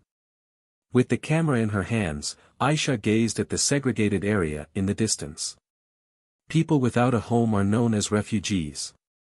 They left their home because of the war and most of them are from Libya or Sai. Jiang Chen stopped suddenly. He realized it was her hometown. It must be a terrible feeling to see people from her hometown who had to flee their home. Snap. But she merely raised her camera and captured the scene. "Don't you feel, bad?" Jiang Chen was careful with his words. Aisha nodded then shook her head. "Thank you." Jiang Chen looked at Aisha, puzzled. She lowered her head with a wistful smile. Her frail fingertips subconsciously rubbed the shutter of the camera. "If I hadn't met you, I might not even have made it here." She recollected everything that happened in the past. While she occasionally encountered danger, most of the time, she felt the warmth of the family. Jiang Chen didn't treat her with brute force just because of her identity, he had always been gentle. As for his other aspects, she completely forgot about the pain. "Stop thinking about weird things." Jiang Chen grinned and used his right hand to rub her hair with force. "I wasn't." Aisha shook her head and hugged the camera as a shallow smile appeared on her face. The golden girl gilded by the dusk was holding on to a priceless treasure. When they returned to the Rothschild manor, it was around 6. The butler was waiting for them at the gate. There was still an hour before the party started. Although Jiang Chen thought there was still an ample amount of time, the adamant butler thought otherwise. Their attire was provided by the Rothschild family. Since Jiang Chen hadn't known about the party before he arrived, he didn't have any formal attire with him. As for Aisha, she returned to her room to rest as she wasn't accustomed to this type of gathering. After being worked on by a few meticulous maids for a while, Jiang Chen barely made it to the party venue before it started. Not bad, it fits you well." Carmen smiled at Jiang Chen at the door. "Thank you." They walked together into the venue. The circular venue was decorated exquisitely with class. The diamond chandeliers illuminated the ceiling of the venue. Influential and powerful people from all industries were gathered there, the duchesses and celebrities chatted amongst themselves while waiters with champagne traversed between the circles. The people invited to the gathering were mostly leaders in finance, industry tycoons, or powerful politicians. Because he was outside of the circle, Jiang Chen didn't see anyone he knew. He didn't know if it was an illusion or not, but the instant he walked into the room, at least 10 pairs of eyes consciously and subconsciously were focused on him. The Rothschild family isn't most proud of the assets we possess, but rather, it's the connections we have. A few guests here are the major shareholders of 100 billion public companies, and quite a few people here were the president or vice president of a country. We consider all of these people our friends. The business partnerships established at a party is no lesser than any established at an international business summit. This kind of party will be hosted by us every few months. You are all gathered here at just the right time. I can introduce you all to a few interesting people. Carmen smiled with his white teeth showing. He opened his arms wide and greeted the man with red hair walking towards him. Long time no see, Carmen, my old friend. Huh, my friend, long time no see indeed. Let me introduce you, this is Jiang Chen. Carmen introduced him to his friend. The red-haired man displayed a slightly shocked expression before he immediately smiled and extended his right hand. Glad to meet you, Mr. Jiang Chen. Your company's phantom helmet left me with a profound expression. But unfortunately, your Colosseum server only opened level 10 combat. I look forward to the day when the game is officially released. I'm Peter McLean, you can call me Peter. Jiang Chen shook Peter's hand as he replied, nice to meet you, Peter. I trust that when that day comes, I assure you won't be disappointed. Peter McLean, the president of UK's Guardian, the second largest data backup equipment company in Europe. The old rival of IBM. Carmen introduced him casually to Jiang Chen. Don't make fun of me. Peter made an exaggerated expression. Why don't we have some champagne to lighten up the mood? Due to the restriction of language and other influences, European tech companies were naturally at a disadvantage. Although the Guardian received contracts from British forces, IBM didn't view this old rival as competition anymore. Great idea. Carmen laughed. For this party, I brought the most expensive wine from Bava Vineyards, please enjoy. A table was lined up with crystal cups. The waiter courteously poured Jiang Chen a cup of wine. Just as Jiang Chen wondered if he should find a useful circle of people to mingle with, a man with a beer belly walked up to him with a bright smile. Beside him was a young blonde girl. You must be Mr. Jiang Chen, am I correct? He was dressed in a sharp-looking suit and shoes. He had a reflective head, a round face with wrinkles beginning to appear, and a smile that didn't make him feel disgusted. The girl standing beside him had curly blonde hair, complemented by a black dress that outlined her beautiful figure. It certainly made a clear contrast with the man's balding head and beer belly. And you are? Jiang Chen looked at him, confused. Luke Joyce. Speaking of which, we are business partners. Luke raised his wine glass and toasted Jiang Chen. Business partners? Jiang Chen didn't recall having a business partner with this name. Luke acutely recognized the confusion in Jiang Chen's eyes as he added, looks like Mr. Jiang Chen doesn't seem to like to study the shareholder structure of your business partners. I'm a shareholder of BHP. Earlier, Future Group signed an iron and aluminum or export agreement with BHP. Although Future Mining was formed at a later date with a major breakthrough in deep-water mining technology, the extracted manganese nodules met Future Group's iron demands, so Future Group terminated the iron export agreement. But in terms of aluminum, Future Group still relied on BHP's exports. Jiang Chen immediately had a realization. Yes, Mr. Luke, I apologize for my rudeness. Luke didn't mind at all and continued to introduce his female companion. This is my daughter, Melinda Joyce. It's nice to meet you, Mr. Jiang Chen. I'm a loyal fan of Future Technology. Melinda extended her hand. Although he was slightly shocked, Jiang Chen didn't reveal any emotions on his face as he politely took her hand and smiled. "Hello, Miss Melinda, I'm pleased future technology satisfies you." The shock in Jiang Chen's mind was no less than someone pointing out an ogre and elf and telling him with a serious expression that they were actually father and daughter. My daughter is really curious about your legendary expression. If there is an opportunity, you guys should chat." Luke wiggled his eyebrows at Jiang Chen. Jiang Chen obviously understood the hints in Luke's voice. It didn't take too many sentences before it was apparent he was trying to arrange a marriage for his daughter. But unfortunately, Jiang Chen was not interested in his daughter. "It's not a legendary experience, only good luck," Jiang Chen said humbly. Although his words were humble, they weren't wrong. If it wasn't for his interdimensional travel abilities, he wouldn't be where he was today. "Please don't say that, Mr. Jiang Chen. That would make 7 billion people upset because someone can make it onto the Forbes list just through luck."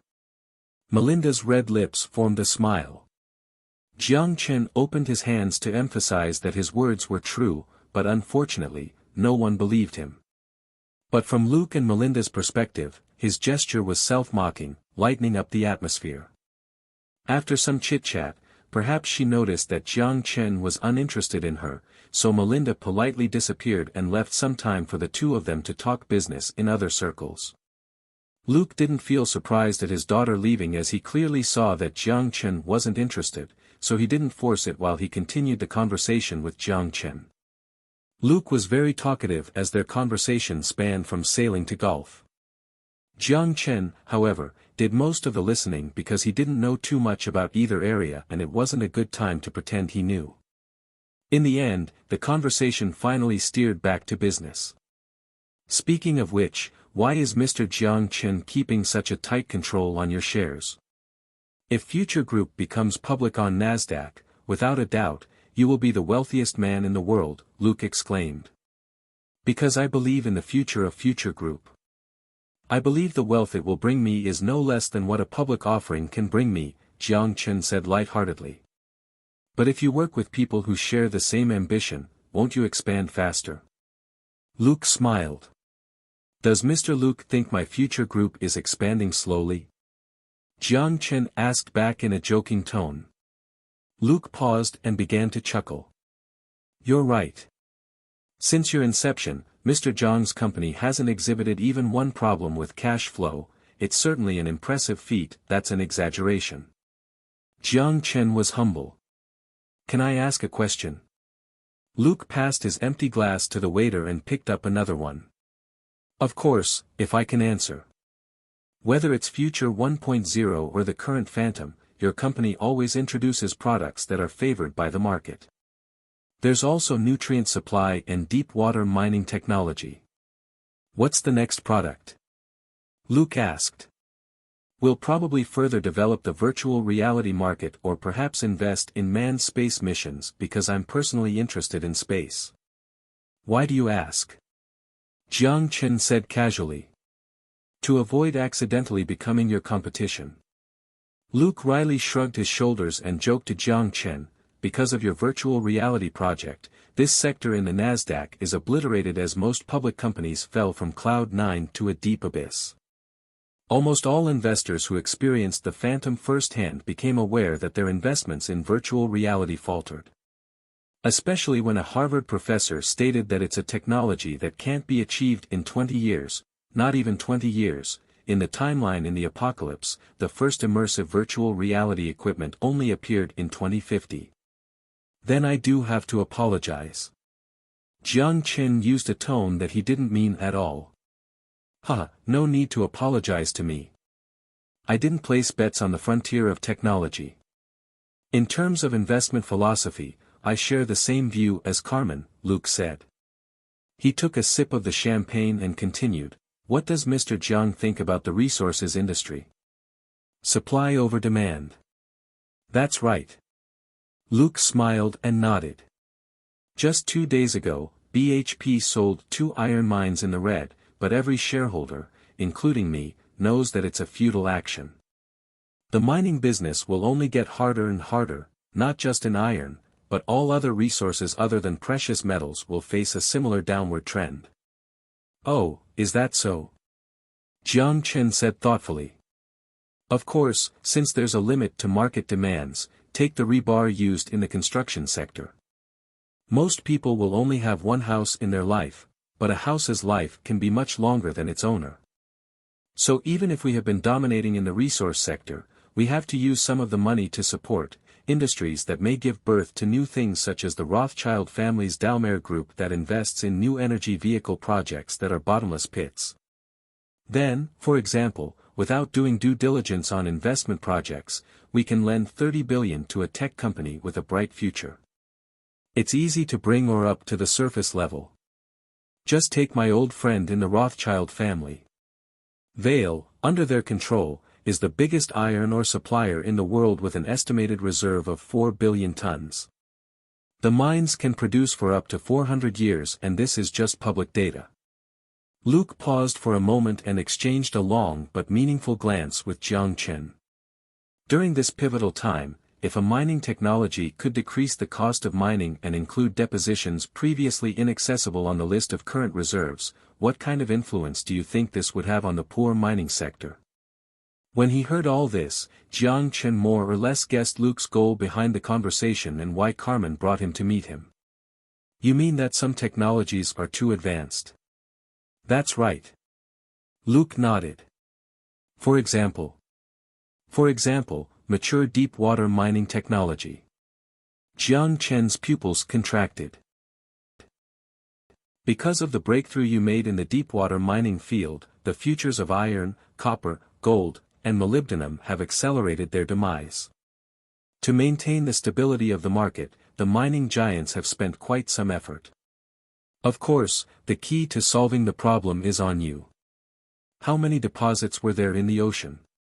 If future mining made a significant breakthrough in the area, investors' expectations for deep-water mining would, without a doubt, heat up. How many resources were there available in the sea? Aside from Jiang Chen, who already acquired a global mining reserve map, no one knew. And investors themselves were creatures who loved to imagine. Luke smiled at Jiang Chen. If I guessed correctly, future mining's costs for deep-water mining projects aren't high, and the production is sizable. Luke's expression clearly showed he wasn't clueless. There was no purpose in covering things up, so Jiang Chen didn't try to hide the truth. You guessed correctly. Labor costs only included the salary of the employees on the sea platform. The underwater equipment was powered by the tidal generator, making the cost of maintenance almost negligible. The only equipment costs were paid in crystals. Without knowing the ratio between crystals and modern world currency, he couldn't calculate the cost of equipment. But he was certain about one thing: the costs of deep-water mining were extremely low before space mining appeared. The world's iron, aluminum, and copper markets are already on the brink of collapse. Without any exaggeration, if the price of iron continues its downward trend, by end of the year, 47 mining companies will face the risk of bankruptcy. In the short term, it may be beneficial to us, but it's also dangerous for us in the long term. So I want to solve the problem by taking a step back. So what do you propose? Jiang Chen was quite intrigued as he looked at the smiling Luke. If I remember correctly, you can influence the political decisions of the Xian government. We want you to influence the presidential office's decision and increase the mining export tax by 50% to limit domestic exports of mining resources, Luke said in a quiet voice.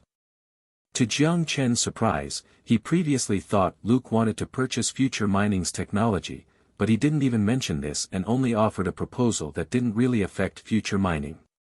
Limit future mining's access to the international market to cool down the investors. But what do I gain from this? We obviously won't make you do this for free. I'm willing to provide you contracts for iron, aluminum, copper and other metals effective within 5 years at 80% of the current market price. For BHP, it was indeed a big step backward. A discount of 20% meant they were essentially providing the metals at cost and working for free for Future Group for the next 5 years in exchange for slowing down Future Group's low-cost ores from entering international markets. Use the power of capital to slow down the introduction of new technologies. Jiang Chen's words seemed to carry more meaning than the surface suggested. You could interpret that as paying enough compensation in the hope of delaying the introduction of technology to the world. In a market where supply exceeds demand, introducing technology isn't beneficial to the market, Luke said with sternness. Luke was clear with BHP's stance on this. For an international mining tycoon, Jiang Chen wasn't naive enough to think they would use market competition to solve the problem. To be able to own so many mining resources in multiple nations around the world, their political investments certainly couldn't be underestimated. The reason why Luke brought it up was because they wanted to avoid a direct conflict with Future Group. Since Future Group was no longer a small fish in the sea, its core focus was in space tech and not in resource extraction, so both sides could avoid unnecessary conflict. On the other hand, BHP wasn't the only company affected. Rothschild-controlled Vale was the largest mining company in the world. It would be hard to say this encounter had nothing to do with Carmen. Jiang Chen's head spun rapidly as he weighed the pros and cons of the proposal. If possible, Jiang Chen wanted to avoid a direct conflict with the mining giants. Future Technologies' business expansion required a stable environment. It was unwise to create enemies for himself. Especially since excessive resources were only relative to the current situation. Although the theme of the proposal required both parties to take a step back, it would be hard to determine who actually gained and who actually lost. Luke patiently waited for Jiang Chen's response. Without making him wait for long, Jiang Chen spoke after a momentary pause. 5 years. Can I ask the supply amount? Determined by you. Luke made a generous offer as he elegantly sipped his champagne. When Jiang Chen heard this, an undetectable smile appeared on his face. 80 million tons. When Luke heard Jiang Chen's number, he almost spat out the champagne in his mouth. 80 million tons. Does Mr. Jiang have an idea of the number you just provided?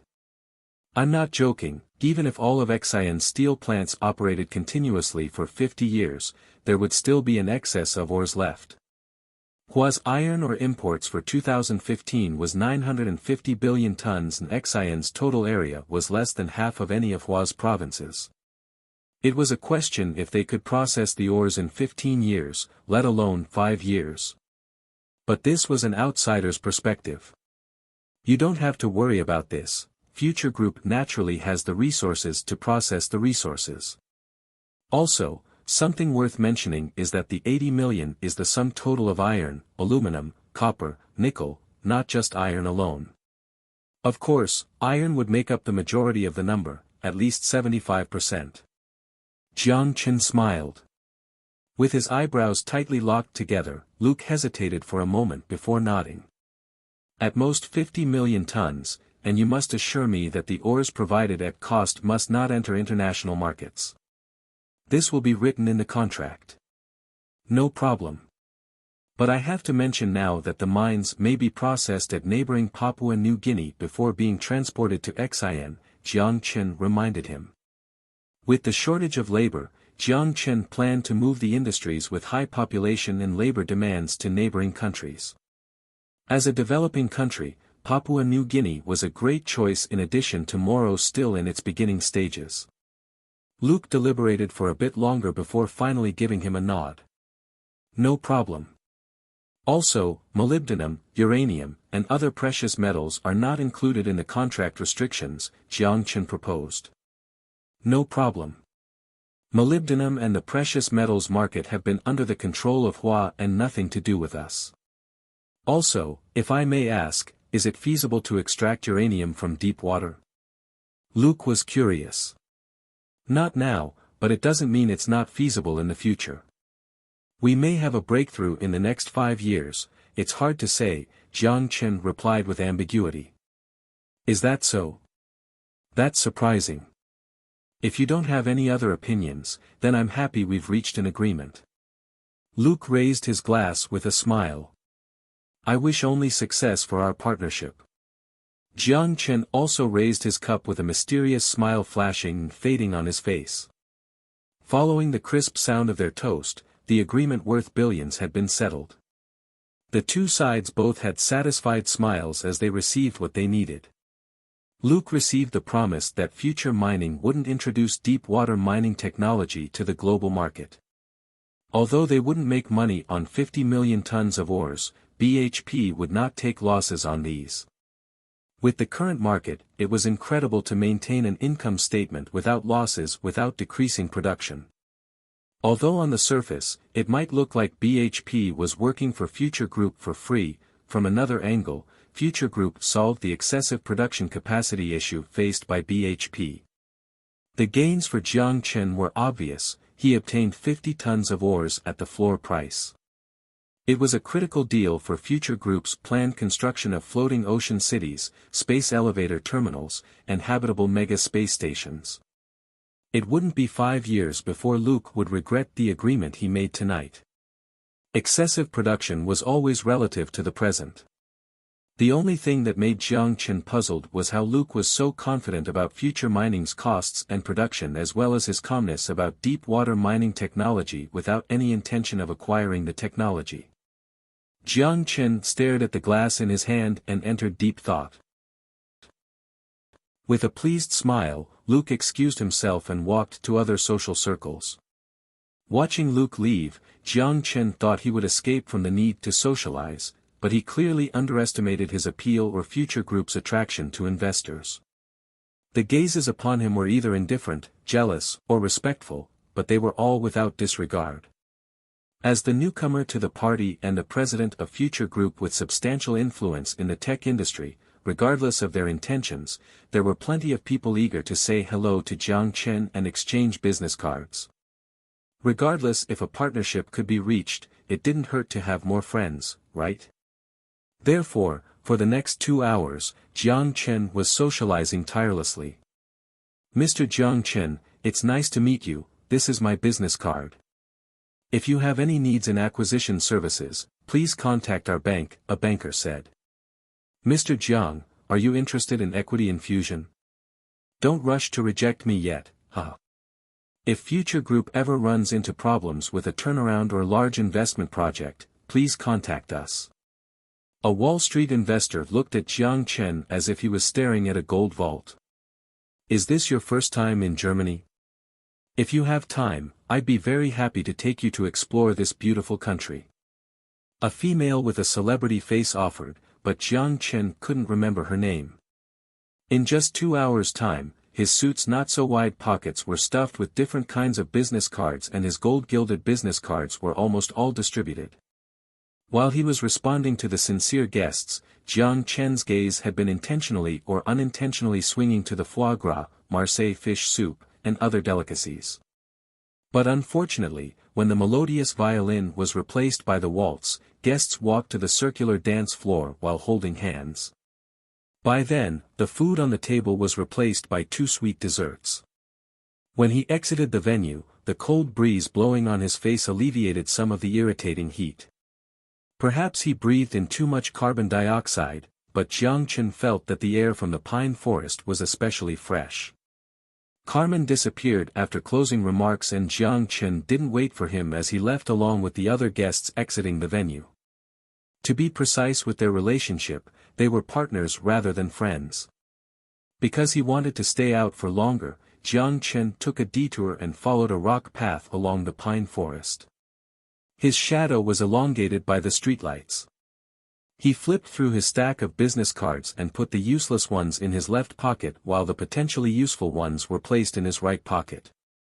Before he threw them into the storage dimension, he wanted to categorize the business cards in some way to avoid confusion when they were actually needed. But the ones he felt might be useful were only cards. One belonged to Luke while the other one belonged to Elon Musk. Jiang Chen didn't think he would meet that guy here. The middle-aged man with brown hair shook Jiang Chen's hand with a bright smile. He clearly heard rumors of Jiang Chen's intention to enter the aerospace industry by purchasing aerospace companies, but in the face of strong competition, he hadn't displayed any opposing attitude. Rather, he hoped to cooperate with future group in aerospace to achieve the great but distant strategic goal of colonizing Mars. Although in Jiang Chen's eyes, this goal wasn't too far out of reach. All in all, Jiang Chen kept the business cards.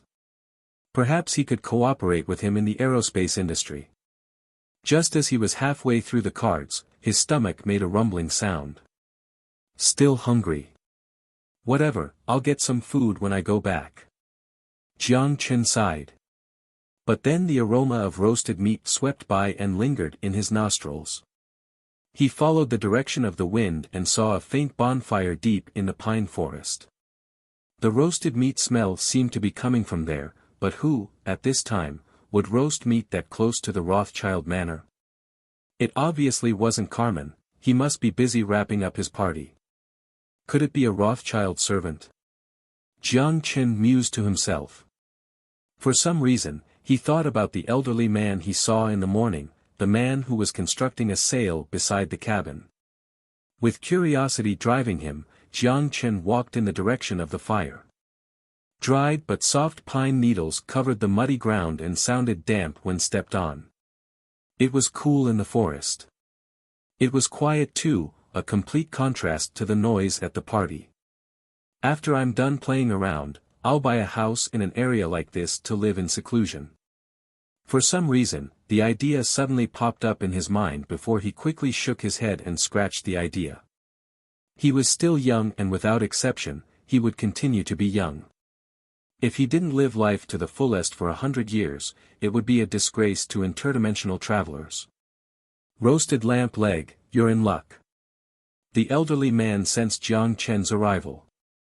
He didn't turn his head and smiled facing the bonfire.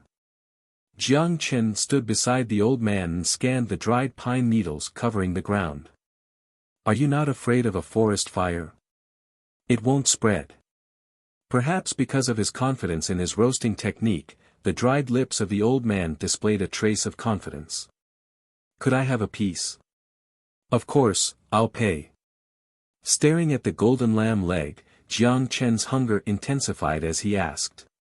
When he heard Jiang Chen's words, the old man's cloudy eyes were illuminated brightly like black pearls under a jumping flame. Jiang Chen couldn't explain why, but his gaze was like that of a hunter, but he wasn't staring at a sheep. If you want to eat it, just sit beside me. There's no need for money, the elderly man said before turning around. Jiang Chen stared at the mud mixed with pine needles. He hesitated for a few seconds before crossing his legs and sitting down. After about 5 minutes, the smell was just right as the elderly man skillfully sprayed salt and cumin on the lamb leg on the rack. Then he took out a small knife, took a few swings and handed the knife with the lamb meat to Jiang Chen. Try it. Jiang Chen hesitantly put the knife tip up to his mouth, blew on it, took a bite, and his eyes instantly lit up. How does it taste? The old man smiled. It's extraordinary. He handed the knife back to the elder and wiped his mouth with the back of his hand. He wasn't stingy with his praise. The old man grinned and didn't respond to Jiang Chen's praise. He cut off a bigger piece of the lamb and handed it to him. Then he took out another knife and a bottle of alcohol. I already taught you how to cut the meat, now you can try yourself. The old man took a swig. Jiang Chen, who had a stomach full of champagne, refused the alcohol the man passed over and instead feasted on the lamb leg. The two just sat in the forest without exchanging much conversation. They quietly enjoyed the delicious meat. Speaking of which, I think I met you this morning beside the lake, Jiang Chen abruptly said. Oh. I was chopping wood. The elder man smiled. That boat was built by you? Jiang Chen put some meat into his mouth and swallowed it before he asked in a casual tone. Built the boat from the keel to sail, everything was completed by me. A proud smile appeared on the man's face as if he was bragging about something remarkable. It was remarkable, even from Jiang Chen's perspective as an outsider. The Rothschild family didn't help you. Jiang Chen realized the old man's status in the family must not be ordinary. Starting a fire to roast meat was something normal servants would do. But with the carefree appearance of the old man, it was hard for Jiang Chen to connect him with the Rothschild family. Just from the impression Carmen left him, the family was probably critical of the appearance of courtesy. I told them not to help me. Sorry, but you are. The old man smiled while wiping the oily knife. Jaquardo Rothschild. That's a thunderous name. He was the former head of the Rothschild family. When Jiang Chen researched this financial family, he came across this name. This man was the legendary figure who led the Rothschild family out of the downfall of the Second World War, but history's description was overly brief.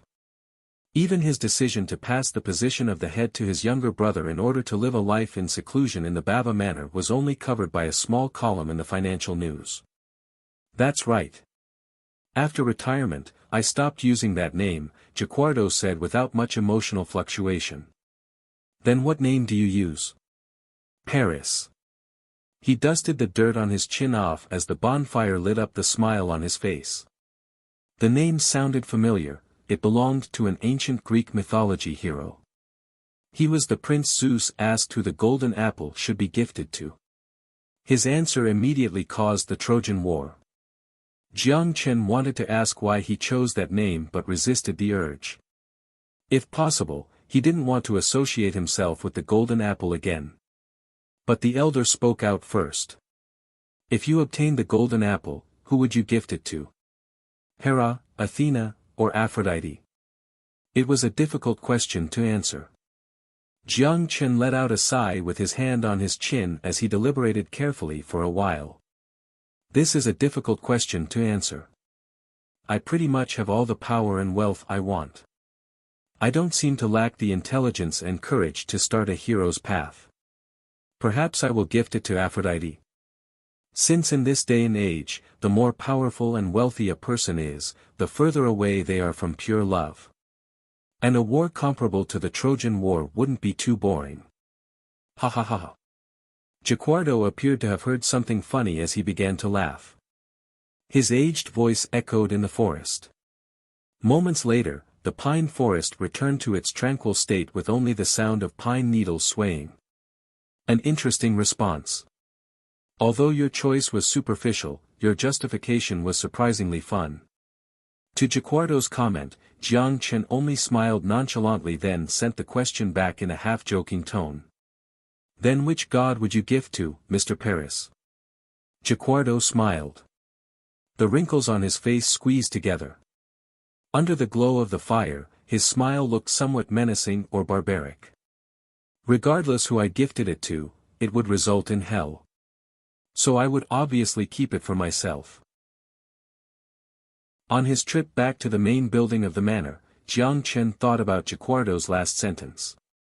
When he asked Jaquardo how a peasant could use the golden apple, the man just smiled without replying. The elder's response made Jiang Chen feel secretly relieved. Jaquardo's smile without a reply meant he viewed Jiang Chen as an outsider. Hence, he thought Jiang Chen didn't know about the actual golden apple. After finishing the entire roasted lamb leg, the elder extinguished the bonfire and buried the now meatless carcass into the ground before departing. He picked up a backpack losing its color and headed to the wooden cabin beside the lake. Perhaps his thoughts were somewhere else. That time flew by as he realized he was now at the main building. When he arrived, Sides was already waiting for him at the door. Did you see Master? When Jiang Chen stepped in front of him, the aged butler smiled courteously. How did you know? Jiang Chen was curious.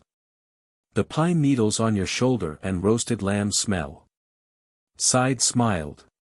Master Carmen and I have been reminding Master Jaquardo to eat less oily food, but he never listens to us. Let's not talk about this. Please take your suit off. It is not the Rothschild way to allow our guests to have mud on their pants. So, Jiang Chen took a shower. A maid brought him clean clothes and took his dirty ones to be washed. After Jiang Chen returned to the room, Aisha immediately came to check on him. Although she didn't speak, he guessed what she was going to say from her blue eyes that could speak. Don't worry. I just met an interesting person along the way and took a bit longer than expected. Jiang Chen rubbed her luscious hair and told her what happened on his way back. Aisha adjusted Jiang Chen's collar and went up on her tiptoes to peck his lips. She looked him in the eyes and complained in a quiet voice, "Please don't eat food from strangers. If you're hungry, I can cook for you. Don't worry, if I was anywhere else, I'd be more careful." Jiang Chen laughed. The Rothschilds wouldn't do anything low such as poisoning people. The more they were in a position of influence and power, the more they would be wary about their feathers. A large reason why the Rothschild family had their connections today was because of their way of treating guests. Take 1,000 steps back, even if someone wanted to poison him, normal poison would be useless on him. Aha, Aisha replied quietly. Just today, renowned auto manufacturers from Europe and around the world gathered here. Walking inside the venue of the BER Auto Exhibition, Carmen energetically told Jiang Chen, "This is the Maybach EX our company recently launched. There are only 5 units available, and one of them belongs to you." Carmen smiled at Jiang Chen. Maybach EX, with 5 models in production, was expected to sell for 4.2 million euros, equivalent to 28.66 million renminbi. Based on their estimates, if he delivered the smart driving system before May, he would be gifted a unit. The black exterior cast an obsidian-like shine, the sleek design made the car look ferocious just from the appearance. Especially with a model beside the car, her gorgeous black dress and elegant appearance accentuated the Maybach EX's noble and mysterious temperament to create the most vivid perfection. The model is not included. But with your wealth, it shouldn't be too difficult to bring her home with you. Perhaps Carmen noticed Jiang Chen's gaze, so he used a half-joking voice. Seeing Carmen and Jiang Chen walking together, the reporters immediately raised their cameras and captured a moment in their friendly conversation. Artificial intelligence always left people imaginative, and their imagination would usually be reflected in the stock price of the company. Speaking of which, what's the theme of the exhibition? Jiang Chen asked nonchalantly while scanning the unique-looking supercars around the venue. New energy in the future, Carmen said. The future? That's a deep theme. Jiang Chen noticed a car with a design similar to a car wheel. What drew his attention wasn't its design but that fact that it hovered half a meter above the ground. The same as your company? Carmen joked. Maglev vehicle. Jiang Chen gently touched the surface of the car as he entered deep thought. This is only a concept vehicle. Dalmare created something similar before, but we don't think the future is too bright for this design due to difficulties in actual implementation. This vehicle could only be used on roads integrated with maglev tracks. And this kind of maglev road is 10,000 euros per meter. 10,000 euros, Jiang Chen made a crude estimate before a wry smile appeared on his face. Considering the complicated highway system in Europe, it was indeed an astronomical number. But regarding the technical challenges faced by maglev vehicles, Jiang Chen personally didn't feel they were major since the 6th Street Inner Circle was in the process of tackling those at the moment. With the way the speed of construction was moving, the costs wouldn't be too high. I have to visit the Dalmare Corporation venue in a bit, just find me there when the time is right. Before meeting with the annoying reporters, I suggest you take a walk around first. Carmen smiled. Go ahead. After separating from Carmen, Jiang Chen continued to follow the signs at the venue.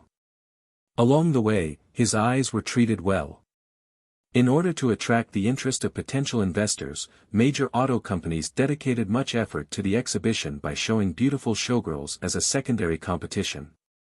Aside from the major auto manufacturers, a lot of smaller companies came with their best efforts. If they could attract the interest of major capitals, they could avoid dealing with the plague-like venture capitalists and bankers. The more isolated the venue, the fewer the people, and the plague on the exhibition changed into more unknown manufacturers. Although the auto industry had relatively restricted entry, it didn't prevent smaller companies without any decent products to participate in the exhibition. Just then, at the corner of the venue, an ordinary-looking exhibition captured the attention of Jiang Chen. It wasn't because of how attractive the car looked, nor how powerful the vehicle claimed to be, but it was because Jiang Chen walked up and scanned the name. A brand Jiang Chen never heard about. He was skeptical if Rurka even had a car manufacturing plant. Just as Jiang Chen examined their exhibition, Rurka was also looking at him anxiously. Before the exhibition, he did his homework.